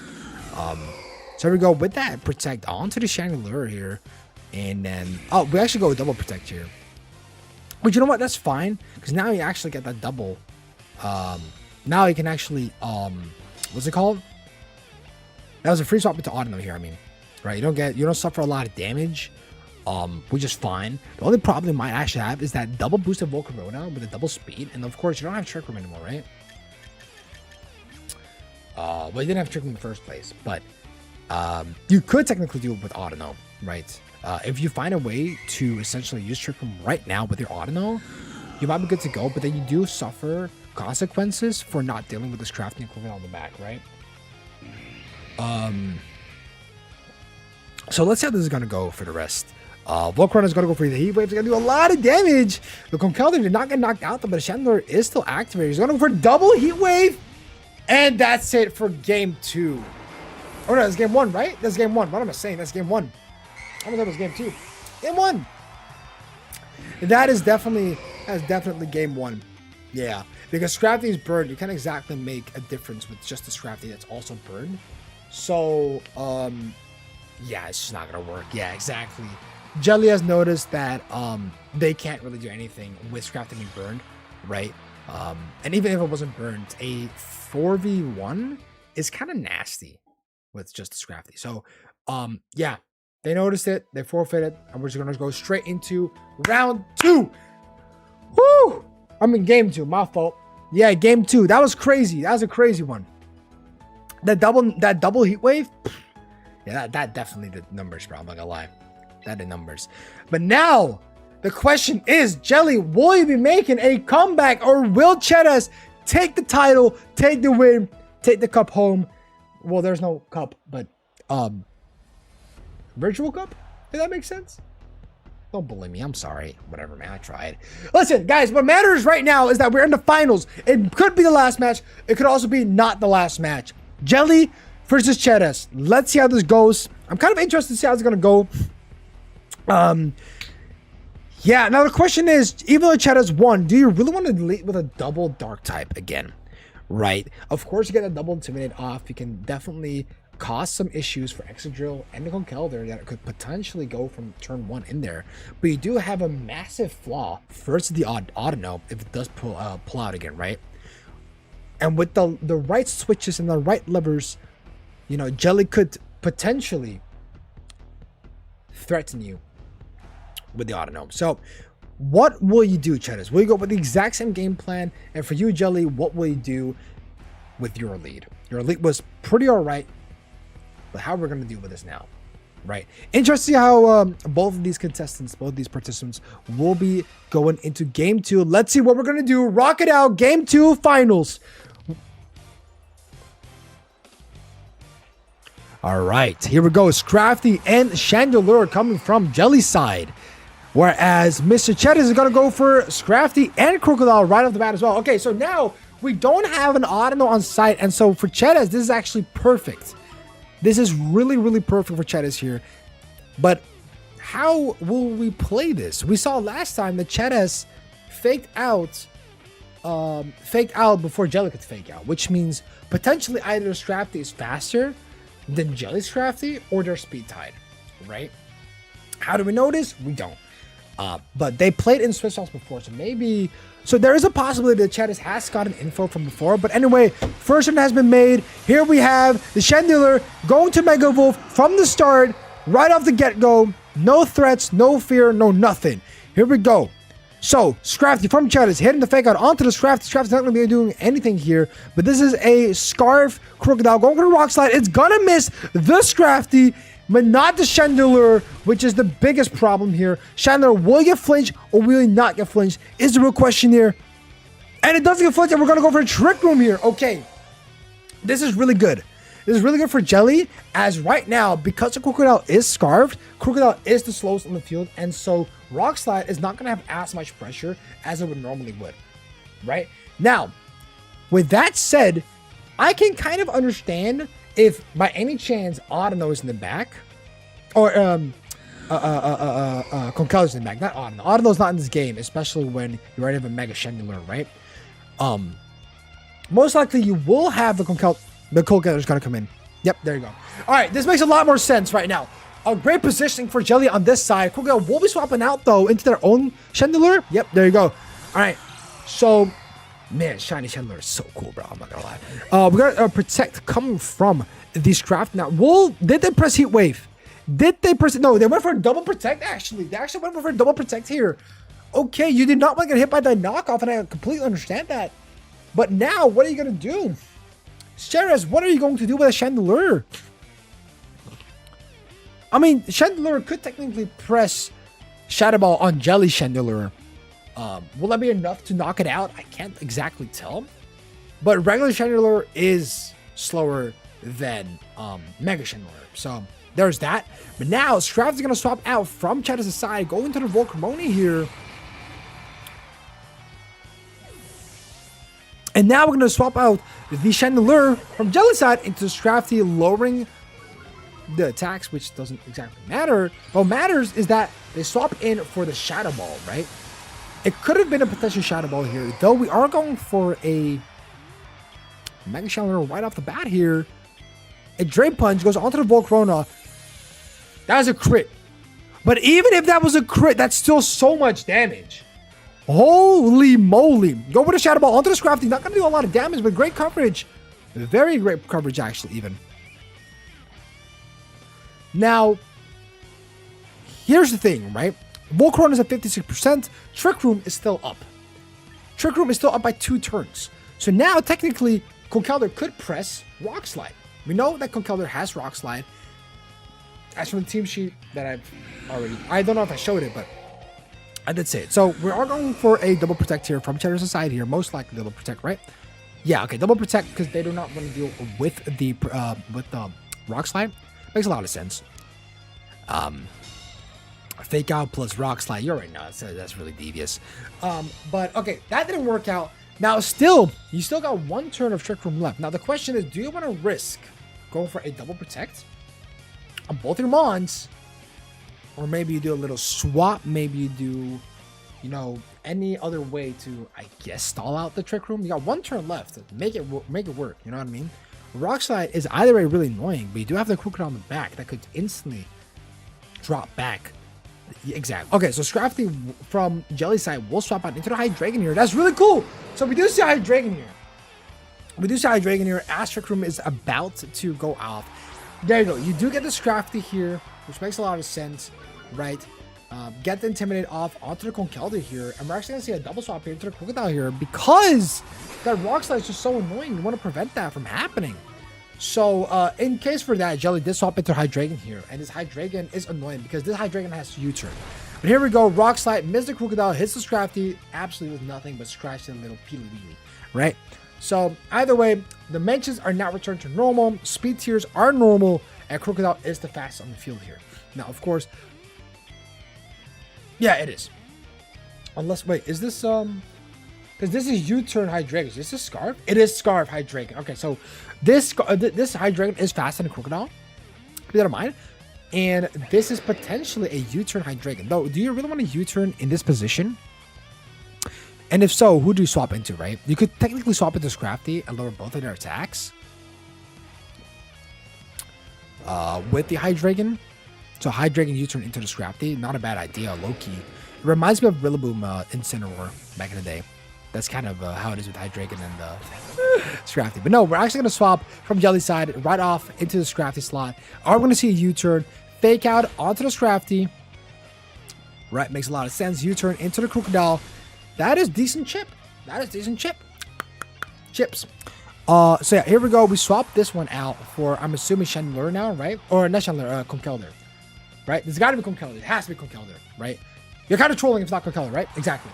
So, with this in mind, you reset the attack side onto the Jelly here. Superpower does go into the Conkeldurr. This is very, very well played. Super well played. Amazing positioning, just like that. And now, the problem is that Cheddar's Crocodile, since it's Scarfed, is now locked onto Superpower. So you're kind of forced to just swap out the Crocodile here, right? So there's a possibility that you could swap it out into either Volcarona or Chandelure, and both are just as great. But that does mean that this Scrafty might go for Protect here. The Scrafty could go for Protect here. A Crocodile could swap into either Chandelure or Volcarona. So maybe Jelly is like, I don't know, maybe I could press Rock Slide. Correct, you can press Rock Slide with Conkeldurr here. It is a possibility to just cover for that swap, and that could potentially happen. And this Crafty could also just go for a Protect here, right? So yeah, Crocodile does, of course, swap here into the Volcarona, which is 4 times weak to Rock, right? And we do need to get that Protect onto the Scrafty here, which does make a lot of sense here. We go for the Rock Slide. You're going to go for the knockoff onto the Volcarona here, doing 20% damage. Now, whatever you do, actually, I think with Conkeldurr, you still knock it out. Goes to the Drain Punch onto the Volcarona, and it does knock it out. Wow, what a play. Covered for a Chandelure or Volcarona swap and just double into the Crocodile slot, knowing that Scrafty would go for that Protect there. Very well read by Jelly here. Making that Volcarona out of the field, which was quite a threat, I will be honest with you. But now, here comes the Chandelure, which is also a really threatening one, right? In my opinion. This could technically mean one of two things. This could be a double into Conkeldurr, but then you kind of like ignore the Scrafty, which is kind of bad. You don't want to do that with Chandler on the field, but you don't really have any other option. But Conkeldurr can always press for a Rock Slide here, but will it be of any significance? I don't think so, right? Not as much. I think the biggest threat here is still Scrafty on Jelly's side for Cheras. So, okay, we are going to swap the Scrafty into the Crocodile here, get that Intimidate into there, which also makes a lot of sense, right? Both of them are special physical attackers. Now, we do swap out the Scrafty for Chandelure here themselves. Or actually, the Hydreigon. My fault. I forgot the Hydreigon is on the field, by the way, or in the game. Go over to Protect onto the Chandelure for Cheras. Does not want to get hit by anything that Scrafty does, potentially. But now, ooh, the Conkeldurr's got to go for Protect, but it failed. Wait a minute. That was double Protect then, or double Detect, I suppose. Very interesting. Okay. Right, so what do we learn from this situation here, right? One thing that you could do is you could swap out the Chandelure for the Scrafty here, but then you lose tempo. Because this Conkeldurr is kind of threatening, right? There is a possibility. Because Chandelure already pressed Protect, you could technically double into the Chandelure slot with both Dark Pulse and Hammer Arm. You know what I mean? That is a possibility that you could do, right? Dark Pulse plus Hammer Arm should get rid of the Scrafty in the back. Actually, no, maybe not too good. But I don't think... Okay, Conkeldurr could also swap in the Scrafty. Also, I'm just yapping to yap, honestly. I'm giving out a lot of options. Not the greatest options, but I'm just putting options out there. But yeah, it is going to be a Dark Pulse onto Chandelure, doing a lot of damage, but it's not knocking it out. Bringing that 70% HP. Here we go for the Superpower onto the Hydreigon here. But it's not enough. It is not enough, bringing it down to 43%, which is a pretty huge chunk, but not enough. The Chandelure gun...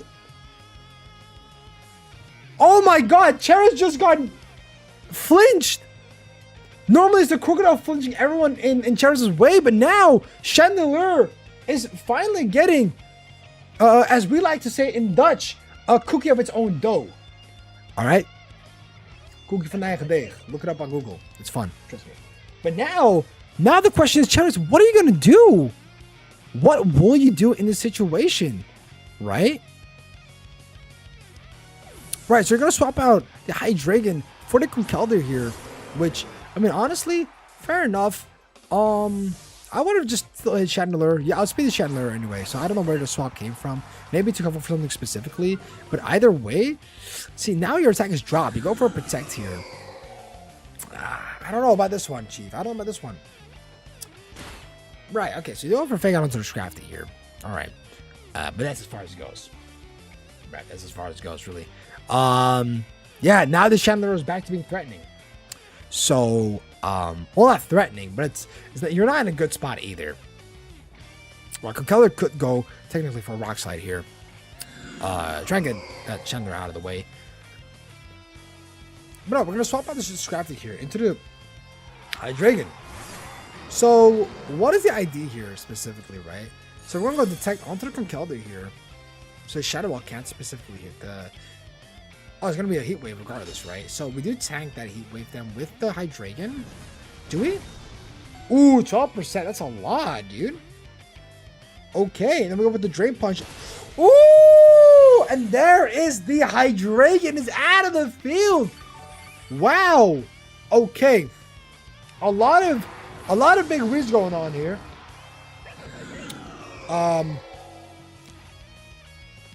That is that. Okay, we're reading a little bit too much here. Maybe we gotta close the book, right? Don't read too much. Maybe go with the Chandelure now for Jelly.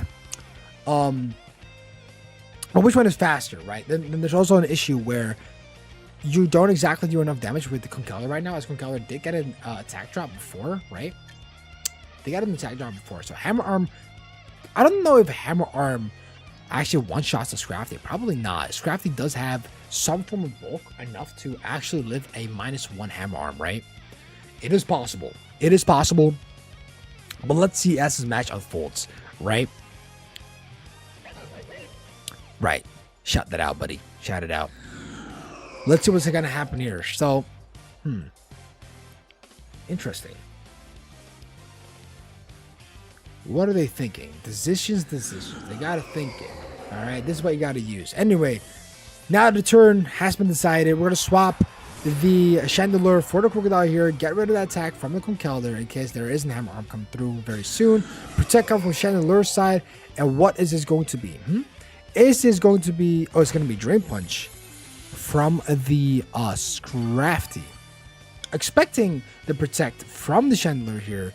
Goes for Drain Punch there instead. Goes for Rock Slide. Doesn't hit enough because of that switch, right? Now, this is really bad.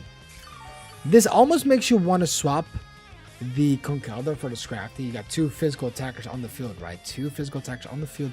You could potentially swap the Conkeldurr for the Scrafty. Will you do it? Will you take it? Is it another swap from Scrafty into Chandelure? We don't know. Right, we don't know. We'll see, I guess, right? It's a very interesting match, the way it's taking place here. The problem, however, is that both players have about 2 minutes of choosing time here. The total time is 6.5 minutes left. What an intense second game, right? It's a very intense second game. All right, so we do see the Conkeldurr swap for... Oh, it's a Chandelure swap for the Scrafty. There you go, sorry. Rock Slide coming through from the Crocodile here. Makes sense. Now, okay, so we do get a knockoff onto the Conkeldurr here, which is, I guess, annoying for the leftovers that it's had, right? But now we get a Drain Punch onto the Crocodile. Oh! And it survives! And it survives! At least all your HP... Oh, almost all your HP was back. Damn. That was a close knockout, I'm not going to lie. Because if that did knock out and Chandelure was forced to be on the field, the knockout would have done crazy damage onto the Scrafty. The question is, do you keep Scrafty on the field? Right? Like for Jelly? You could technically just go for a knockout. You could technically just go for a fake out onto the Crocodile if you wanted to, right? You could.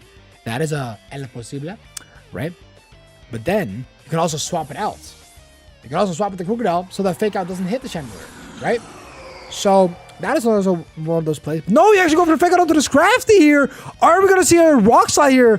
No way. What a prediction. Go for the attack. Chandelure does get knocked out. It gets knocked the F out. Wow. That is massive. That is massive. I will say that. I will. Said it loud and proud. Said it loud and proud. I don't know what to tell you. Right? Wow. Now, the thing is, Rock Slide's not going to do much towards the Conkeldurr and Scrafty, but Charis has, had the most insane Rock Slide luck, flinching as many Pokemon as possible, right? So maybe just Rock Slide support and Scrafty to try and, just clean things out, I suppose. We'll see how it's going to go, though, right? It could also be one of those games where Charis just, loses. And then we go on to Game 3, which is also really cool. But yeah, Scrafty's going to go and swap out for the Chandelure here. We go Protect coming from Chariz's Scrafty side. And then we get a Mach Punch onto Crocodile. And that is Game 2. That is Game 2. I don't think you can do anything against this. Right? Knockoff doesn't one-shot the Chandelure here because Chandelure's Mega Evolution isn't considered a held item. There you go. Chariz is going to go and forfeit this Game 2. And we're going to go over to a fabulous Game 3. So that was a very intense match. That was a very intense Game 2. A lot of mind games here and there, left and right. But at the end of the day, Jelly was victorious in Game 2. And it's time to get into Game 3 of the finals. Oh my God. This tournament has been pretty hectic. All right. It's been pretty hectic, I will say. It's been pretty hectic. All right. I got to be honest with you guys. Yeah. I don't know what else to tell you guys. I really want to go outside. I want to go outside and have a walk, at least. We gotta finish this match first, of course. All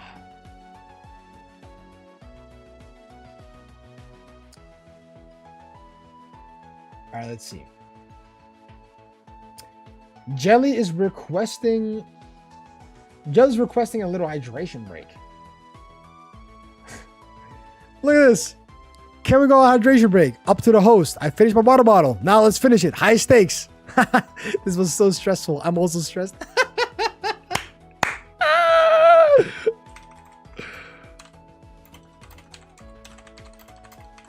Finish your war. Let the man get some water. I mean, he did say he finished his water bottle. So maybe. Nah. Let's go, man. Hey, up to them, of course. Up to you guys. Up to you guys, of course. No rush. Man, what an intense match. Like that ass. That was a very intense match, yeah.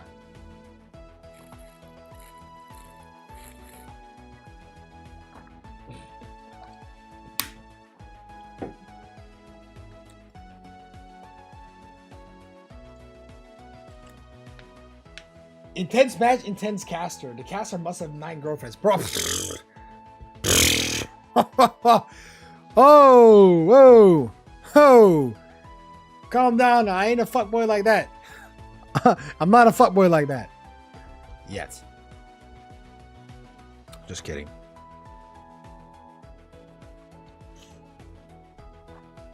Yeah, that match was really good, bro. That match was real good. I agree. That match was really good. Let's see.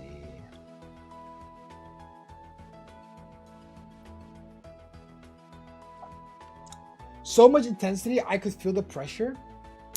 Yeah, that's kind of the vibe around it, huh? But we need a tiebreaker. What's the tiebreaker? It's already 1-1, right?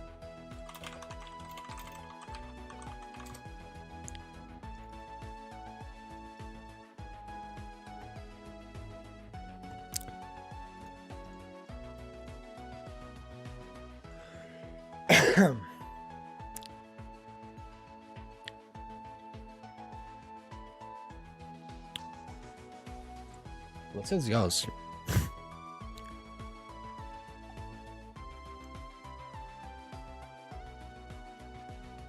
No, we play until we get a winner.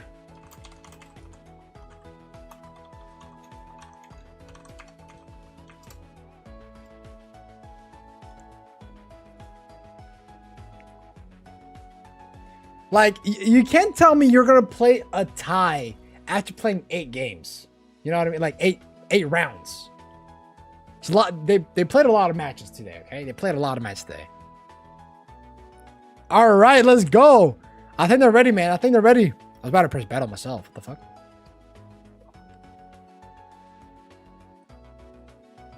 Hey, Fast, is Flow Wet considered legendary? No. I don't think so, at least.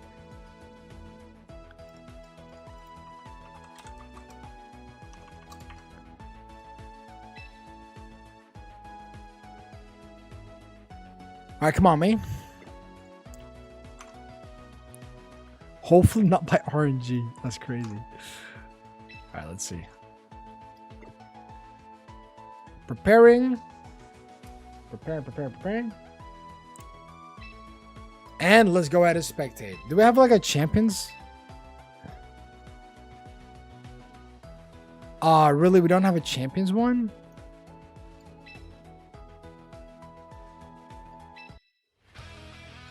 Nah, really?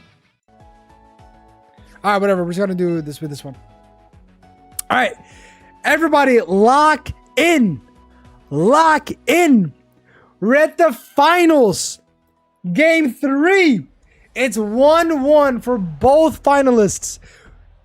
Winner takes all. Winner takes all. Let's see how this goes. I'm stoked, bro. I'm stoked. I'm gonna see how this goes. Last game was already like super intense. Like, there's a lot of things. There's a lot of things. So yeah, I'm gonna see how this goes. I don't know what to expect from this. How are they gonna pick up the game plan, right? How are they going to pick up the game plan? Like, we don't know how this is gonna go. And the thing is, they've been doing something different each game, like so far each game, right? So I don't know. Anyway, I'm excited to see who are going to be the leads. Let's go, man. Let's go. Okay, lock in. So for Jelly side, we got Chandler and Scrafty. Ooh. Against Charizard's Volcarona and Whimsicott. We already know from this entire tournament that Whimsicott and Volcarona have been a very good, solid lead for pretty much every matchup here, right? And so far, maybe not as much against this Chandelure, but hey, it is one or the other, I suppose, right? This Scrafty with the fake outs, this Chandelure can do a lot of things here. This Chandelure is pretty threatening, I will be honest with you. So Whimsicott will be going for Protect here. Does not want to get, it's not going to hit by the fake outs, as well as the Volcarona, I'm pretty sure. Oh, it's not. This Volcarona didn't. Wait. It risked a Quiver Dance? Oh, God. Okay, but now the question is, of course, is are you going to go Heat Wave and knock off onto the Volcarona, or are you going to protect with the Volcarona? What's the idea here? What do you want to run here is the question, right? What do you run here? What do you run here? Of course, you also can't exactly skip the whims here. But this whims under Trick Room, I mean, you can just go for a Heat Wave. It should knock out the whims, and then also the knockoff onto the Volcarona should do a lot of damage. Whether that will actually knock out the Volcarona, I don't know. The knockoff and Heat Wave does seem really strong in this current scenario. But yeah, okay, so you do swap out the Chandler here. Go for the Conkeldurr, okay. Very interesting here. You do swap out the whims here. You go for the Chandelure, okay. Fair enough. Poison Jab onto the Chandelure here. Not going to do a lot of damage. But the whole point here specifically... No shot. Yo, did we just Quiver Dance inside of a Trick Room? You risky son of a bitch. That's crazy. What?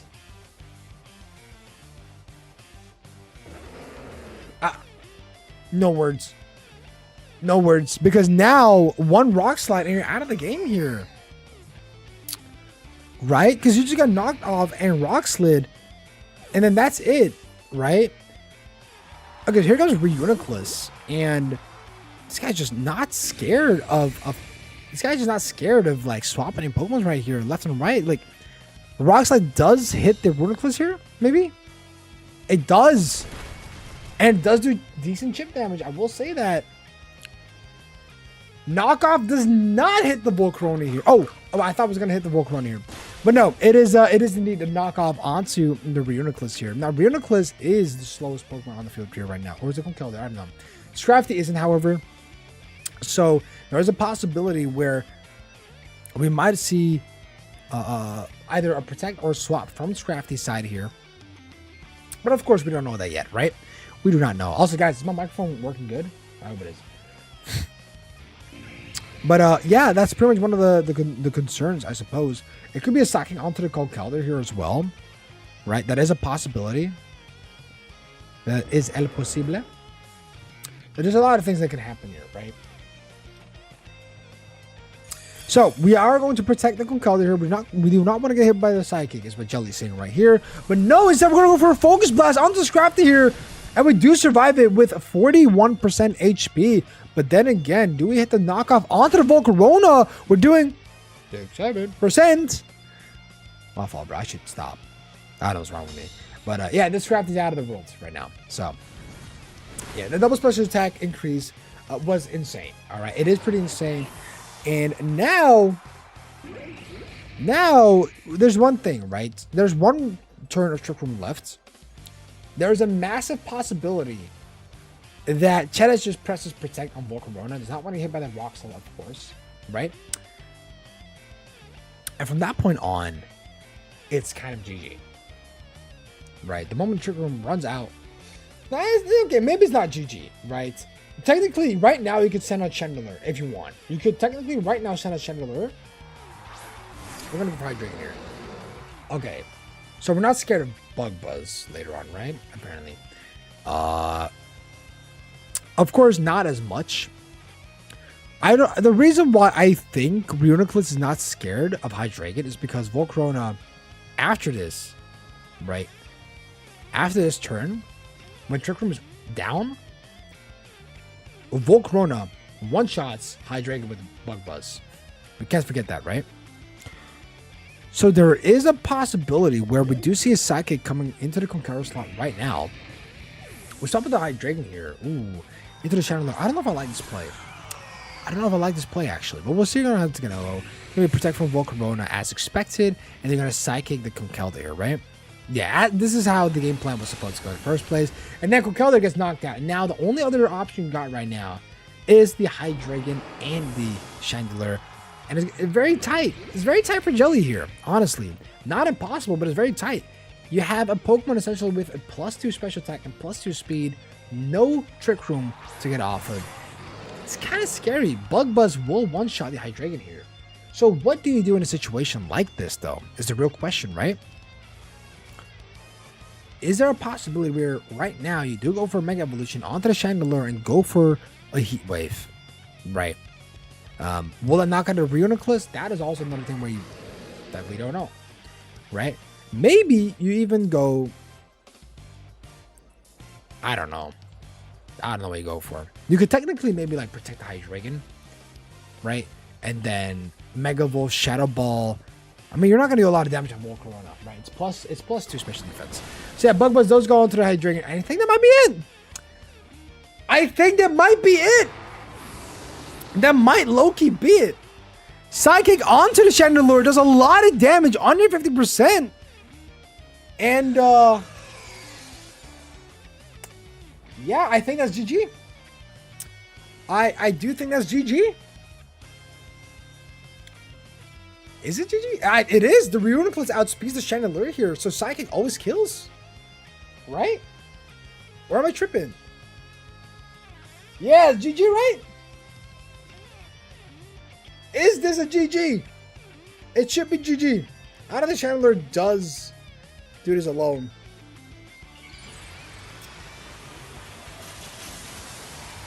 Let's see. I think it is. I don't think there is a way. And do we finish it off? A Protect onto the Volcarona and a Psychic onto the Chandelier. Do we survive? Well, we are Mega Evolved. We do not, and that is it for your Unova Dex Champions finalist tournament winner, Chedes, or Morticia. My fault. That's the way I should say it. But yeah, hey, GG, well played to both players. That was a very amazing finals. I will be honest with you, that was an amazing finals. Well played to both of you. That was great. GG, well played. And with that, we conclude the Unova Dex Championships tournament. Everybody, thank you so much for participating. That was awesome. Now, this is not mandatory, but we did this during the Kanto Dex tournament as well. Morticia and Jelly. If you guys want, we can have a post-tournament interview. You don't have to. There's no force here whatsoever. There's no, no pressure, If you guys want to, we can. But GG well played to both players. GG well played to everyone that participated into this tournament.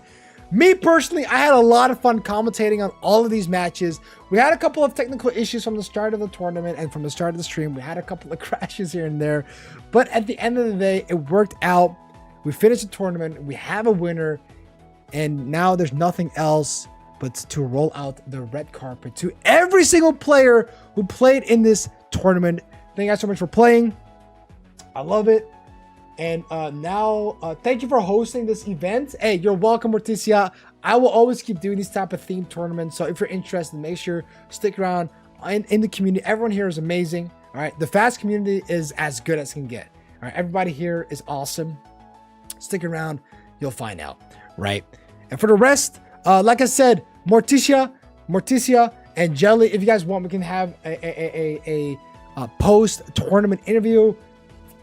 Hey, W's in the chat, man. Love all to y'all. Love y'all, man.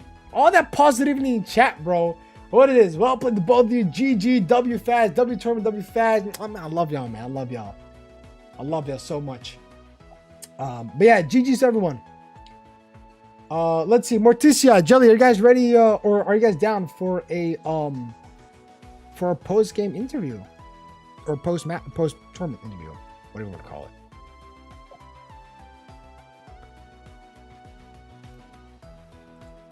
Alright, that's fine. You don't have to. You don't have to. You really don't have to. There's no pressure whatsoever. If you don't want to, you don't have to. You really don't have to. But, you know, you won the tournament. So, hey, what can I say? Congrats, you know? Hey, if you got, do what you have to do, man. No pressure. No pressure. I'm already really happy that you could participate in the tournament. That's all I gotta say. All right. Appreciate it, y'all. Whew. This is gonna make for one interesting ass video. I'm not gonna lie to you guys. Yeah, wow. What a tournament, really. Whew. That was fun. Yeah, I don't know what else to say. Thank you guys for participating. Thank you guys for watching the tournament. That really did a number on me as well, because I really appreciate everyone taking their time watching my streams. So yeah, having a lot of fun doing that for sure. And then what else? Of course, shout out to everyone here.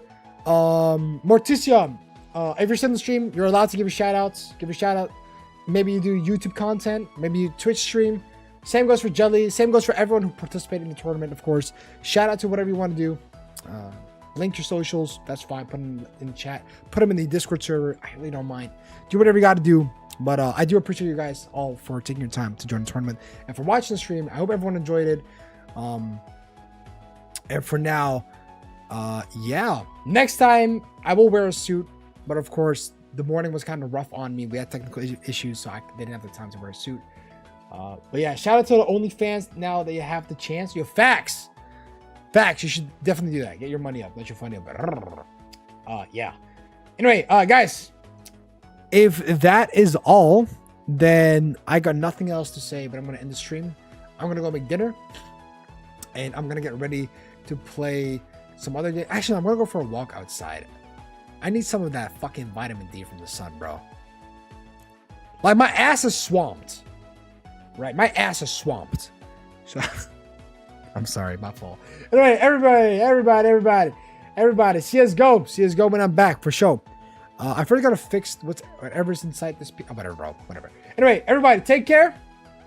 And see you guys soon. That's pretty much it.